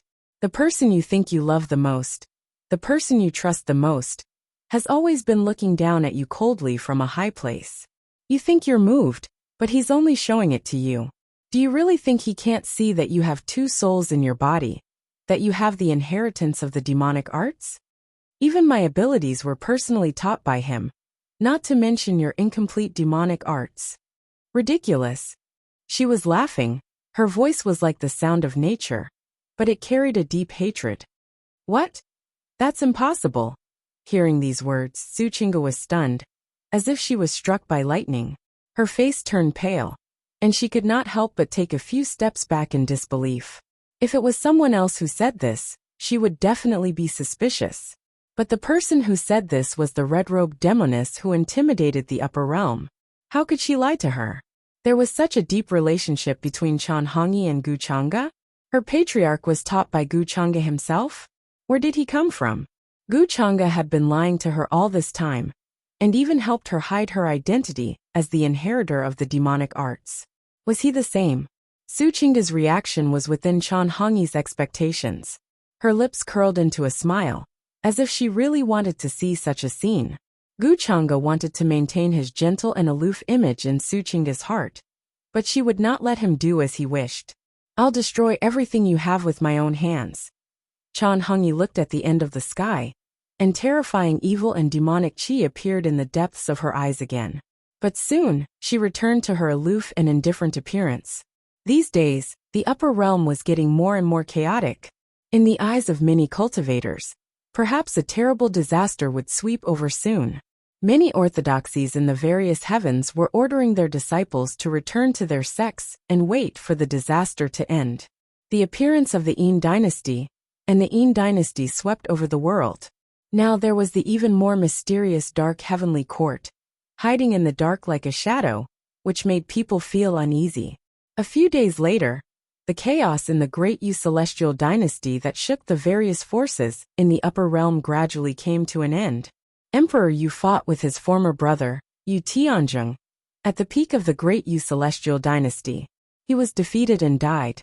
Even the Great Yu Celestial Dynasty's guardian sword fell into his hands. That night, there was a massacre, and blood flowed like a river. A terrible chaos swept through the entire Great Yu Celestial Dynasty. Countless cultivators trembled, feeling despair and horror. Many foreign armies arrived, and the flames of war swept through the endless territories of Great Yu. During this time, many orthodoxies took advantage of the situation. Under the internal and external troubles, many old emperors in the depths of the Great Yu Celestial Dynasty had to come out and try to suppress all of this. According to the rules of the Great Yu Celestial Dynasty, although Yu Tianzhong was banished many years ago, it was an indisputable fact that the blood of the royal family flowed in his body.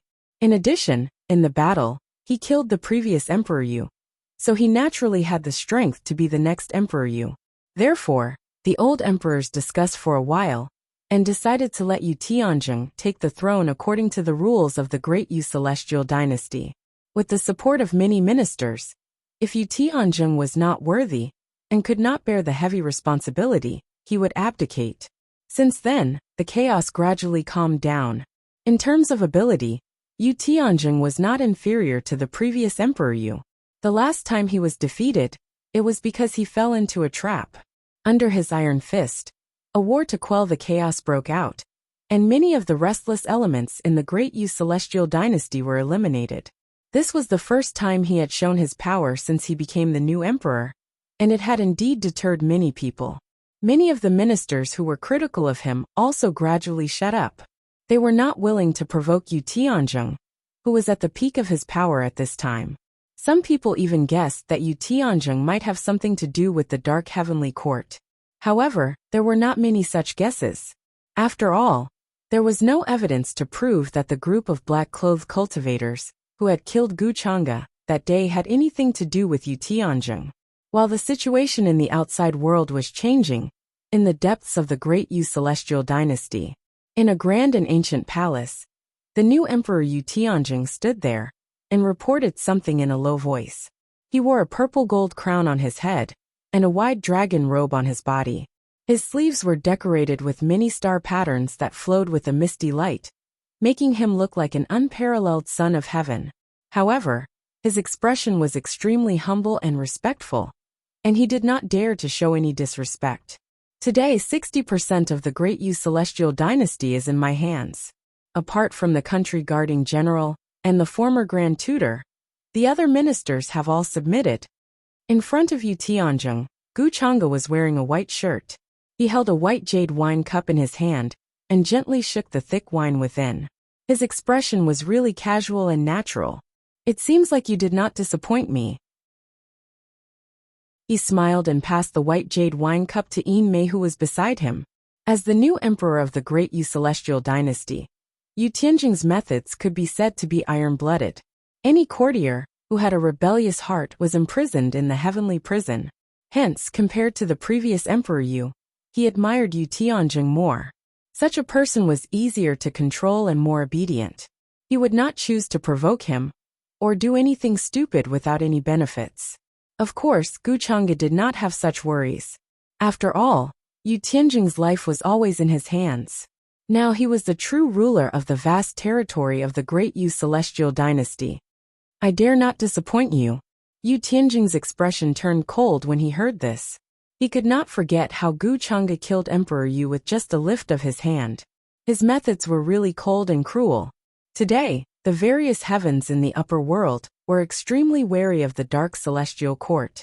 If he did not know that those black-clothed Dao enlightened cultivators were sent by Gu Chang'e, Yu Tianzhong would suspect that this matter had nothing to do with Gu Chang'e. It was hard to imagine how deep this matter was. Furthermore, his life was always in the hands of Gu Chang'e. When he looked for Gu Chang'e to work together, he was also planning to ask a tiger for its skin. Today, he got what he wanted and became the new emperor of the Great Yu Celestial Dynasty, taking revenge for hundreds of years ago. "Oh right, young master, Wuxia seems to be suspicious of you.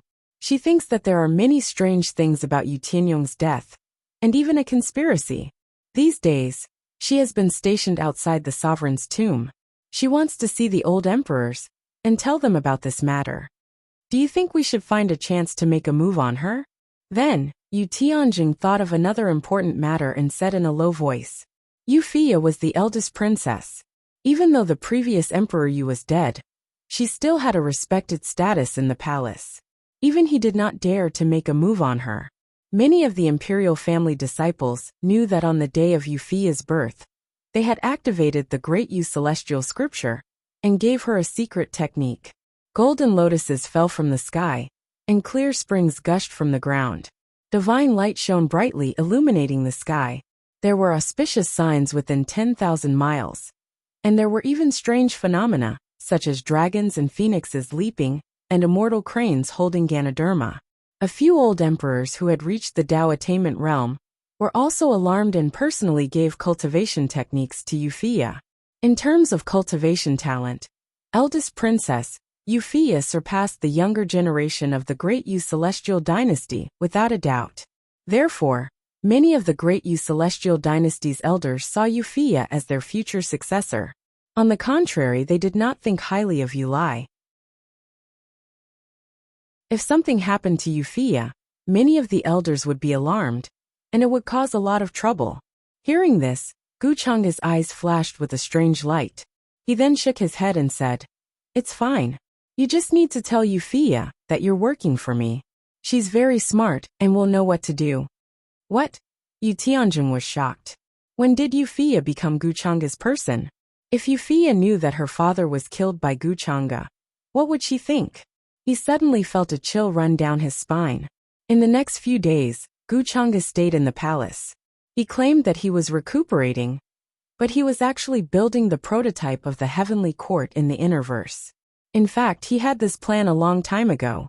However, the prototype of the Innerverse was not complete at that time. Even if the ancient heavenly court and southern heavenly gate manifested, the effect was minimal. Guchanga still remembered that when he was in the immortal ancient continent, he was looking for the inheritance left behind by the reincarnation ancient celestial. He happened to meet a good-for-nothing youth from the Black Sky Eagle clan named He Ming. It was not right to call him a good-for-nothing youth.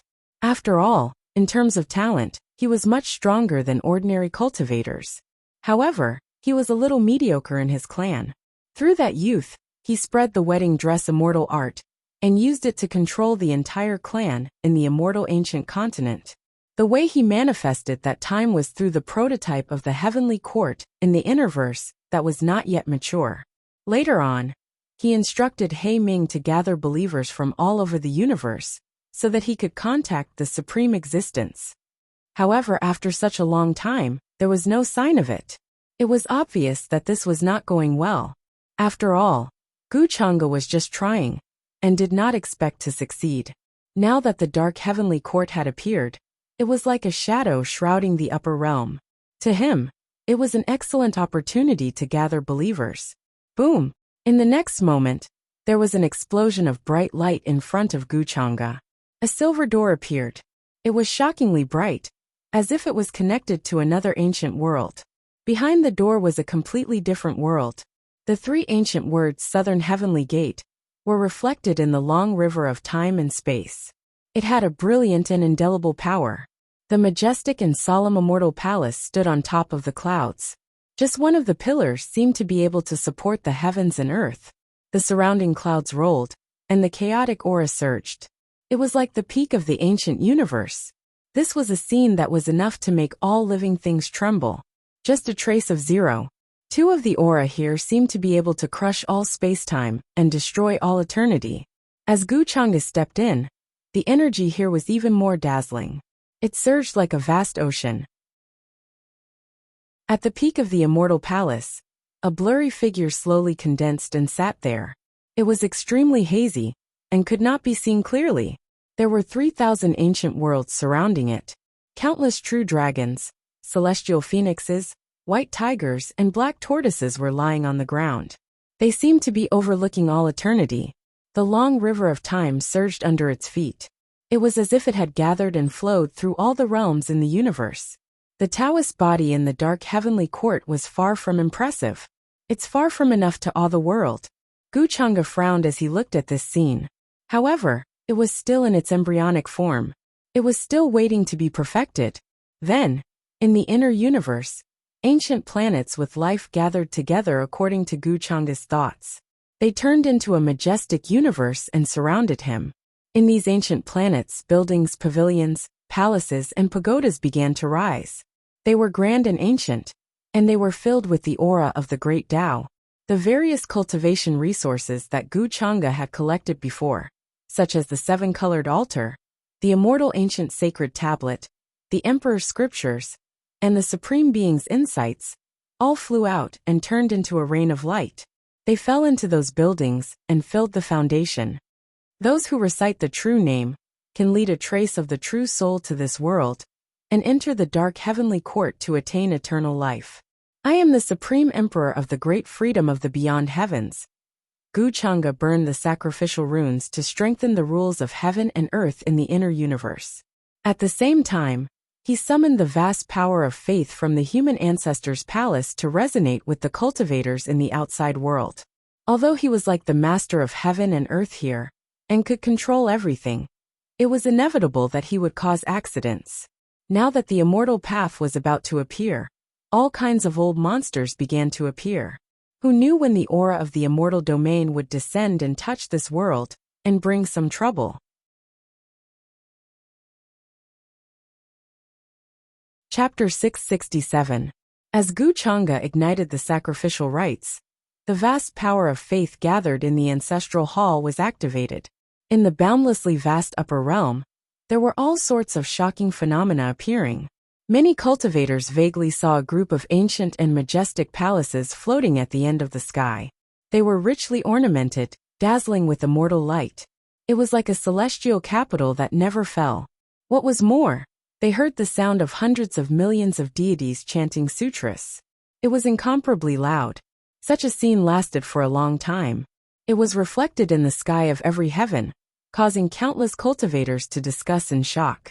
They were all guessing whether this was a sign of heaven and earth. Of course, there were also people who heard the ancient welcoming voice of the dark heavenly court and crossed the river of time to come. It was as if there was a voice telling them that they could obtain eternal life if they found the dark heavenly court. Such a voice was not only heard by ordinary cultivators, even some supreme existences in seclusion, and those who had achieved Tao sensed it. They were extremely shocked. They knew that this not only required the caster's profound cultivation base, but also an unimaginably vast amount of power of faith to be able to trigger the senses of all living beings. 17. Did this mean that the dark heavenly court already had countless believers? This guess made the various forces and orthodoxies even more fearful. This also means that the dark heavenly court has already infiltrated many corners without us knowing. Even our loved ones could be believers of the dark heavenly court? Many cultivators felt chills running down their spines. Their scalps were numb. This was too terrifying. After all, from what happened in the Great Yu Celestial Dynasty's imperial capital that day, the dark heavenly court even dared to attack Guchanga. Thinking of this, was there anything in this world that the dark heavenly court did not dare to do? Some older cultivators sighed.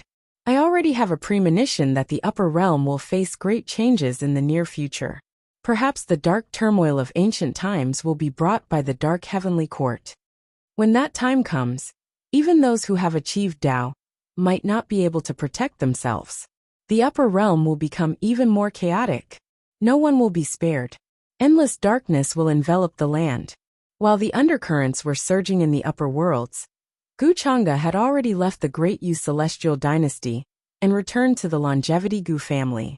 Although he announced that his injuries were serious, he should be fine judging from his battle record of fighting against 3 black-clothed Tao achievers on his own. Therefore, after returning to the Longevity Gu clan, only his father and a few others came to see him. The rest of the clan elders did not appear. Today, Guchanga was like the sun in the sky. Whether it was in the upper realm or in the Longevity Gu family, it was the same. Even those enlightened Tao patriarchs who usually appeared and disappeared mysteriously had to treat him with respect. They would not treat him as a junior.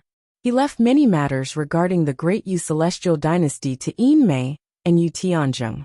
Yin Mei, who was in charge of the business alliance of 10,000 Daos, was very concerned about this matter. After all, the great Yu Celestial dynasty was not comparable to the business alliance of 10,000 Daos. This was an everlasting celestial dynasty with an extremely long history in the upper worlds. The power it contained was too terrifying. Guchanga had only begun to control it, and had not completely infiltrated his own people. After all, those who were in closed-door cultivation, and many of the old antiques were not blind. It was impossible that they did not notice the abnormality. He could only plan slowly, and not be too anxious. However, to Guchanga's surprise, Gu Qingyi actually took the initiative to look for him.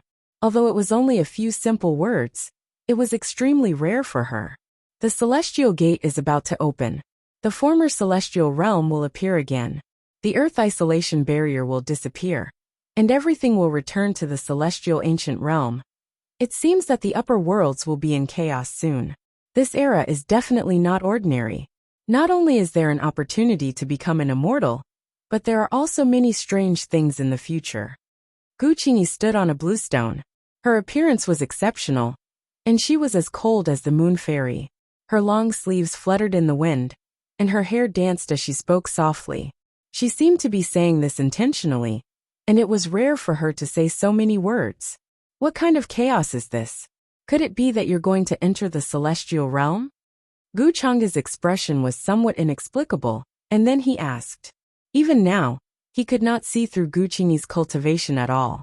One had to know that even a ruined immortal would find it difficult to conceal all of their aura in front of him.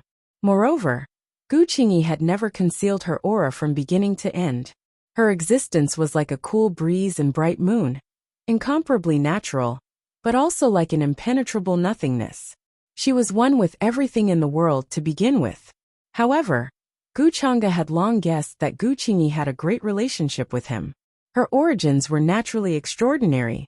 Hearing this, Gu Qingyi raised her eyes that were like limpid autumn waters, glanced at him, lightly shook her head, and then nodded, not saying much. She understood Guchanga very well, so she was not worried that the chaos in the upper realm would affect Guchanga. Even if the immortal region appeared, it would be the same. On the contrary, little Plenilin, who was following behind her, wrinkled its small nose and said, "You irresponsible master, Sister Qingyi is here to say goodbye to you." "Say goodbye to me?" This time, Guchanga was a little stunned. He looked at Gu Qingyi with some confusion. "You're leaving the Gu family?" Although Gu Qingyi was an ancient freak of the Gu family, her true origins were unknown even to many of the ancestors. When she said that she was leaving, was she going to the immortal region or somewhere else? "I'm not leaving the Gu family. I'm just returning to where I should go," Gu Qingyi said softly. She stretched out her slender fingers and twirled the hair that fell on her temples. Guchanga was silent for a moment, then smiled and said, "Then accompany me for a walk?" Gu Qingyi nodded softly, then waved her sleeve lightly. Little Plenilin's figure immediately disappeared, sent back to the small world she was in before. Then, the two slowly walked down the mountain peak side by side, towards the foot of the mountain. Clear light sprinkled down, fog lingered, wind blew in the mountain forest, deer softly chirped, and hundreds of birds sang softly. Guchanga did not speak, and Gu Qingyi did not speak either. The two of them casually walked on the ground, mountains and rivers under their feet. There seemed to be an indescribable tacit understanding between them that had been maintained for thousands of years. Even though they had crossed countless epochs and trekked through endless years, it was still clearly engraved in their bones. In one day, the two of them walked through countless mountains and rivers, crossing countless divine mountains and ancient peaks. Finally, under the warm afterglow, they arrived at a vast grassland that stretched as far as the eye could see. The mountain wind blew, and the green grass here rose and fell. The sky was low, and the moon was slightly bright. It was a beautiful sight. It's been a long time since I've carefully looked at this land. Looking at all of this, Gu Qingyi's eyes seemed to be filled with some kind of emotion. It's also been a long time since I've looked at this land like this, Gu Chang'e said with a smile. You once said the same thing. Gu Qingyi's lips curled up slightly as she said, Do you still remember the bet we made? Bet? What bet? Gu Chang'e raised his eyebrows. You'll remember it sooner or later. Gu Qingyi shook her head, her eyes suddenly becoming incomparably deep. After all, that's your ultimate goal.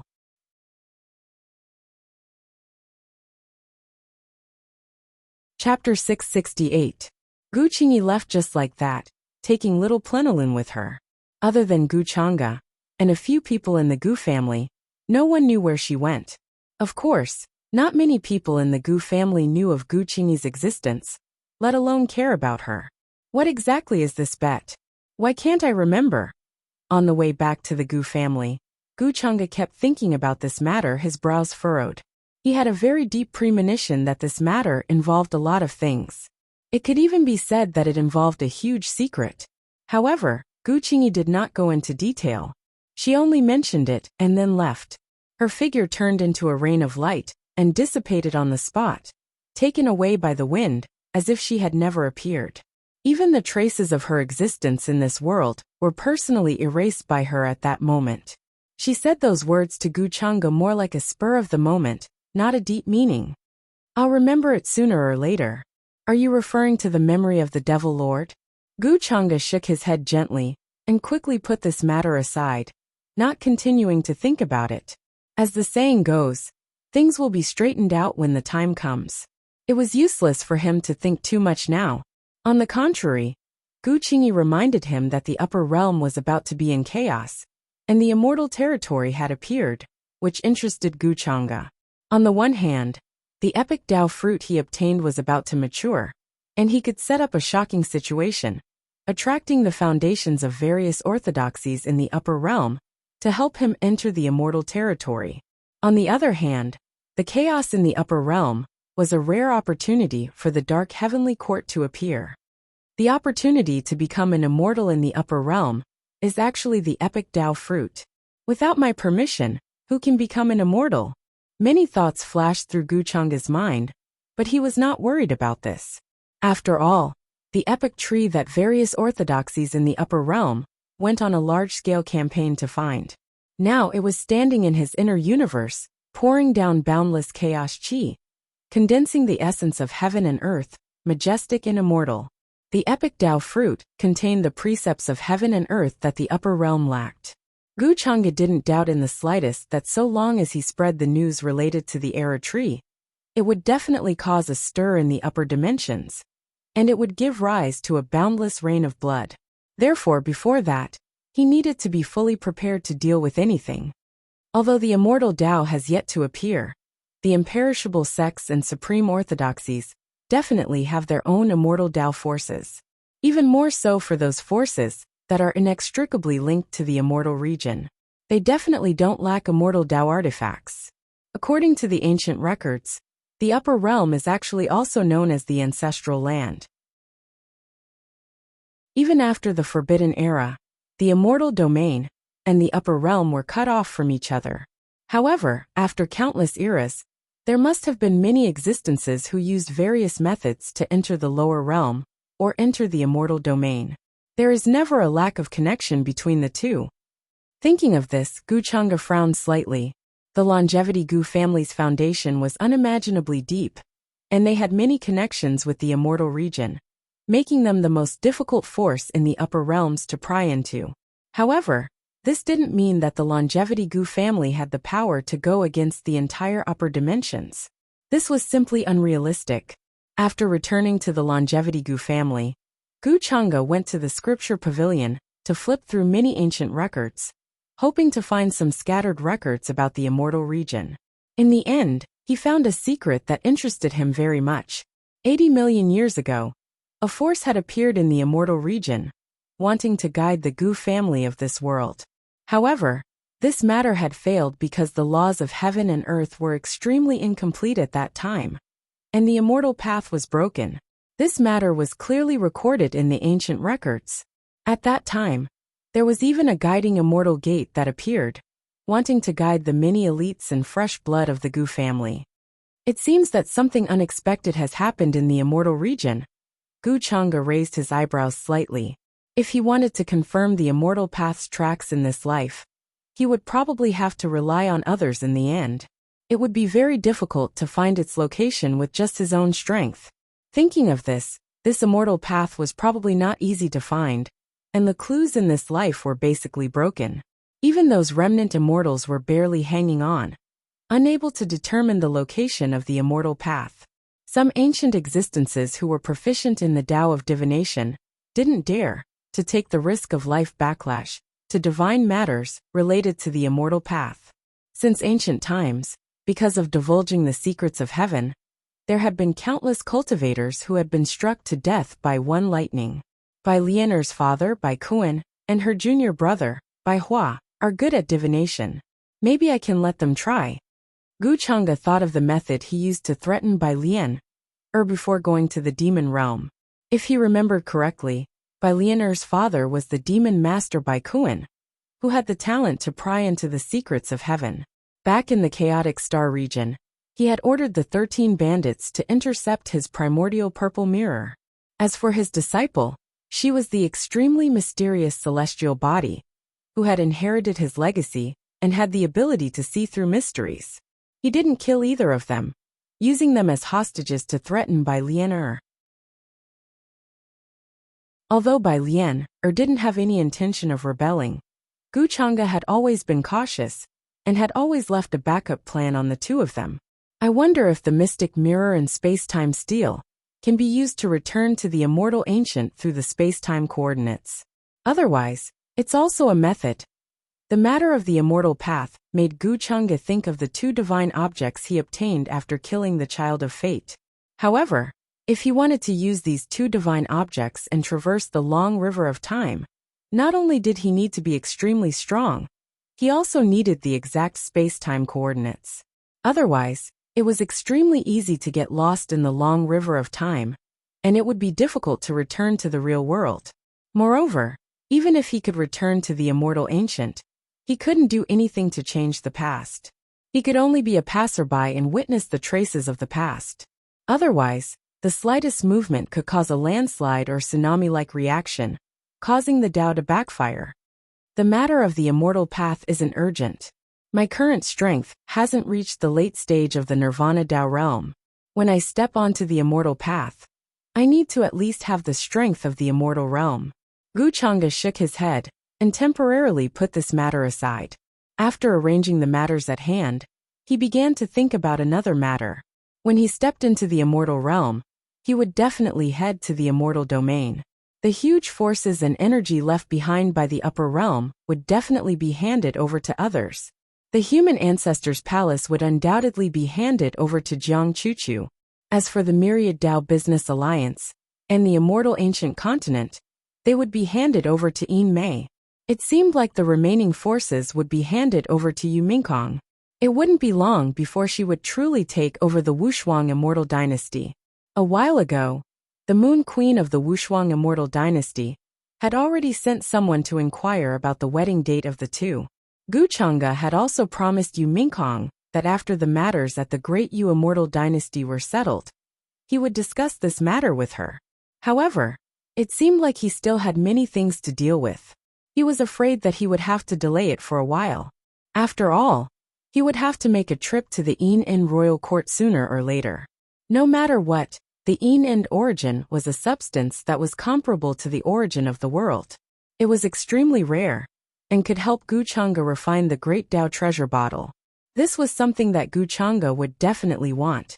In addition, he had previously asked Lin Xiuhan to find out about the elixir formula of the extreme purple immortal pill. As an immortal pill that only existed in legends, the extreme purple immortal pill had endless magical effects. It was even said that it could allow a cultivator to ascend to heaven. Although this was only a rumor, one could see how mysterious it was. There were a total of 9 great immortal pills in the upper realm. One of them was the extreme purple immortal pill. The elixir formula used to refine this elixir was once envied by the heavens. It was once struck into ashes by 81 heavenly thunders and disappeared in the long river of time. Later on, the Supreme Great Medium tried all kinds of methods to gather it, but it was still lost. Although Gu Chang'e himself might not need this elixir, he might step into the immortal realm someday and leave the upper realm. Many of his family members and lovers in the upper realm might need this elixir. Therefore, he was still quite concerned about this. After Lin Xiuhan sent back the news from the extreme purple pill sect, he sent people to search for traces of this elixir formula. In the following few days, Gu Chang'e arranged the many things at hand one by one, and began to set off for the Wushuang immortal dynasty.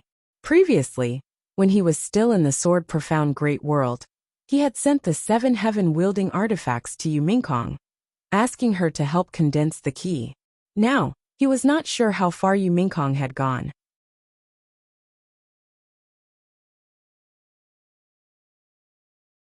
Chapter 669. The Wushuang Immortal Dynasty was located in the central region of the upper world. It was vast, and had the title of the number 1 immortal dynasty in the upper world. Even the Great Yu Immortal Dynasty was far inferior to the Wushuang Immortal Dynasty in terms of national strength. There were many ancient countries and divine dynasties in this world. Since they dared to use the name Wushuang, they naturally had to bear the karma that they should bear. They needed a great amount of courage and foundation to suppress it. From this, one could see the confidence and strength of the previous emperor of the Wushuang Immortal Dynasty. Throughout the tens of thousands of eras, the Wushuang Immortal Dynasty had existed for a long time. And the most prosperous place in the Wushuang Immortal Dynasty was none other than the imperial city. It was majestic like a celestial palace in the mortal world. It was brilliant and shrouded in immortal fog, making it difficult to see clearly.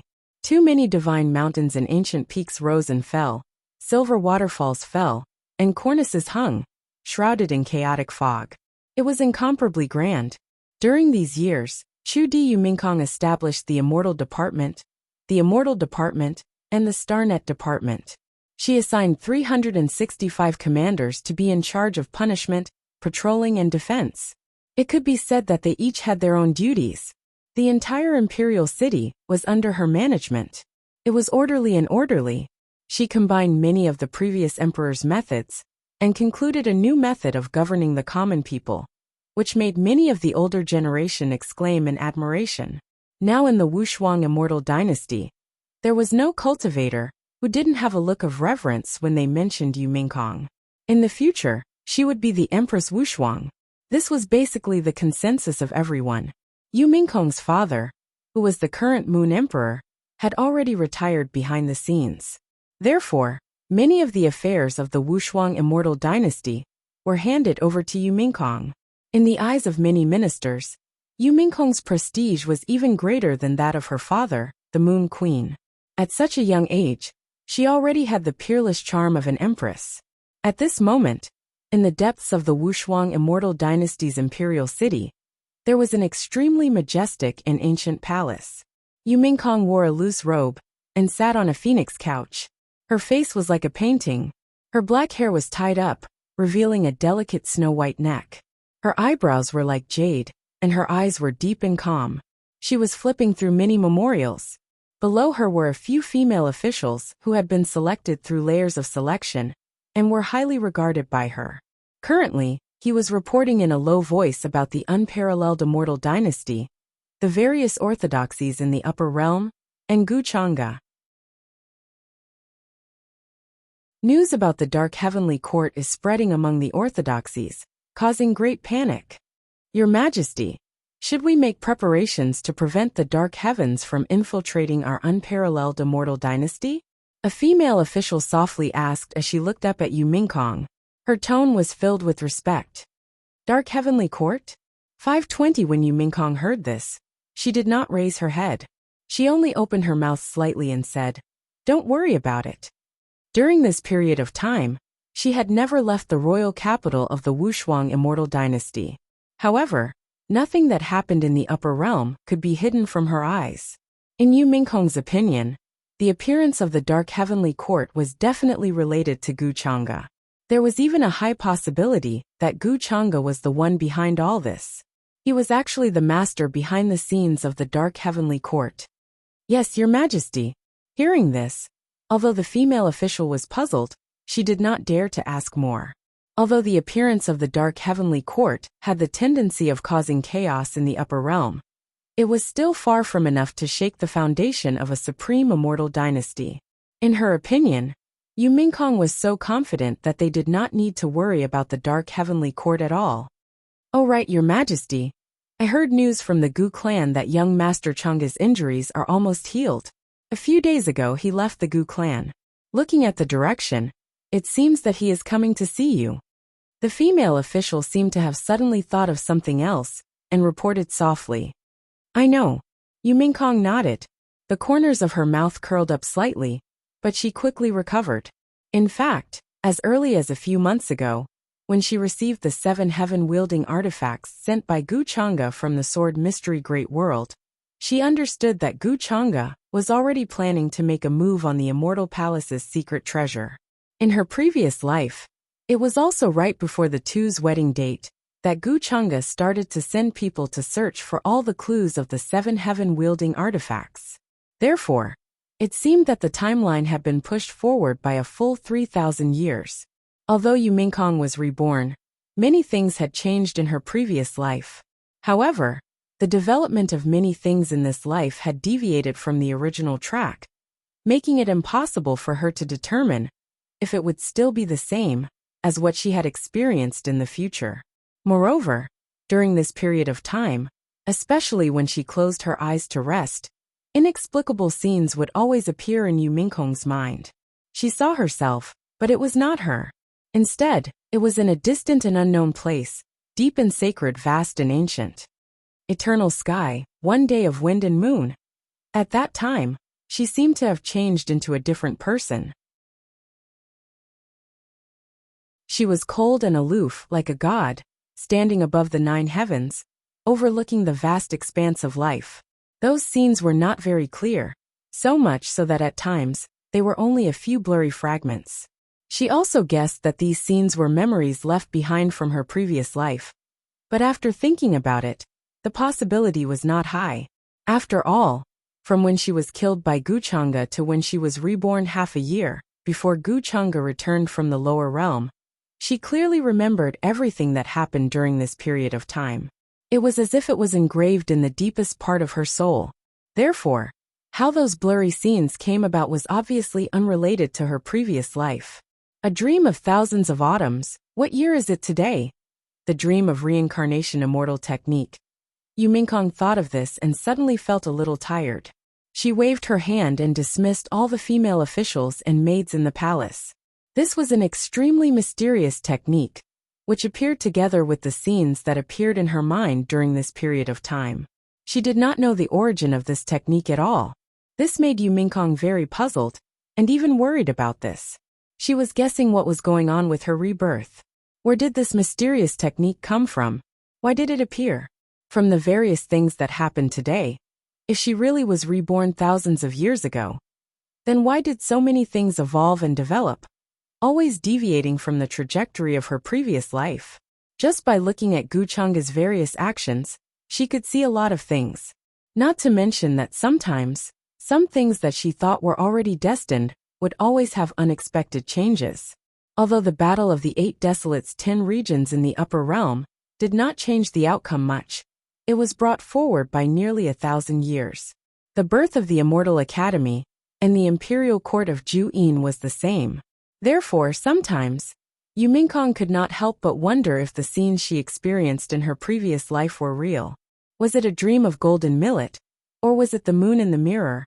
Or the butterfly in Zhuangzhou's dream? Or was it a corner of the future that she caught in the unseen?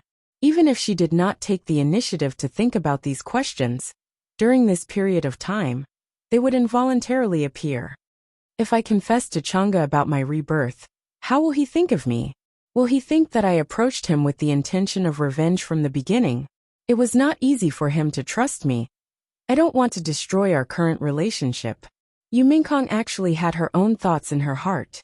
Regardless of whether her rebirth was real or not, her current relationship with Gu Chang'e could not be faked.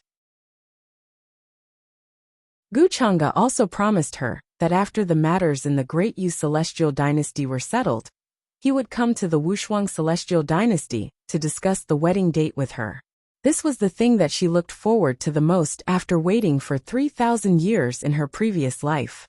Now that it was in front of her, and was about to be within reach, she was a little worried about her gains and losses. Just as Yu Mingkong's thoughts were in turmoil, outside the palace, a light laugh suddenly sounded. I haven't seen you for a few months, I miss you. Mingkong, are you missing your husband? Gu Chang'e walked over slowly with many female officials following behind her. They looked hesitant and conflicted. According to Yu Mingkong's instructions, without her permission, no one was allowed to barge in. However, the person who came was Gu Chang'e, and also Yu Mingkong's fiancé. In such a huge Wushuang Celestial Dynasty, who dared to stop him? Hence, they were also very conflicted, and were a little worried that Yu Mingkong would scold them. Chang'e, you're here? Yu Mingkong did not expect Gu Chang'e to come so quickly. She looked up with some surprise. She thought that Gu Chang'e would take a few days to arrive here. However, on second thought, Gu Chang'e's current cultivation was comparable to that of a remnant immortal. Tearing through the universe, and rushing over was also a matter of a blink of an eye. Although this journey was vast, it was nothing to him now. I'm here. Gu Chang'e smiled, and waved his hand, to signal the female officials behind him to leave. The two of them had actually been separated for a long time. Although they were in contact with each other through letters, how could it be compared to meeting again? As the saying goes, absence makes the heart grow fonder. It was not without reason. At this moment, even Gu Chang'e had a lot of things to say to Yu Mingkong. He had to admit that in the beginning, he treated this woman with the mentality of making use of her. However, as he gradually got to know her, he understood what deep feelings were. After all, he was not really heartless to face such a passionate and sincere woman, who was willing to go against the entire world for him. How could he be indifferent? I thought you would only arrive in a few days. Have you been tired from the journey? Yu Mingkong stood up from the phoenix couch. Her originally serious and beautiful face could not help but reveal a smile. She walked over naturally, and smoothed out Gu Chang'e's wrinkled collar. Gu Chang'e smiled and said, "Coming to see you, how can I be tired?" As he spoke, he very naturally held her slender waist. Yu Mingkong glanced at him, but did not pay attention to his actions. Instead, her eyes rippled with some expectation and said, You came to see me, is there something you need? In fact, she already knew the answer, but she just wanted to hear the answer from Gu Chang'e's mouth. Naturally, it's to discuss our wedding date. I don't want you to wait too long. Gu Chang'e smiled, and tucked a strand of hair on her forehead behind her ear. Don't want me to wait too long. Yu Mingkong's heart suddenly felt a little sour. If she could hear these words earlier in her previous life, then she really would not have to wait 3,000 years, and then be cruelly killed by him on their wedding night. You're not lying to me this time, right? Yu Mingkong stared blankly at him, and suddenly said softly. Gu Chang'e did not seem to notice the again in her tone. He smiled and said, Mingkong, why would you say that? When have I ever lied to you? He knew that Yu Mingkong's words were actually filled with the emotions of her previous life. However, for the sake of the harmony between the two of them, Gu Chang'e did not want to reveal the secret of her rebirth. After all, some things buried in the ground would sooner or later rot and scatter, as long as they were not dug up. Just like how Yu Mingkong had always known his methods, how he had previously trapped and killed many supreme martial artists, how he had put the blame of the inheritor of the demonic arts on others. But she had never said anything, pretending not to know. Between the two of them, from beginning to end, they had maintained this tacit understanding of clearly knowing everything, but pretending to be ignorant in front of each other. You've lied to me about many things. Yu Mingkong also quickly noticed the loophole in her words just now. However, she did not care. She glared at Gu Chang'e and said, You've never told me about the relationship between you and the saintess of the human ancestor palace, Jiang Chuchu. When you went to the Yao realm, you were also entangled with the Yao realm's empress Shi Yao. You also did not tell me, and don't say anything else. I know everything. Gu Chang'e felt a slight headache. Then he gently shook his head and smiled, saying, If you want to know, I can tell you. But I think that you would not care about these things. When did even you become jealous? I also think that I would not care. After all, whether it is now or in the future, I will be your legal wife, and the others can only be considered concubines at most. But when I think about how when I am not by your side, there will always be orioles and swallows around you, I will even want to kill them. Yu Mingkong also shook her head, and said this in a very calm tone. Her personality had always been strong and domineering. In some aspects, she was even a little indifferent, so it was not surprising that she would do such a thing. Moreover, Gu Chang'e had not reached the level of indifference that was carved into his bones like in his previous life. He had always welcomed all kinds of beautiful women around him. Then why don't you always stay by my side? Gu Chang'e could not help but chuckle when he heard this, as if he did not hear the hidden bitterness in her words at all. But you will eventually leave the upper realm. If I leave with you, who will take care of the foundation that you have built all these years? Or do you not care at all, and just let the foundation that you have destroyed collapse just like that? Yu Mingkong shook her head and rolled her eyes at him. She understood the meaning of Gu Chang'e's teasing. With Gu Chang'e's cultivation at this level, he would break through the immortal Dao realm sooner or later.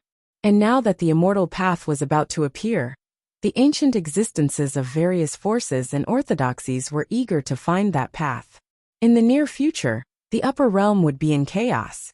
Gu Chang'e would definitely take this opportunity to take that step, and then leave the upper realm. Therefore, she had to think of a way to at least let Gu Chang'e leave without any worries. Mingkong, you are so kind, so considerate of me. Hearing Yu Mingkong's words, Gu Chang'e was stunned at first. Then he smiled and could not help but reach out and pull her into his arms. In fact, he did not expect Yu Mingkong to have this plan long ago, and he was still a little touched in his heart. With a wife like this, what more could a husband ask for? In the next few days, Gu Chang'e stayed in Yu Mingkong's bedroom leisurely, and did not show up. Although many cultivators in the Wushuang immortal dynasty knew that Gu Chang'e was here, no one dared to come and disturb him. Even the Moon Queen and many ancient existences of the Wushuang immortal dynasty were happy to see this scene.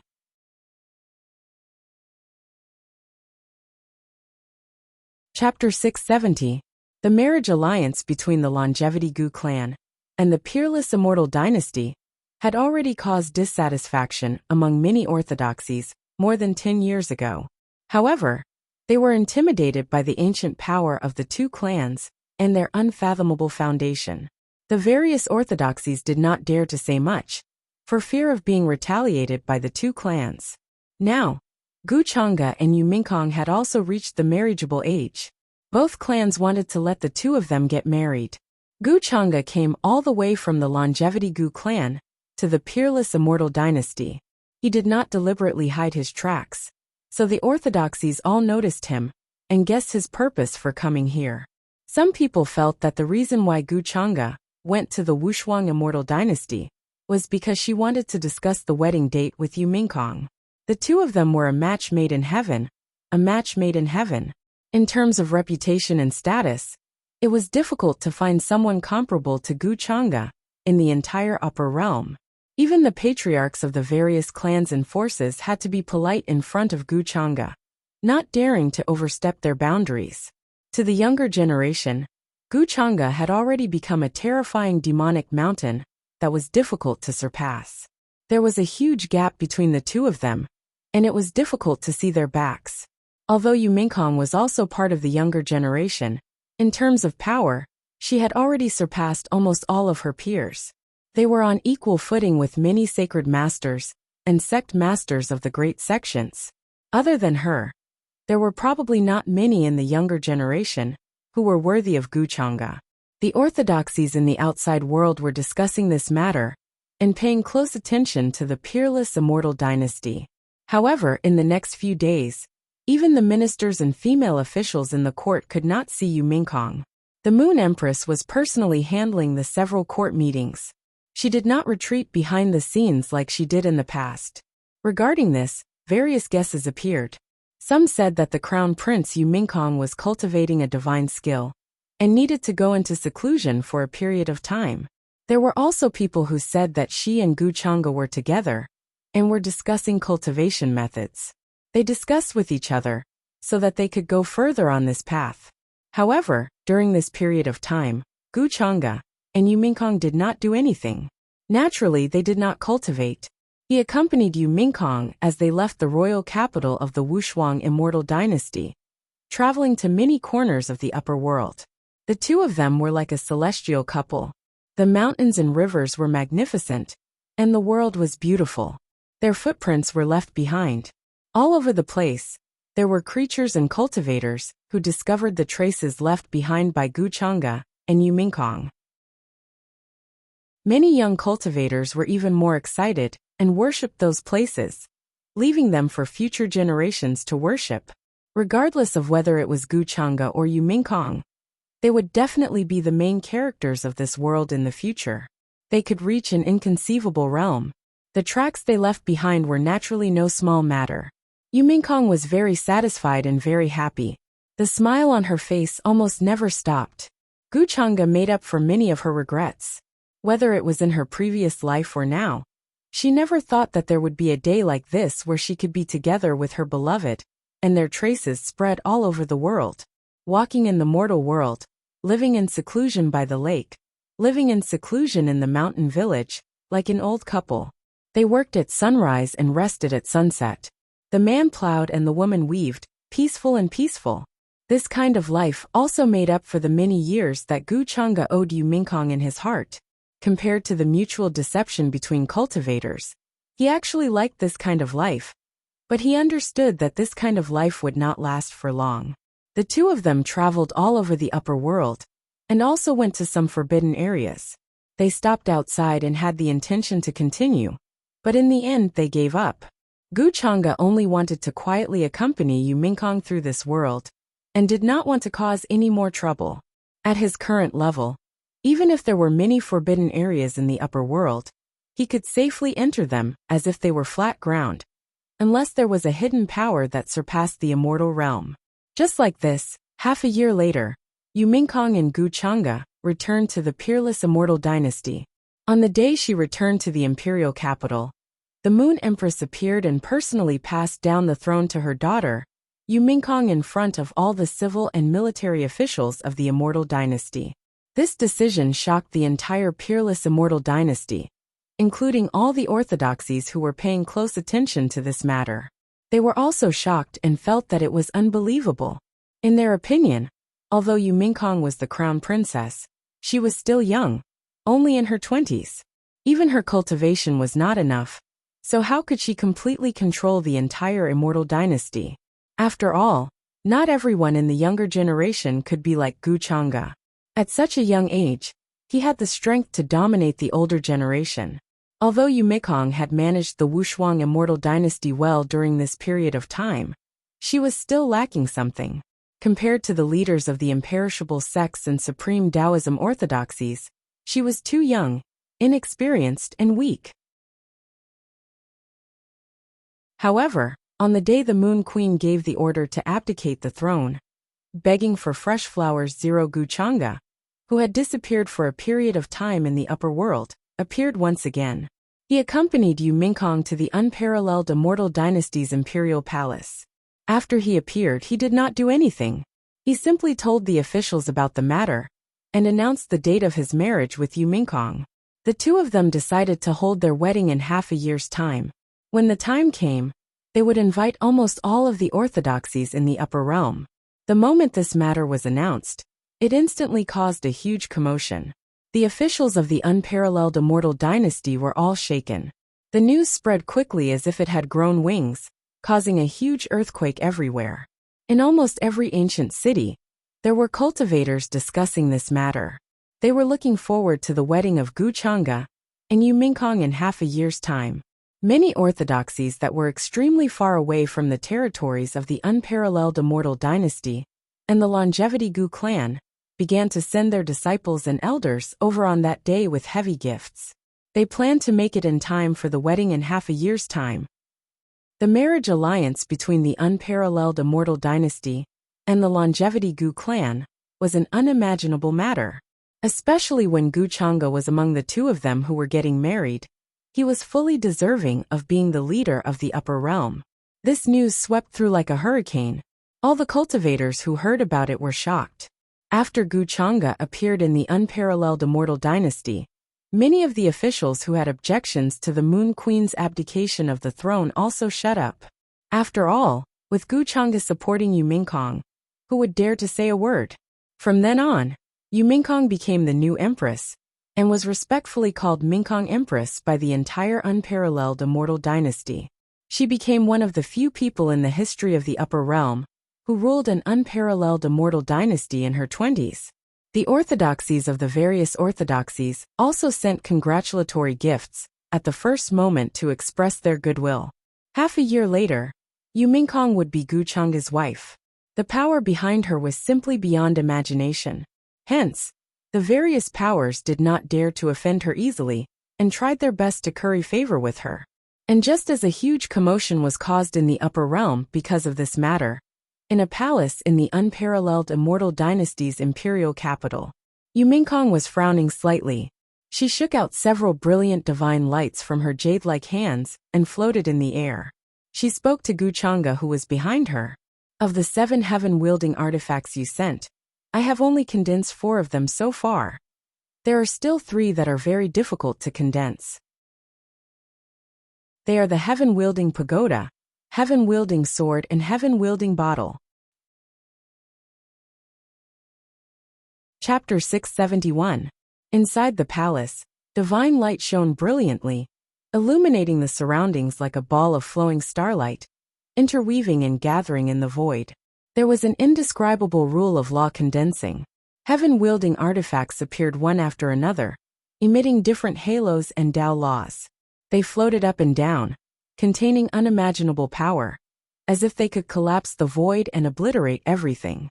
These were heaven-wielding artifacts that had been passed down since before the immortal ancient era. They were known to have the power of heaven-wielding, and the refining method was unknown. There was even a saying that the heaven-wielding artifacts were innate objects. However, such sayings were very rare. As for whether it was true or false, there was no way to know. Gathering 7 heaven-wielding artifacts could even condense a heaven-wielding key to open the Immortal Palace's secret treasure. The Immortal Palace's secret treasure had always been a rumor in the upper realm for countless years, because it involved the Immortal Palace before the Forbidden Era. At that time, the immortal domain and the upper realm had yet to be separated. The entire world was ruled by the Immortal Palace. Its territory was endless, unimaginable. All the cultivators and creatures were the citizens of the Immortal Palace. They were protected and worry-free for thousands of years. If it wasn't for the great calamity that swept through the entire world, causing the Immortal Palace to collapse and the river of time to dry up, everything would have collapsed in the chaos. Even the world was buried and destroyed, becoming a taboo era. No one dared to mention it again. The people of the later generations called that era the Forbidden Era. And the Immortal Palace's secret treasure was the treasure that the Immortal Palace had accumulated over countless eras. The immortal treasures and divine objects hidden within exceeded the imagination of all the cultivators in this world. To put it bluntly, if the news of the Immortal Palace's secret treasure leaked out, it would definitely set off a boundless rain of blood. Perhaps even the immortal domain would be alarmed. Only by gathering all 7 heaven-wielding artifacts could it be possible to find the location of the Immortal Palace's secret treasure. However, during this period of time, Yu Mingkong had used many methods and only condensed 4 heaven-wielding artifacts. If she wanted to completely condense all 7 heaven-wielding artifacts and refine the key, she would need to spend more time and effort. It's fine. Leave the heaven-wielding sword, heaven-wielding bottle, and heaven-wielding pagoda to me. It seems that I have underestimated the difficulty of this matter. However, there is no need to rush now. I'm afraid that the treasure of the Immortal Palace is not in the upper realm. Gu Chang'e shook his head and said. He looked at the many halos that were flashing gently in the void. With a sweep of his sleeve, he collected them all. Since Yu Mingkong couldn't refine the key now, he could only wait until there was time. Chang'e, do you think the secret of the Immortal Palace is real or fake? Why did the celestial palace that once ruled the heavens collapse? Even the immortal master of the celestial palace was buried in the river of time. Yu Mingkong frowned and couldn't help but ask. In truth, from the perspective of origins, the Wushuang immortal dynasty had a great connection with the immortal palace of the past. When she was young, she had flipped through ancient scrolls and learned of the death of the immortal palace lord. At that time, she was extremely shocked.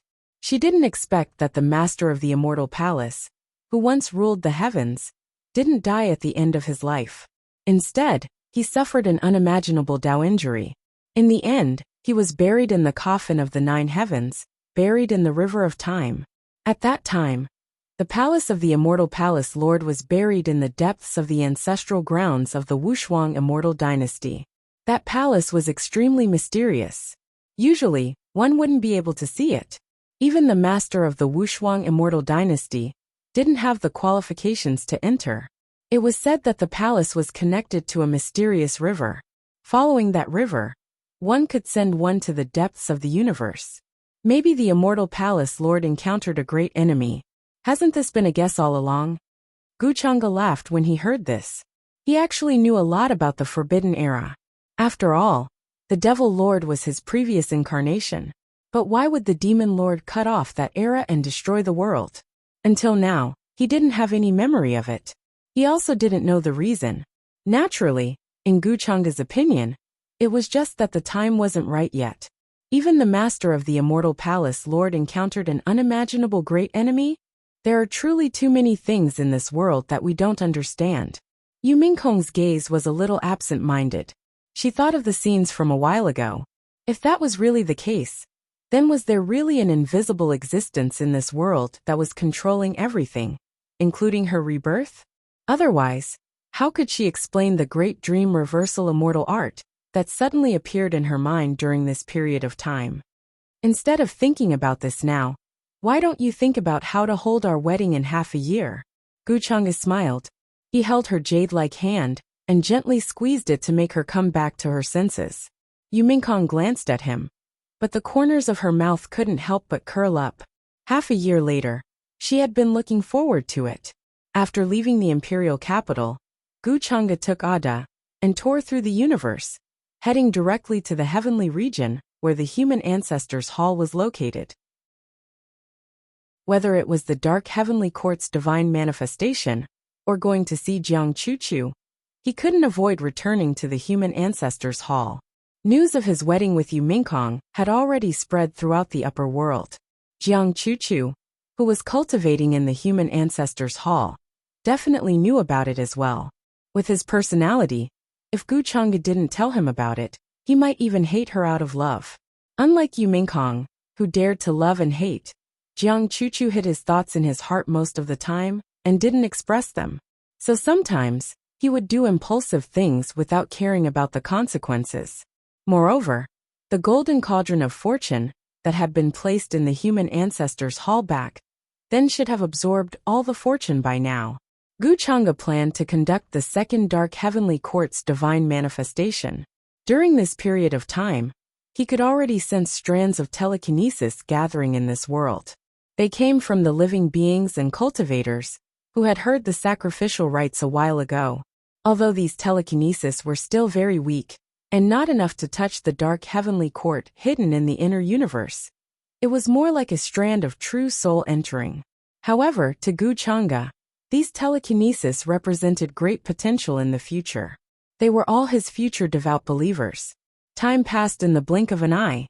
Half a month later, in the human ancestors' hall at the center of the heaven region, Jiang Chuchu, who was dressed in white and had black hair like a waterfall, sat cross-legged in the hall with a cold and calm expression.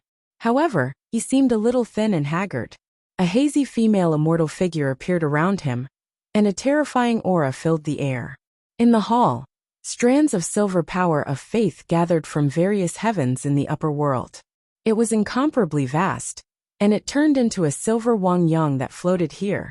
During this period of time, the Yin Heaven's calamity in many places had been quelled, and the human ancestors' hall's reputation had risen to another level. However, at this moment Jiang Chuchu, who was sitting cross-legged with her eyes closed, suddenly let out a muffled groan. Her face suddenly paled, and dark red blood stains spread out on her white robes. It was extremely glaring. She slowly opened her eyes. Her originally clear eyes were now filled with tiredness and blood. "Am I possessed again?" Jiang Chuchu murmured softly. She frowned slightly, as if asking herself. However, very soon, she took out a clean handkerchief and wiped the bloodstains at the corner of her mouth. She looked very familiar and natural. During this period of time, she had always found it difficult to enter a meditative state. Even if she forced herself to enter a meditative state, she would be disturbed by various distracting thoughts that appeared in her mind. This was something that she had never dared to imagine in her past years of cultivation. She had the 7 orifices exquisite immortal heart, and she had the talent to see through all the truth and falsehood in the world. The so-called inner demons did not exist in her eyes at all. However, in these few days, she had been possessed by the devil. Her heart was in a mess, and she could not calm down. Jiang Chuchu even felt that her Taoist heart was broken. It was no longer as perfect as before, and many cracks had appeared on it. He's going to marry his fiancée in half a year's time, but he promised that he'll marry me. When she thought of this, Jiang Chuchu's eyes suddenly became a little dazed, and the light in her eyes dimmed. She clutched her chest, feeling waves of suffocation and discomfort.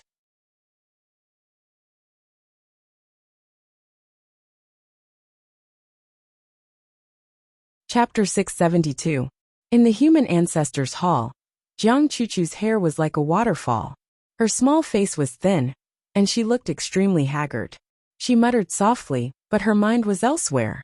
All this time, she had been telling herself that Gu Chang's fiancé was Yu Mingkong. Both of them had completed their cultivation, so it was only natural that they would hold their wedding half a year later. What did this have to do with her, an outsider? However, she could not hide the disappointment, confusion, unwillingness, and helplessness in her heart. Everyone in the upper realm knew about the relationship between Gu Chang'e and Yu Mingkong. She was the saintess of the human ancestor hall, representing purity and purity. She was untainted by the mortal world. So how could she possibly fall in love like a mortal? How could she fall in love with the great demon Gu Chang'e without hesitation? Moreover, she hated Gu Chang'e to the core from the very beginning. She was also very familiar with Gu Chang'e's background. Gu Chang'e was the most well-hidden inheritor of the demonic arts. He was the driving force behind the changes in the upper realm. He was an out-and-out demon. Not only did he kill the young supremes of various clans and steal their origins, but he also schemed against the human ancestors' reincarnation and destroyed it in the lower realm. He then replaced it. Countless cultivator orthodoxies in the upper realm were toyed with in the palm of his hand. Such a person was destined to stand on the opposite side of her, to be her enemy from the moment she was born. However, in the end, she fell in love with him as if fate had played a trick on her. She could not extricate herself from this, and was obsessed with him. "Your Highness, Saintess, what happened to your Dao injury?" Just as Jiang Chuchu's heart was filled with melancholy, the elders outside the hall heard the commotion and walked in. They could not help but sigh softly when they saw her haggard appearance. During this period, they had seen Jiang Chuchu's various abnormalities. Naturally, they knew what was going on. As the human ancestors' hall saintess, she fell in love with a man. Furthermore, this man turned out to be Gu Chang'e, whose power and influence shook the entire upper realm. Jiang Chuchu should never have fallen in love with Gu Chang'e, especially when Gu Chang'e had another identity, which was the reincarnation of the human ancestor. Many of the human ancestors' hall elders knew that the human ancestors' reincarnation was a lie. It was only to stabilize the pious hearts of the upper realm's cultivators and living beings. However, to the outside world, Gu Chang'e was the reincarnation of the Ren ancestor.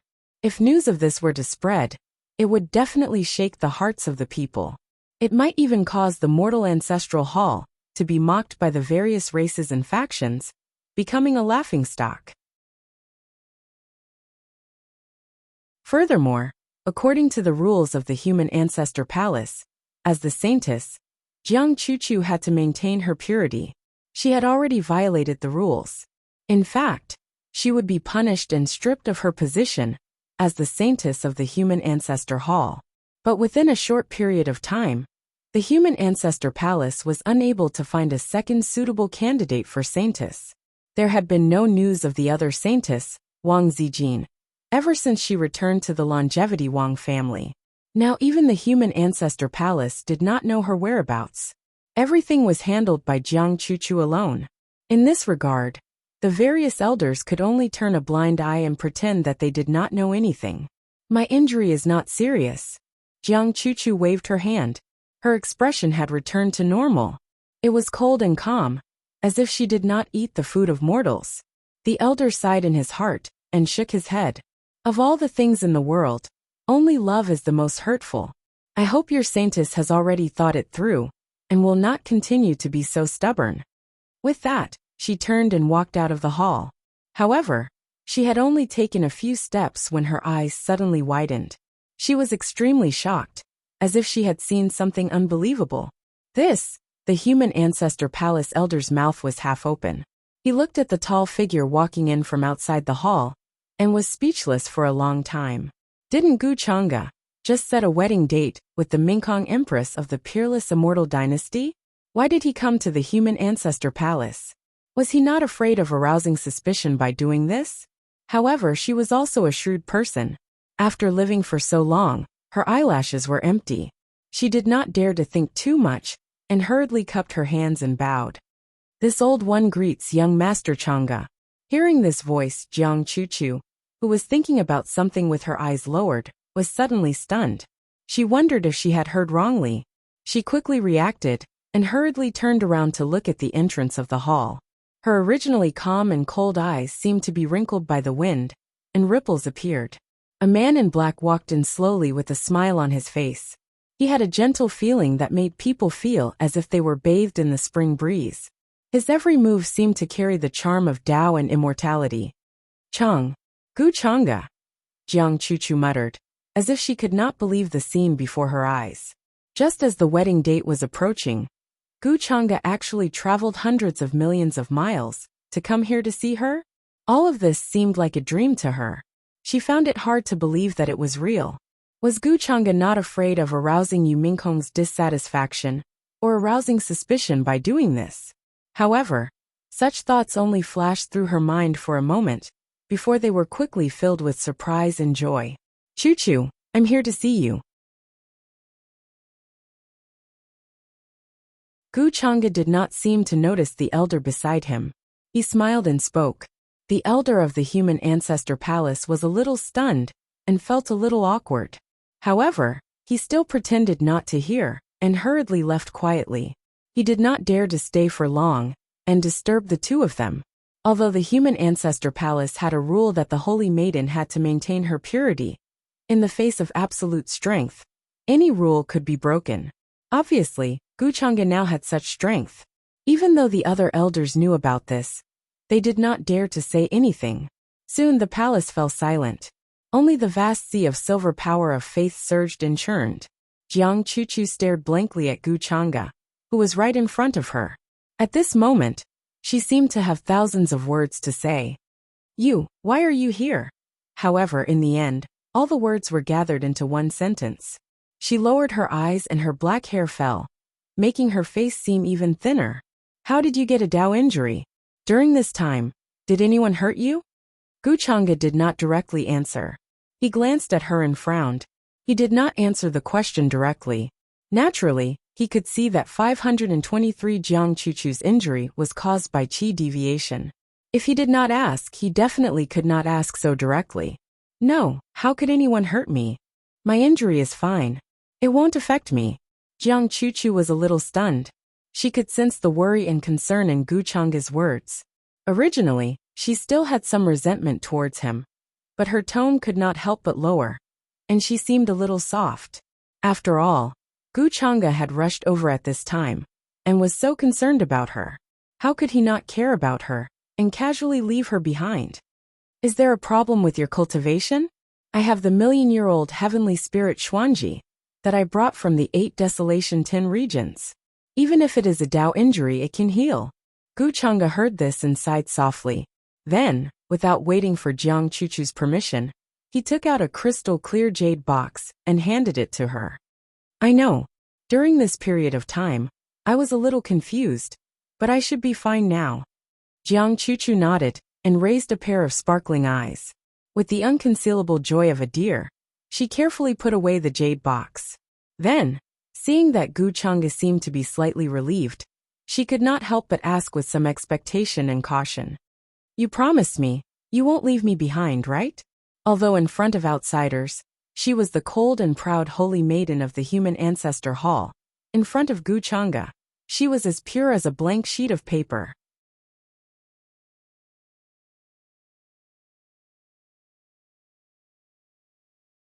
Chapter 673.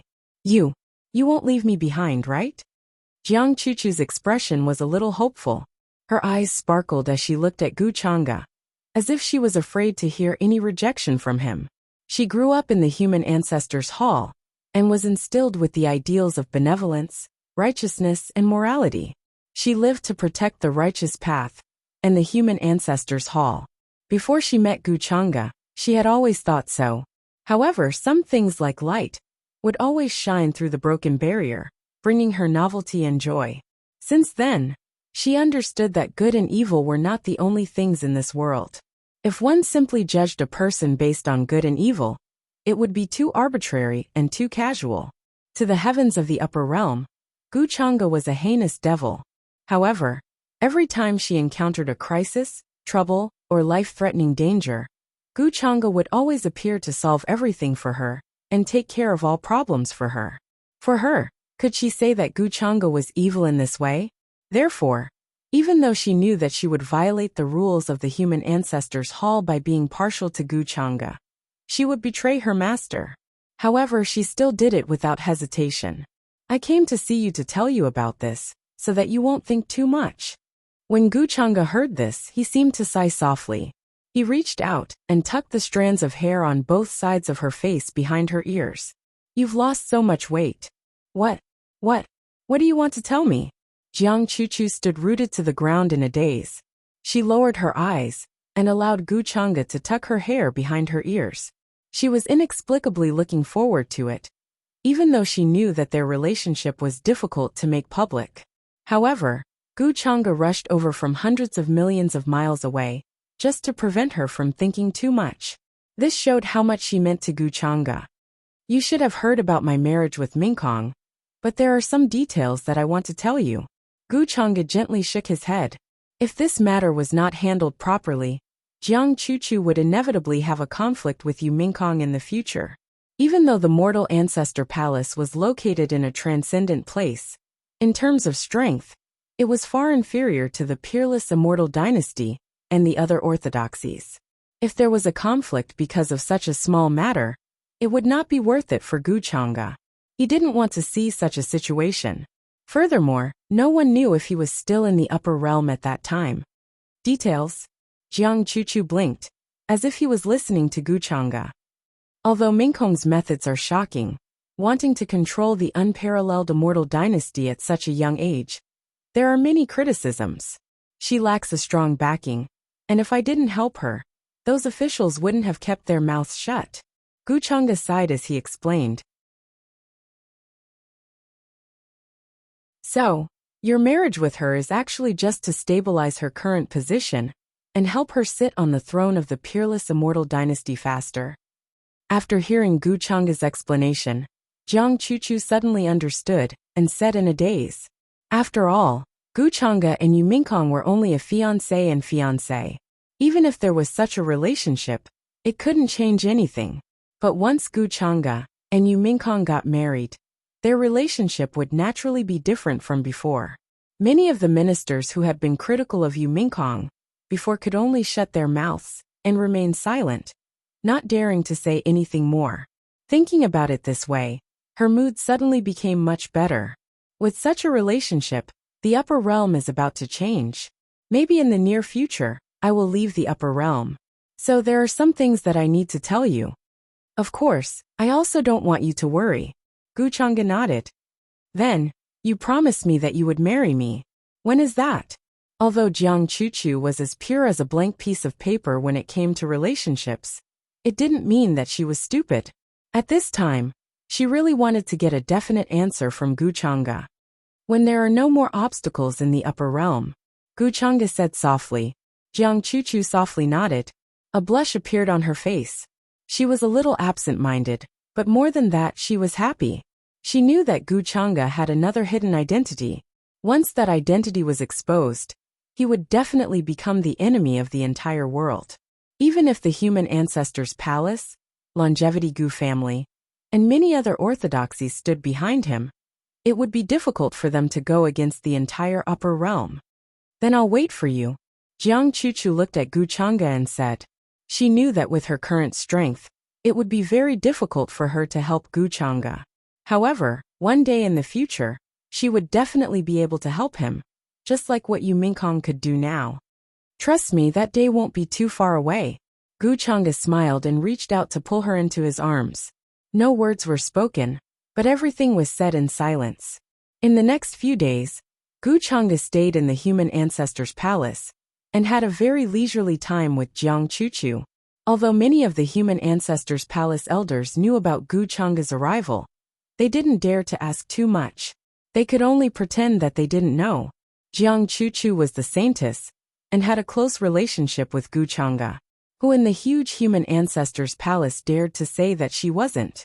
Even those ancient existences who were part of the foundation turned a blind eye to it. During this time, apart from accompanying Jiang Chuchu in cultivation and discussing the way, Guchanga actually didn't idle around. He had placed the golden cauldron of destiny in the human ancestors' palace a long time ago. Now it had gathered and condensed a lot of power of faith. The power of faith was enough for him to make the dark heavenly court appear in the human world again. Moreover, Guchanga had other plans. The upper realm was the hub of all the worlds in the heavens, and was connected to hundreds of millions of lower realms. In those hundreds of millions of lower realms, there was no lack of existences similar to children of destiny. Therefore, he could try to absorb those children of destiny as his believers, and strengthen the dark heavenly court's power. After all, along the way, many children of destiny had died at his hands. There were endless children of destiny from various sections. Guchanga was also very familiar with these methods. Therefore, it was not difficult for him to find those children of destiny in the hundreds of millions of lower realms. Although it sounded crazy to gather believers from all over the heavens and lower realms, it was a piece of cake for Guchanga now. Condensing a Dharma body of faith doesn't mean much to me now. The power of faith can be used as a medium. Through this medium, I can create something similar to a gold finger. Then, let's rain down a gold finger. In the Silver Palace, Guchanga sat cross-legged. His eyes were deep, and many terrifying scenes were evolving in them. There was a vast aura surging around him, as if ancient worlds were rising and falling. He said softly with a thoughtful look in his eyes. A golden cauldron of destiny stood in the center. It was simple and majestic and ancient. Hundreds of millions of strands of silver power of faith gathered. This was the power of faith that the human ancestors' palace had absorbed and gathered over many eras. The amount was unimaginable, like a boundless ocean. With a thought from Guchanga, an inexplicable power of laws appeared in the space in front of him. Then, there seemed to be an invisible net that spread out between the heavens and the earth, crossing hundreds of millions of miles in an instant. At this moment, countless cultivators and living beings in the entire upper realm had a feeling in their hearts. It was as if there was a voice in the unseen world telling them to chant the true name of a certain supreme existence, and to find a certain world, they could obtain eternal life. Hundreds of millions of strands of silver light fell into the hundreds of millions of lower realms. It was like a silver rain of light. In those lower realms that were infinitely far away from the upper realms, there were youths who suddenly found mysterious ancient rings and broken jade bracelets. There were also people who mistakenly entered strange ponds and obtained ancient techniques.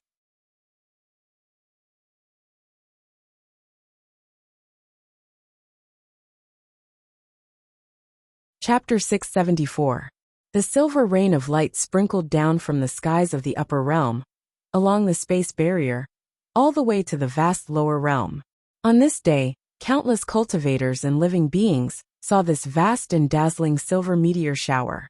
Some powerful cultivators tried to deduce its origin, but in the end, they suffered a great backlash and were extremely shocked.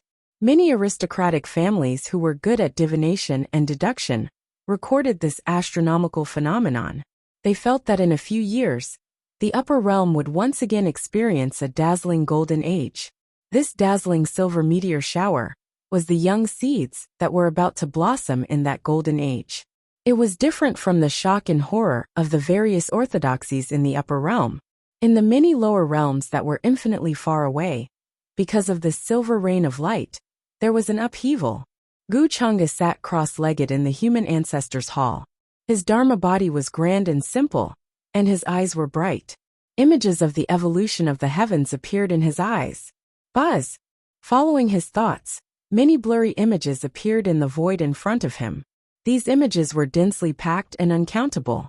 It was as if they were connected to the world of an unknown dimension, and there were billions of living beings and cultivators reflected in them. This is a Goldfinger rain specially bestowed upon them. But how many children of destiny can really reach that step? Gu Chang'e said softly. There were billions of karmic threads in the unseen world, spreading from him to the myriad realms. Although this Goldfinger rain was just a whim of his. However, at his current level, every move and thought would produce unimaginable 527 consequences. With the power of faith as a medium, he would shape the Goldfinger and guide the children of destiny in the myriad realms to become his believers. The consequences of this slight action could be said to be as unimaginable as landslides and tsunamis. However, Gu Chang'e was looking forward to the arrival of that day. Jiang Chuchu was a little confused. She did not understand what Gu Chang'e was doing. From her point of view, the images reflected seemed to come from the corners of the heavens. There was a bustling mortal world, a myriad of living beings, and an incomparable mix. She understood that this was the use of the power of faith. The human ancestors' hall's martial arts legacy could do the same, but it could not manifest the entire heavens like Gu Chang'e. Not only did this require a huge amount of faith power as a medium, but it also required a terrifying amount of spiritual power to support it. An ordinary Tao attainment cultivator would most likely be far from being able to reach this level. Interesting. At this time, Gu Chang'e's eyes suddenly reflected an image, and he couldn't help but exclaim in admiration. What's wrong? Jiang Chuchu came up to him curiously and stared at the image in front of him. I saw an interesting young man. Maybe he will give me a big surprise in the future. Gu Chang'e said with a smile, his eyes warm. The scene in front of him was very blurry and unclear. He could only see a faint outline. There was a heavy downpour between heaven and earth, making it look extremely gloomy. A young man in ragged clothes, covered in blood, was being pursued. His face was filled with anger and arrogance. Even though the road in front of him was a cliff, he still refused to give up, and continued to fight with the people pursuing him. This should be some distant lower realm, right? Looking at these images, Jiang Chuchu frowned.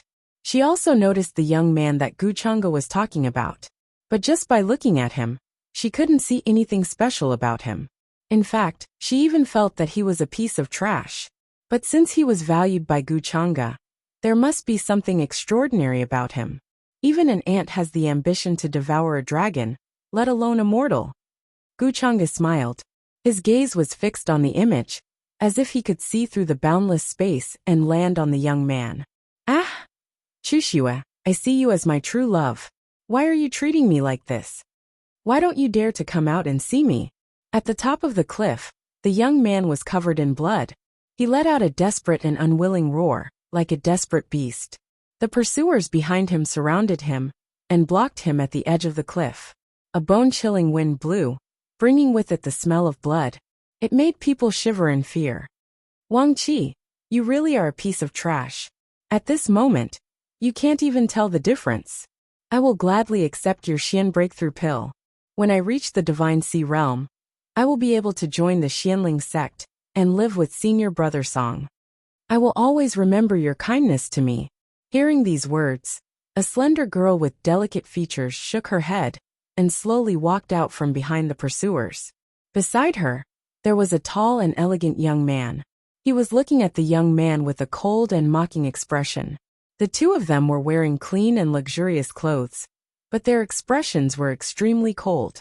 They were like people from two different worlds compared to the embarrassed young man in front of them. When the young man named Wang Qi saw the two of them appear, his eyes were filled with hatred.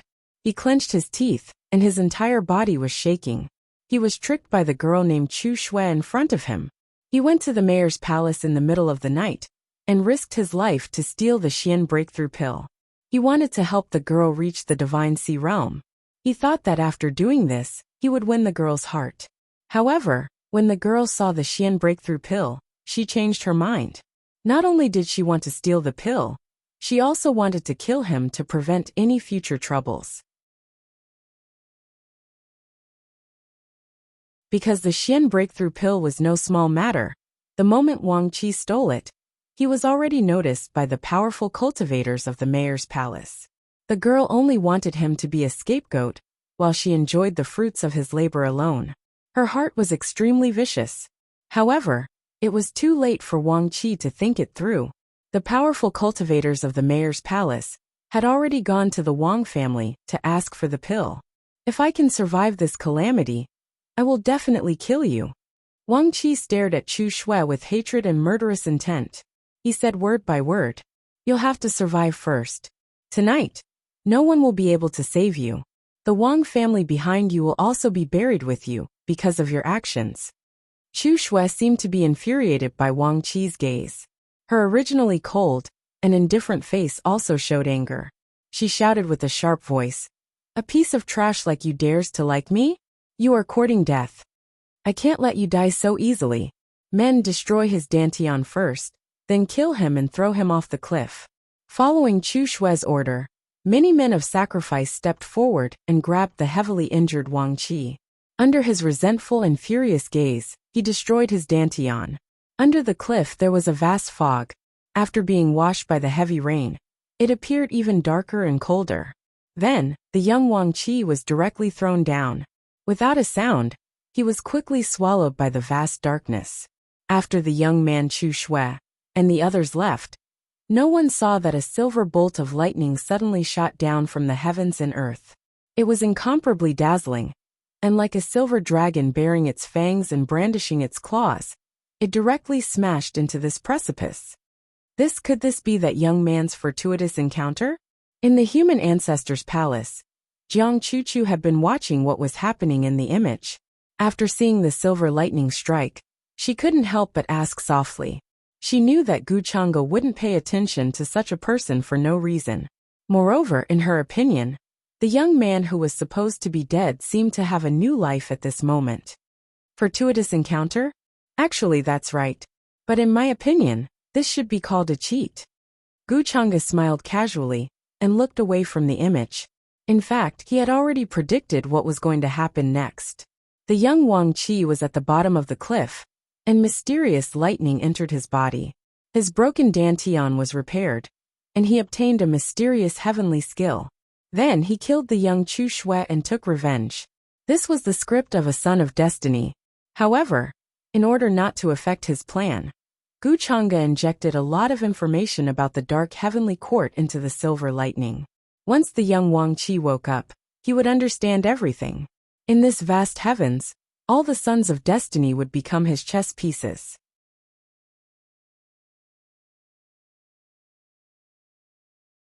When Jiang Chuchu heard this, she nodded, not fully understanding. She felt that Gu Chang'e seemed to have a deeper meaning. However, this was not something that she should consider. The next son of destiny. Gu Chang'e then looked at the other images. There were actually many sons of destiny like Wang Qi. They were born with the destiny of a world, and could stir up thousands of storms. Moreover, a great world would not only give birth to one son of destiny. To Gu Chang'e, this was not only his chess piece, but also a good tool for him to harvest destiny. After staying in the human ancestor's palace for almost a month, Gu Chang'e finally left. Although Jiang Chuchu was very reluctant to leave, she didn't insist on staying. To her, she was already very satisfied that Gu Chang'e took a month to accompany her despite his busy schedule. She didn't want to ask for more. After leaving the human ancestors' palace, Gu Chang'e originally planned to go to the Peach Village to see his cheap disciple Yao Yao. However, considering that Gu Xian'er's whereabouts were unknown, it wasn't very appropriate for him to go to the Peach Village, so he gave up.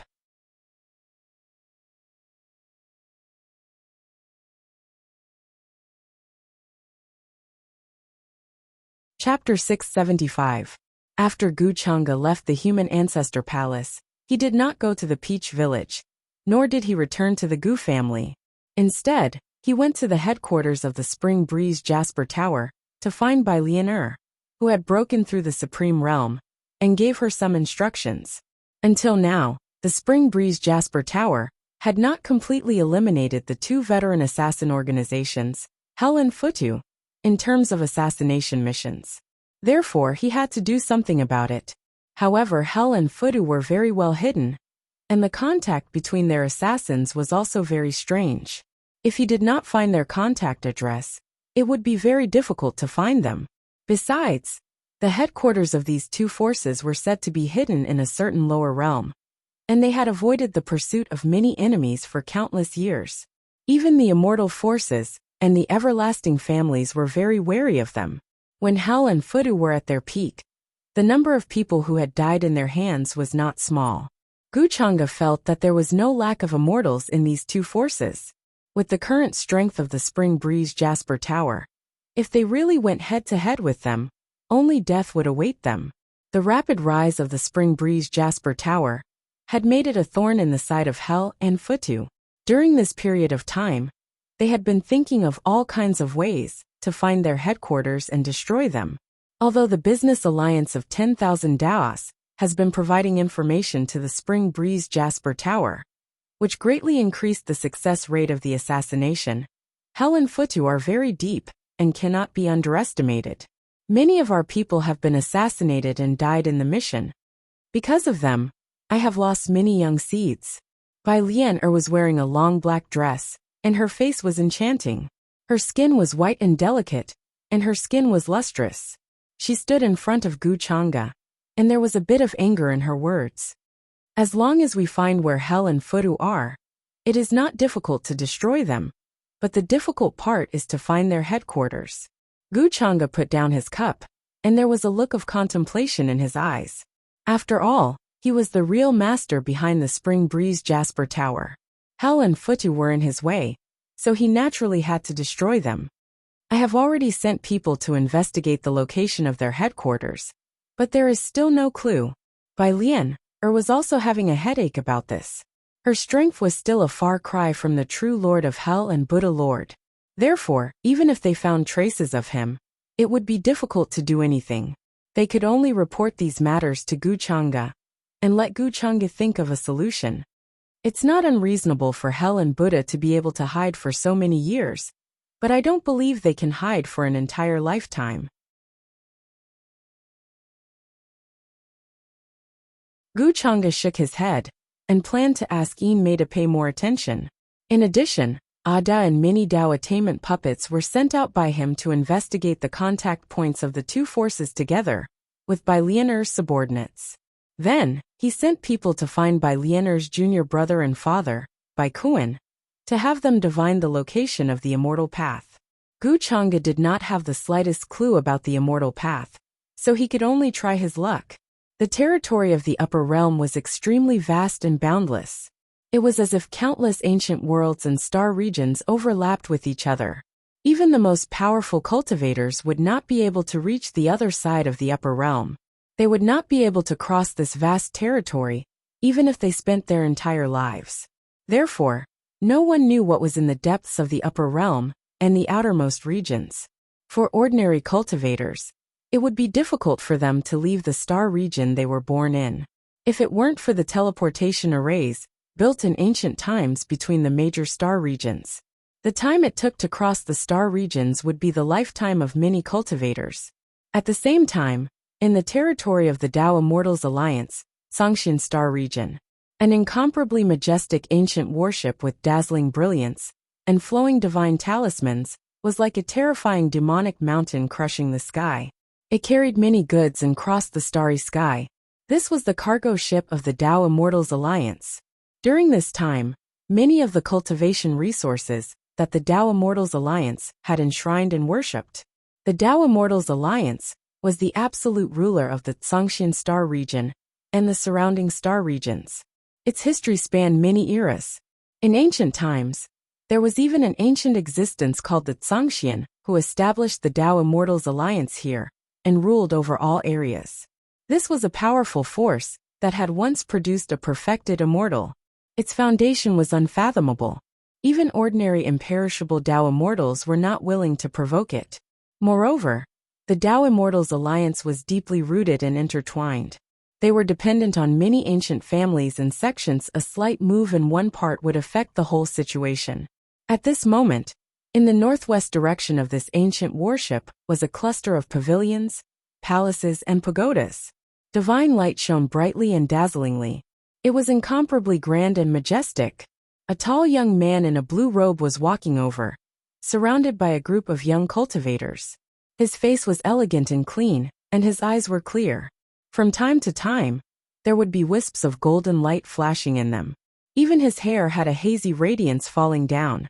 His entire person exuded a transcendent aura. He was one with heaven and earth, natural with Tao. His state of mind was peaceful. Even his walking and breathing seemed to carry some kind of special Tao rhythm. Many of the older generation around him could not help but feel a little shocked when they saw this blue-robed man. Their expressions changed slightly, and then they retreated. As the Taoist of the Tao Immortals Alliance, Lan Yifei kept a low profile in front of them. However, in this azure immortal starfield, there was no one who did not know of him. He rarely made a move, but every time he did, it was extraordinary. Some time ago, someone even saw him enter an abandoned starfield and subdue a quasi-supreme ferocious beast as his mount. One had to know that among the current younger generation, apart from Guchanga, the strongest person with the cultivation base was only at the Supreme Saint realm. Moreover, they were those ancient freaks with special bloodlines that had been sealed since ancient times. Among the current generation of prodigies, there were not many who had the strength of a Supreme Saint. Lan Yifei's physique was very special and mysterious. Almost no one knew about it. They only knew that he seemed to be able to borrow the power of all things in heaven and earth. It could be said that he was invincible. Even when facing a powerful enemy that he could not fight, he could think of a way to escape unscathed. It's said that the Taoist is in charge of escorting the goods of the Tao Immortals Alliance this time. I wonder what's in the goods that the sect is so concerned about. On the ancient warship, a cultivator from the Tao Immortal Alliance couldn't help but whisper when he saw Lan Yifei leading his junior brothers and sisters, begging for fresh flowers. Not only were there people from the Tao Immortal Alliance on the ancient warship, but there were also other orthodoxies and many itinerant cultivators. However, other than the people from the Tao Immortal Alliance, no one else dared to approach the area responsible for escorting the goods on the battlefield. They could only guess in their hearts. It's all thanks to senior brother Lan. Otherwise, we definitely wouldn't have been able to discover such a large mining area. There's actually millions of years of profound jade immortal essence hidden within it. If we can successfully escort this batch of mysterious jade immortal essence back to the sect, we will have made a great contribution. At that time, we will definitely be praised by the elders and the sect master. Lan Yifei and the others walked towards the depths of the ancient warship. One of the many junior brothers and sisters beside him couldn't help but reveal a smile when they heard the discussions in the distance. They seemed extremely excited. When the others heard this, their bodies trembled, and their eyes revealed joy. After all, the profound jade immortal essence was an immortal treasure that could only be born in profound jade. Even if it was only a drop, it could help a cultivator to cleanse his marrow and bones and increase his cultivation greatly.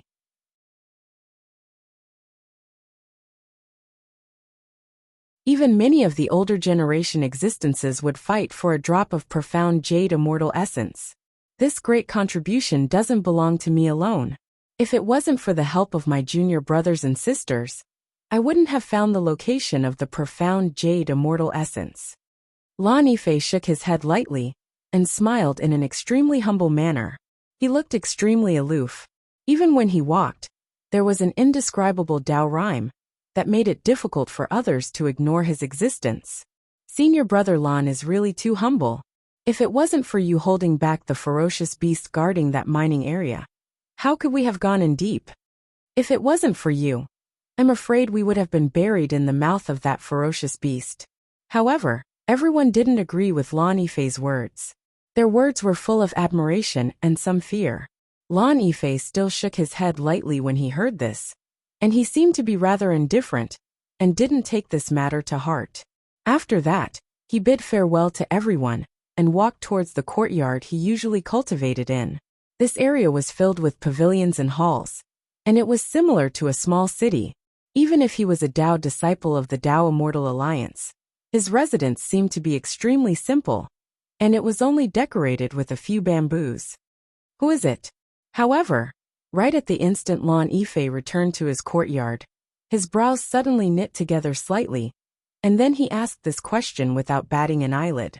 At the same time, an indescribable fluctuation of magic energy arose from his body, and then strands of the laws of the heavens and the earth surged and seeped into every single corner in the surroundings. In merely an instant, it seemed like boundless talisman markings were interweaved here, and large expanses of order surged while terrifying killing intent filled the surroundings. As expected of the true Tao physique, you were born in harmony with the Tao and fused into one with the heavens and the earth. Your perception is shocking. I was almost killed by you when you pursued me that day. Did you ever think that I would be able to escape death? A calm and indifferent voice resounded. It didn't differentiate between a man and woman, and it was even to the extent that others were unable to distinguish its direction. It's you, the inheritor of the devil technique? Lan Yifei seemed to be slightly surprised when he heard this voice, and his brows raised before he shook his head and said, "No, it's you. But you aren't the inheritor of the devil technique. Who exactly is the true inheritor of the devil technique? He wouldn't be so weak like you."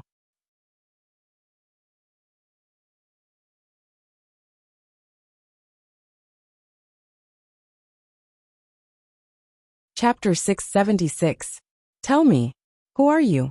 Or are you just a pawn used by the true inheritor of the demonic arts to deceive others? Even if you survived, you're no match for me now. You were able to escape back then. So do you think you'll be so lucky today? In the quiet courtyard, Lan Yifei stood with his hands behind his back and spoke lightly. His whole body seemed to be surging with endless light. He was extremely confident. He did not turn around, but there was a faint smile on his face, as if he knew that the person was no match for him. As a true body of Dao Yuan, this extremely mysterious physique had only appeared a few times in the upper realm since ancient times. He indeed had such confidence. This physique was naturally compatible with the path. When one was born, the true vitality of Tao was born in the body and could absorb the power of all things in the world. As long as one's spirit was not destroyed, one's magical power would not be exhausted. It could be said to be endless and invincible. Even if he faced an opponent who was far stronger than him, he had the means to protect himself and escape. He was not worried about dying. Previously, he did not know what happened, but the news of him possessing a true body of Dao Yuan was accidentally leaked. Then, when he was out on a trip, he was ambushed by the inheritor of the demonic arts. Originally, because of the many rumors, Lan Yifei was extremely afraid of the inheritor of the demonic arts. He knew that his origin was very rare and precious. If word got out, he was bound to be coveted by the inheritor of the demonic arts. Therefore, when he was ambushed by the inheritor of the demonic arts, he was prepared to fight to the death. However, he did not expect that he had greatly overestimated the strength of the inheritor of the demonic arts, who came to ambush him. His opponent's cultivation base was even lower than his by a large margin. In the face of such an opponent, Lan Yifei did not dare to be too relaxed. After all, a person's reputation was like a tree's shadow. Who among the younger generation in the upper realm would not be afraid of the inheritor of the demonic arts?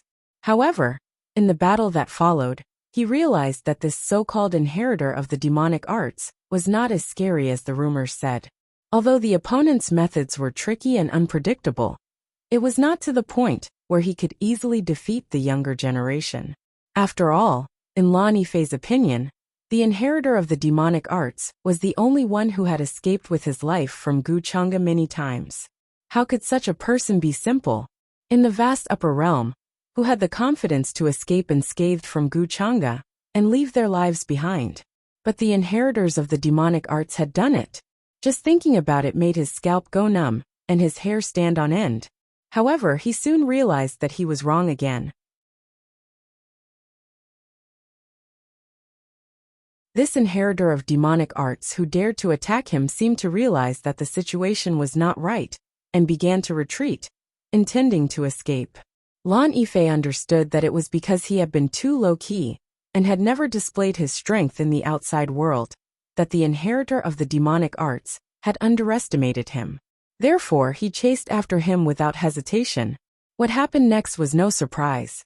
After a round of battle, this inheritor of demonic arts who had stirred up the winds and clouds of the upper realm was no match for him. He fled all the way and was almost killed by him. In the end, he still managed to escape to the outskirts of the Devil Mountains territory. He was afraid of the ferocious red-clothed female devil, so he decided to give up. After the incident, Lan Yifei returned to the sect. The more he thought about it, the more he felt that something was amiss. He felt that the inheritor of the demonic arts who had attacked him was only a fake or an imposter. If it was the true inheritor of the demonic arts, he would have been killed long ago. After all, in front of the true inheritor of the demonic arts, no matter what kind of physique one had, they were all prey. Since ancient times, there had never been a situation where the so-called prey could escape from the hunter's hands. Although Lan Yifei was confident in his strength, it did not mean that he was blindly arrogant. All these years of low-key cultivation, he had not made a name for himself in the outside world, because of this reason. After thinking about it carefully, he felt that he must have accidentally stumbled upon a shocking secret. He hadn't told anyone about this matter, not even the elders or his master. Until today, the inheritor of the demonic arts who he thought was a fake had appeared again, and was planning to take revenge on him. This made Lan Yifei feel that it was ridiculous. However, he wanted to know if the true inheritor of the demonic arts was hiding behind him. Who was the true inheritor of the demonic arts? You're so confident that I can't kill you this time? That I can't take your origin? A cold and calm voice sounded. It was impossible to tell whether it was a man or a woman, only revealing a dense murderous intent that made one shudder. In the courtyard, it was extremely quiet and secluded. A small bridge murmured, rockery, and pavilions were arranged in picturesque disorder. If it were not for the shocking murderous intent, this place would be exceptionally elegant. Returning to his thoughts, Lan Yifei turned around calmly and looked toward the source of the voice. Then you can give it a try. I want to know how much progress you've made in these few months. However, I want to know who you are even more, he said indifferently, appearing extremely calm and natural. He had already set up an inescapable net here, connecting heaven and earth with divine patterns, linking the rules and order, and sealing the heaven and earth. Even a fly would not be able to escape. The other party was so bold and fearless to break in like this, which made him feel that it was ridiculous and stupid. Who I am is not important. What's important is that you're going to die today. The voice in the dark was still cold and emotionless, as if it did not contain the slightest emotion. After that, a terrifying black gale swept up bursts of runes of the Great Path, and flew toward Lan Yifei. This was a shocking murderous intent that contained the terrifying sound of the Great Path, which was enough to shatter a cultivator's spiritual soul and annihilate all tangible things. However, Lan Yifei seemed to have sensed this murderous intent long ago, and raised his eyebrows. Then brilliance rushed out from under his feet, and condensed into a thick mountain of runes, blocking this shocking murderous intent. As the true body of Taoist Yuan, He was born to be one with the great path. Standing under heaven and earth, he was the favorite of heaven and earth. His mana was endless, enough to suppress everything. He could feel that the other party's strength had greatly improved compared to a few months ago. It was very likely that the other party had been instructed by an expert during the period when he was injured. However, if the other party wanted to defeat him, he was still too naive. You're no match for me. Tell me who the real inheritor of the demonic arts is, and I may consider letting you go and keeping you alive. Lan Fei said lightly. Su Qingge, who had not shown herself in the dark, frowned when she heard this. She felt that the situation was still very tricky. She thought that after this period of time in the Demon Mountain, after being instructed by the ancestor of the demonic arts, the red-robed woman, Emo-chan Hongi, her cultivation had improved a lot. Then, she could come and take Lan Fei's origin to take revenge for being hunted down. However, Lan Fei's strength was still very strong. It seemed that she was not the only one who was improving. In today's upper realm, almost every younger generation was thinking of all kinds of ways to catch up with that person. The real inheritor of the demonic arts? Even you think that I'm a fake? Su Qingge said coldly. Thinking of this period of time, she had been fooled and deceived by Gu Chang'e, and was under his control without knowing it. She could not help but have some hostility and hatred in her eyes. She knew that her hatred for Gu Chang'e was more or less influenced by Chan Hongyi. If Chan Hongyi did not tell her, she was afraid that until today, she would still be in the dark about Gu Chang'e, thinking that she was the real inheritor of the demonic arts. And he was the leader of the righteous path, the current leader of the upper realm. His celestial brilliance was as bright as the sun in the sky, and his brilliance covered all eternity. The deeper her love was, the deeper her hatred after knowing the truth.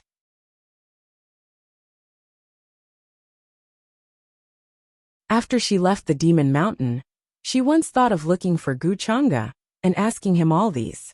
However, Su Qingge was more afraid of seeing Gu Chang'e's cold and ruthless eyes after he tore off his gentle disguise. Back then, he was the one who brought her up from the lower realm, allowing her to gradually understand this world.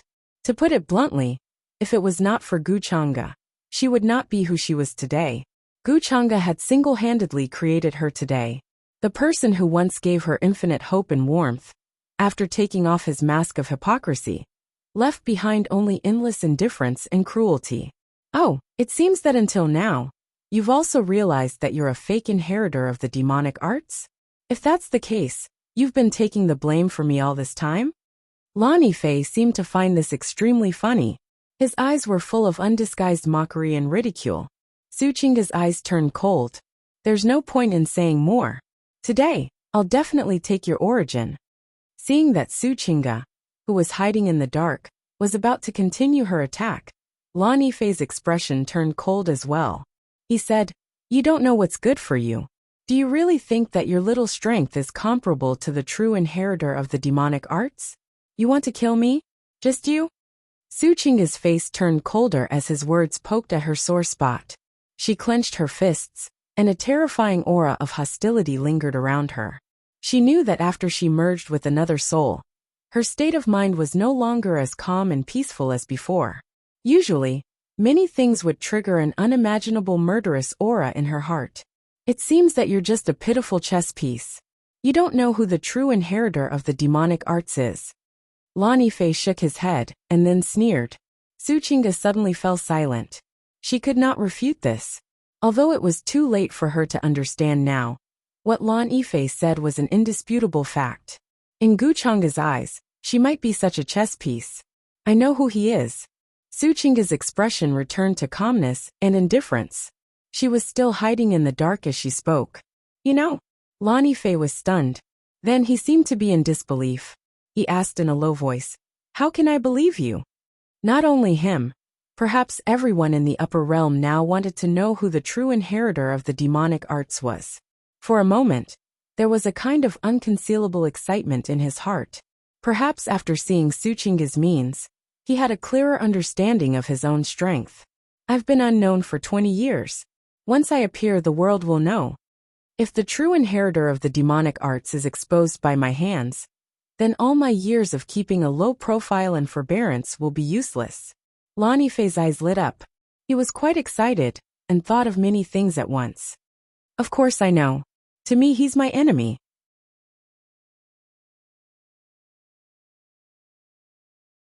Su Qingge said lightly, and put forward her request. I know you want to know who he is too, so let's make a deal. I'll tell you everything you want to know, and you'll collect the origin of physique for me as the Taoist of the Taoist Alliance. Hearing this, Lan Yifei sneered and seemed to be quite disdainful. You're really fearless.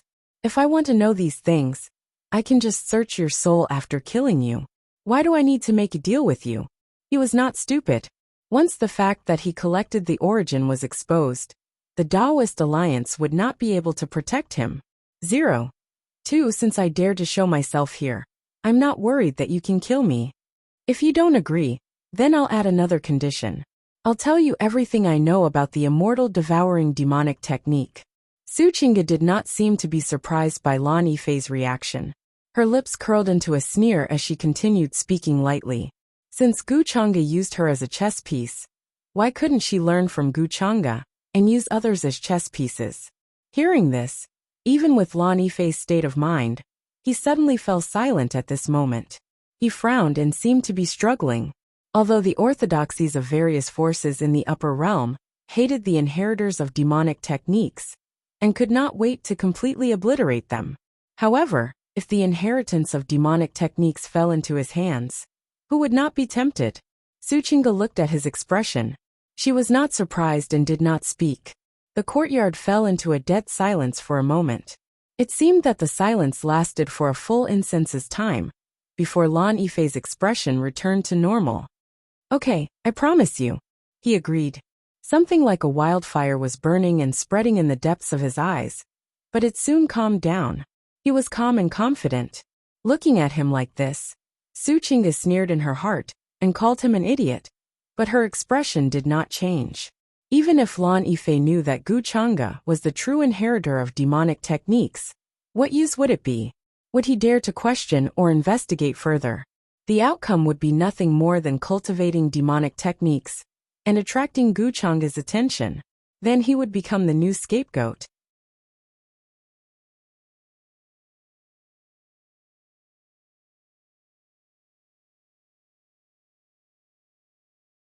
Chapter 677. Su Qingge was not surprised that Lan Yifei agreed to her condition. In the face of this taboo devil technique, even those ancient existences would be envious. It was impossible for them to wait.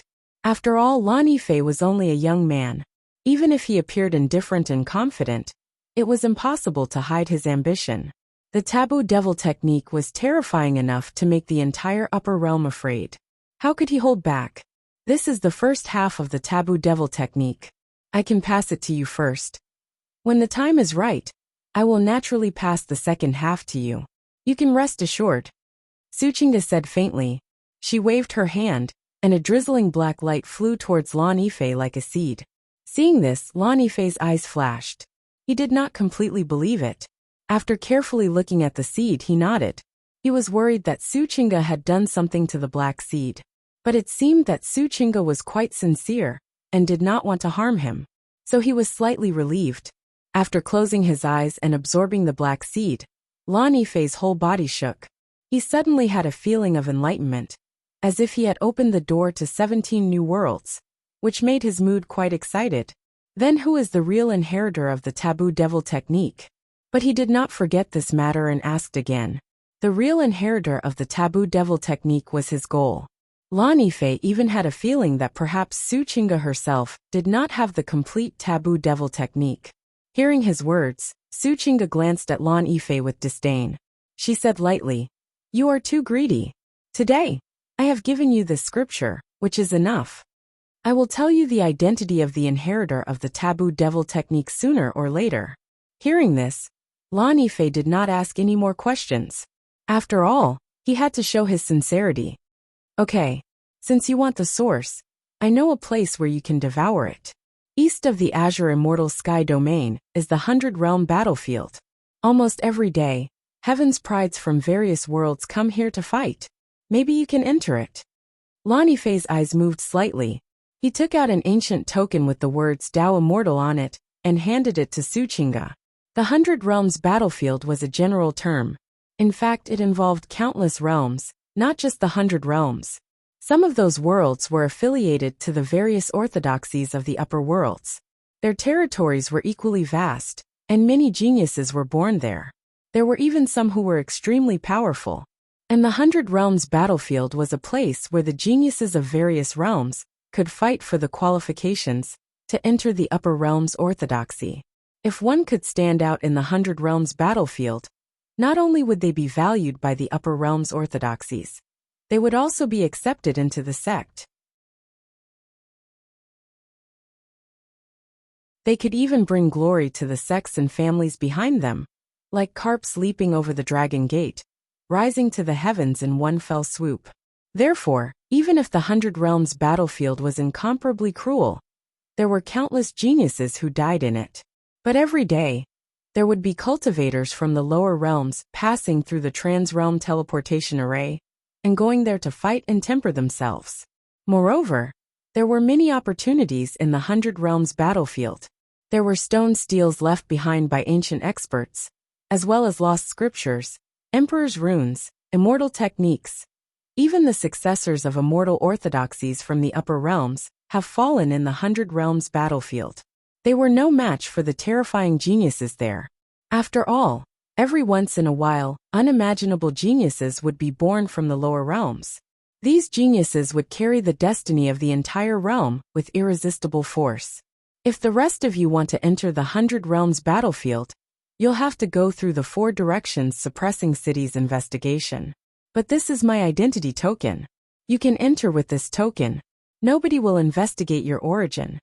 Seeing Su Qingge's puzzled expression, Lan Yifei faintly smiled and explained. He wasn't stupid. He didn't directly help Su Qingge find the source of the geniuses.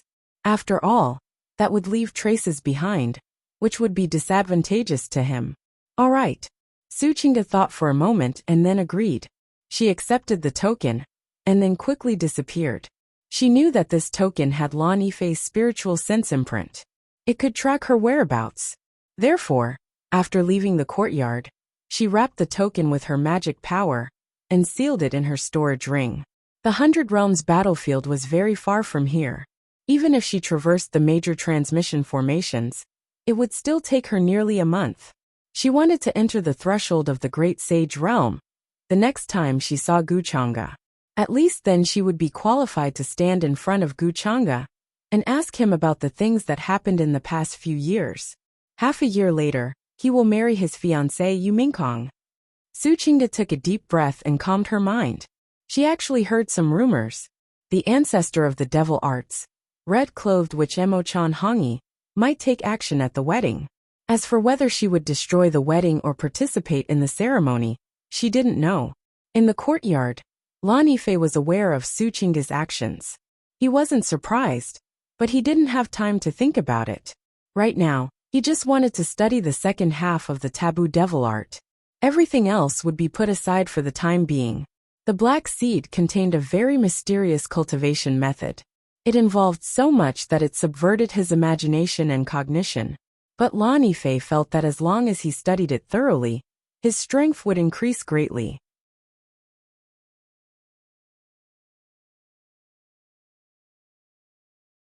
He would be able to sweep through the younger generation. At the same time, in the headquarters of the Spring Breeze Jasper Pavilion, Guchanga asked Bai Lianer's father, Bai Kuan, and his disciple Bai Hua, to deduce the location of the immortal path. The result was as expected. Both of them suffered a lot of backlash, especially Bai Kuan. He was already blind, and now he almost died. If it wasn't for Guchanga's help at the critical moment, and blurred the heavenly mystery for him, and cut off his Dao injury, he would have died tragically on the spot. As for Bai Hua, because of his celestial body, he suffered a lot less backlash. But the deduction was also very vague. It only said that the immortal path was related to a tree. As for what kind of tree it was, he didn't know. He directly fainted with blood flowing out of his mouth and nose. When he woke up, it was already 7 days later. Guchanga guessed that the tree might be the epic tree. When the epic Tao fruit matured, the heaven and earth rules would be complete, and the immortal path would appear. As for where the immortal path would appear, that was another unknown. The matter of the immortal path can be put aside for the time being, but I have to deal with hell and Buddha first. Gu Chang'e considered another matter. Before leaving the upper realm, he had to annex and annihilate this force. Otherwise, it would affect his subsequent plans. Finally, he thought of Bai Hua. As a celestial body, he had the ability to pry into the heavenly mystery. If he could combine it with his Hong Meng purple mirror, he might be able to deduce something and find the hiding place of hell and Buddha.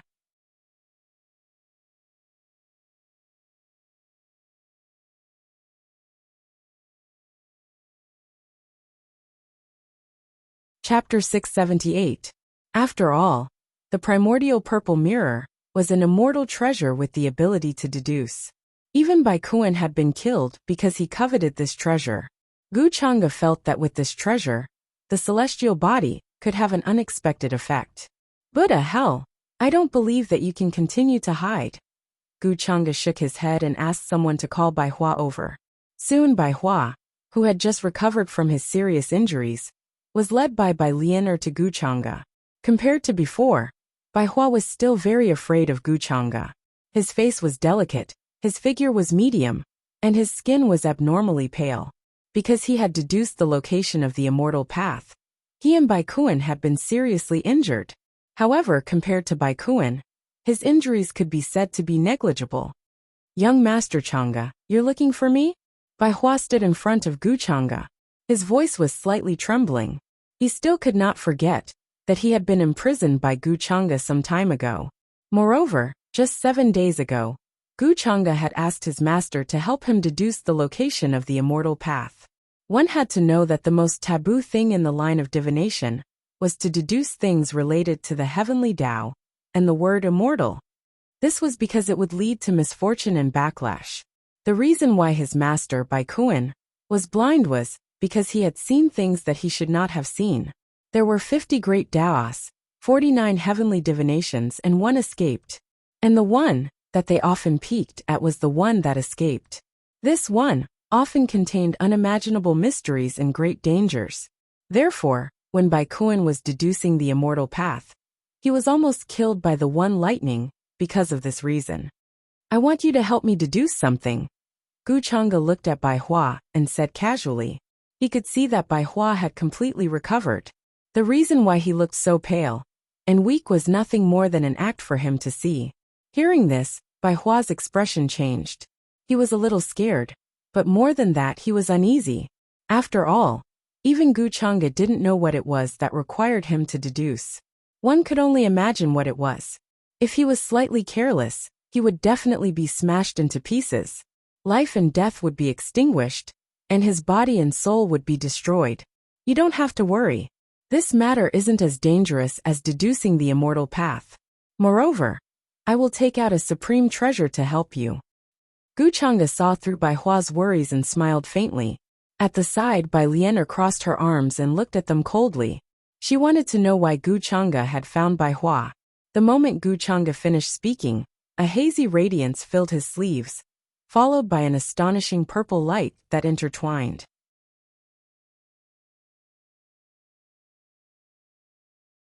It was as if a vast region of stars was developing within it, and there was the scene of the primordial chaos flowing, the beginning of the chaos, and the beginning of the world. This aura caused Bai Hua's expression to change, and his eyes opened wide while he felt slight disbelief. He couldn't help but cry out involuntarily. This is that immortal artifact that master deduced all those years ago.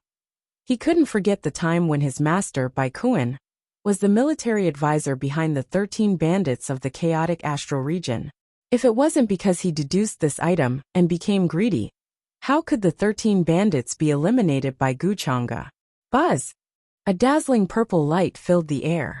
It was as if an ancient divine stone was floating up and down, surrounded by a dense purple primordial aura. This was a majestic aura that was as heavy as the heavens. It was abundant and vast, dazzling and eye-catching, making it difficult for people to look away. What a shocking and mysterious aura. This was the first time Bai Lian had seen this item, and she couldn't help but cry out involuntarily. With her current experience, she could naturally see that this item was extraordinary. There were traces of Tao condensing and intertwining. Young Master Chang'e, you mean to say that you want me to use this item to deduce? Bai Hua swallowed his saliva and couldn't look away from the primordial purple mirror. His voice was trembling and filled with disbelief. He didn't dare to have any greedy thoughts. In this world, if he dared to have thoughts of touching Gu Chang'e's things, wasn't that courting death? I think you should be able to do it, right? Gu Chang'e nodded slightly. Bai Hua took a deep breath and tried to calm himself down. He immediately promised, Young Master Chang'e, don't worry. As long as I have this item, no matter what it is, I dare to deduce it. In front of such a treasure, especially one that was related to divination, how could he not be tempted? Not to mention that if he was able to utilize this treasure, then it would be extremely beneficial to his cultivation in the Tao. Then Bai Lian ordered people to clear out an area for Bai Hua. The cultivators in the surrounding mountains were all sent away. The primordial purple mirror floated in the air and let down strands of purple aura. It was like a mirror that could reflect thousands of worlds. Bai Hua finished his preparations and stood under it. His expression was serious as he put his palms together and chanted. The ancient words seemed to have a strange power. They shone brightly and appeared around him. In an instant, the mysteries of heaven here seemed to have blurred and became unclear. Streaks of tribulation clouds swept over from afar, thick and majestic. Terrifying lightning intertwined, and even reflected the ancient palaces and pavilions. It was unimaginable, as if it could fall at any time. Even with Bai Lianer's current cultivation level, she felt waves of fear and uneasiness. Is the hiding place of Buddha and hell so difficult to deduce? She frowned slightly. Just now, she knew that Gu Chang'e wanted Bai Hua to deduce. This was the problem that had been bothering her all this time. If Bai Hua could really solve this problem, it would save her a lot of trouble. However, hell and Buddha had been hiding for countless years. The major forces and orthodoxies couldn't find them. Could Bai Hua succeed? Looking at the calm Gu Chang'e on the other side, Bai Lianer gently shook her head and put this thought aside. Boom! In the next moment, as the Hongmeng purple mirror emitted a few rays of bright purple light, rich karma energy appeared and turned into thousands of long silver lines that extended into the void. A terrifying lightning bolt pierced through the sky. It was as thick as a mountain ridge. It suddenly smashed down and went straight for Bai Hua. Wah! Bai Hua's expression changed slightly, and he spat out a mouthful of blood. He was at the critical moment of his deduction, and couldn't dodge the lightning bolt. However, at this moment, an inexplicable fluctuation appeared on his body. It was as if his aura disappeared from the world. The bolt of lightning that was about to strike down suddenly disappeared in the air like a cloud of smoke. It was as if it had never appeared. Seems like this is the mystery of the celestial body. It can hide from the mysteries of heaven. Noticing this scene, Gu Chang'e nodded her head in realization. I saw it. At this time, Bai Hua also excitedly shouted. Only the whites of his eyes remained. Moreover, there was blood flowing out from his eyes. It looked extremely terrifying. However, he couldn't feel it. His eyes were wide open, as if he had seen something shocking. After saying this, Bai Hua let out a muffled groan. His body trembled, and then he spat out blood and white foam before fainting. It seems like there's news from hell and Buddha. Seeing this, Gu Chang'e smiled. The 100 Realms battlefield was located in the east of the Azure Immortal Celestial Domain. It was extremely vast. There were countless mountains and ancient stars. It was a desolate scene. Many terrifying vicious beasts released heaven-shaking roars, causing the stars in the distance to rustle and tremble, as if they were about to fall. Looking from the sky, one could see a vast and mighty fog. Endless miasma was blowing from afar, covering everything. In some places one could see eerie white bones. Some belonged to humans, while others belonged to other races. It was difficult to distinguish. Here opportunities and dangers coexisted. There were divine abilities and cultivation methods left behind by ancient sages. There were also stone monuments and stone forests carved by sages and supremes. These records recorded the insights of their cultivation.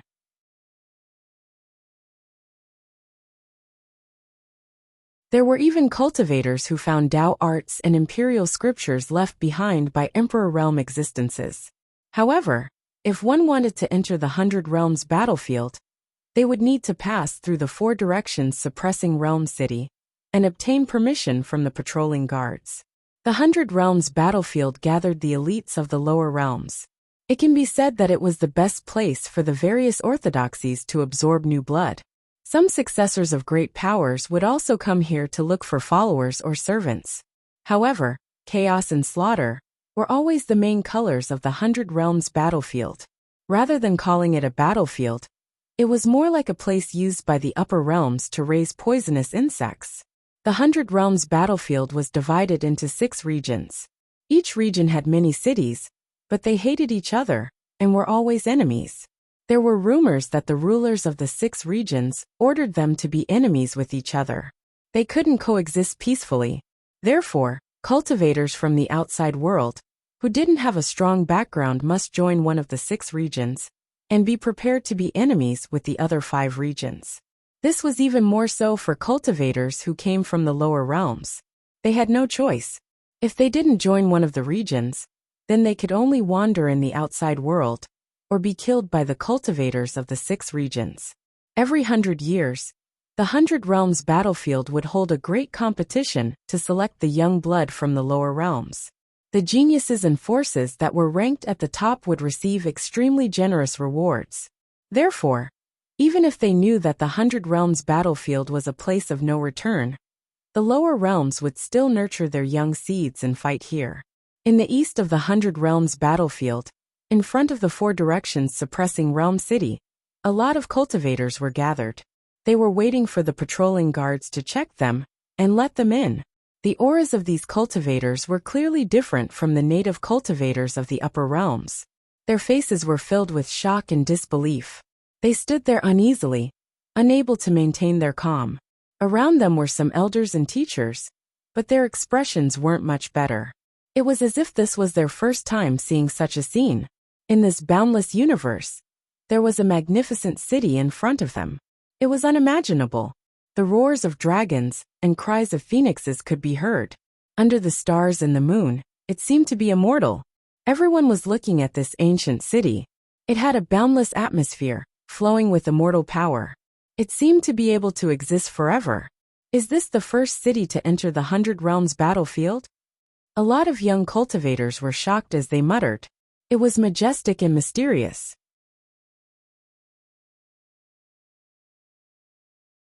It wasn't located on a planet, but directly suspended in the starry sky, receiving the baptism of endless starlight. It was a very shocking sight. It occupied a very wide area. Its walls were like mountains stretching endlessly. Its towers were tall and magnificent. It was like a wheat that stood at the end of the world. A pair of thick gates were closed, as if they could block thousands of soldiers and horses, as well as ancient sages. Are these people from the lower realms? Sure enough, they're all lowly and have weak cultivations. It seems like they'll only be courting death after entering the 100 Realms battlefield. After all, they're from the lower realms. I guess this is their first time coming to the upper realms. In another direction, many cultivators from the upper realms shook their heads as they looked at the people from the lower realms. Their gazes were filled with disdain and contempt. The price of using a transmission formation from the lower realms to the upper realms was extremely high. Therefore, only a small number of people could be brought over each time. For these sects, it would take a long time for them to recover. Moreover, after coming to the upper realms, they would still be contaminated with the aura of the lower realms. It would take a long time for them to get rid of it, or the various major forces and orthodoxies could help them. You're tuning in to the Li Mei's Wuxia Whispers YouTube channel. We're so grateful for your support, and don't forget to subscribe to join us on this incredible journey through captivating stories. Your generosity through donations truly makes a world of difference, as it's the primary source of revenue that allows me to expand and enhance this channel for you. Thank you from the bottom of my heart for being a part of this adventure.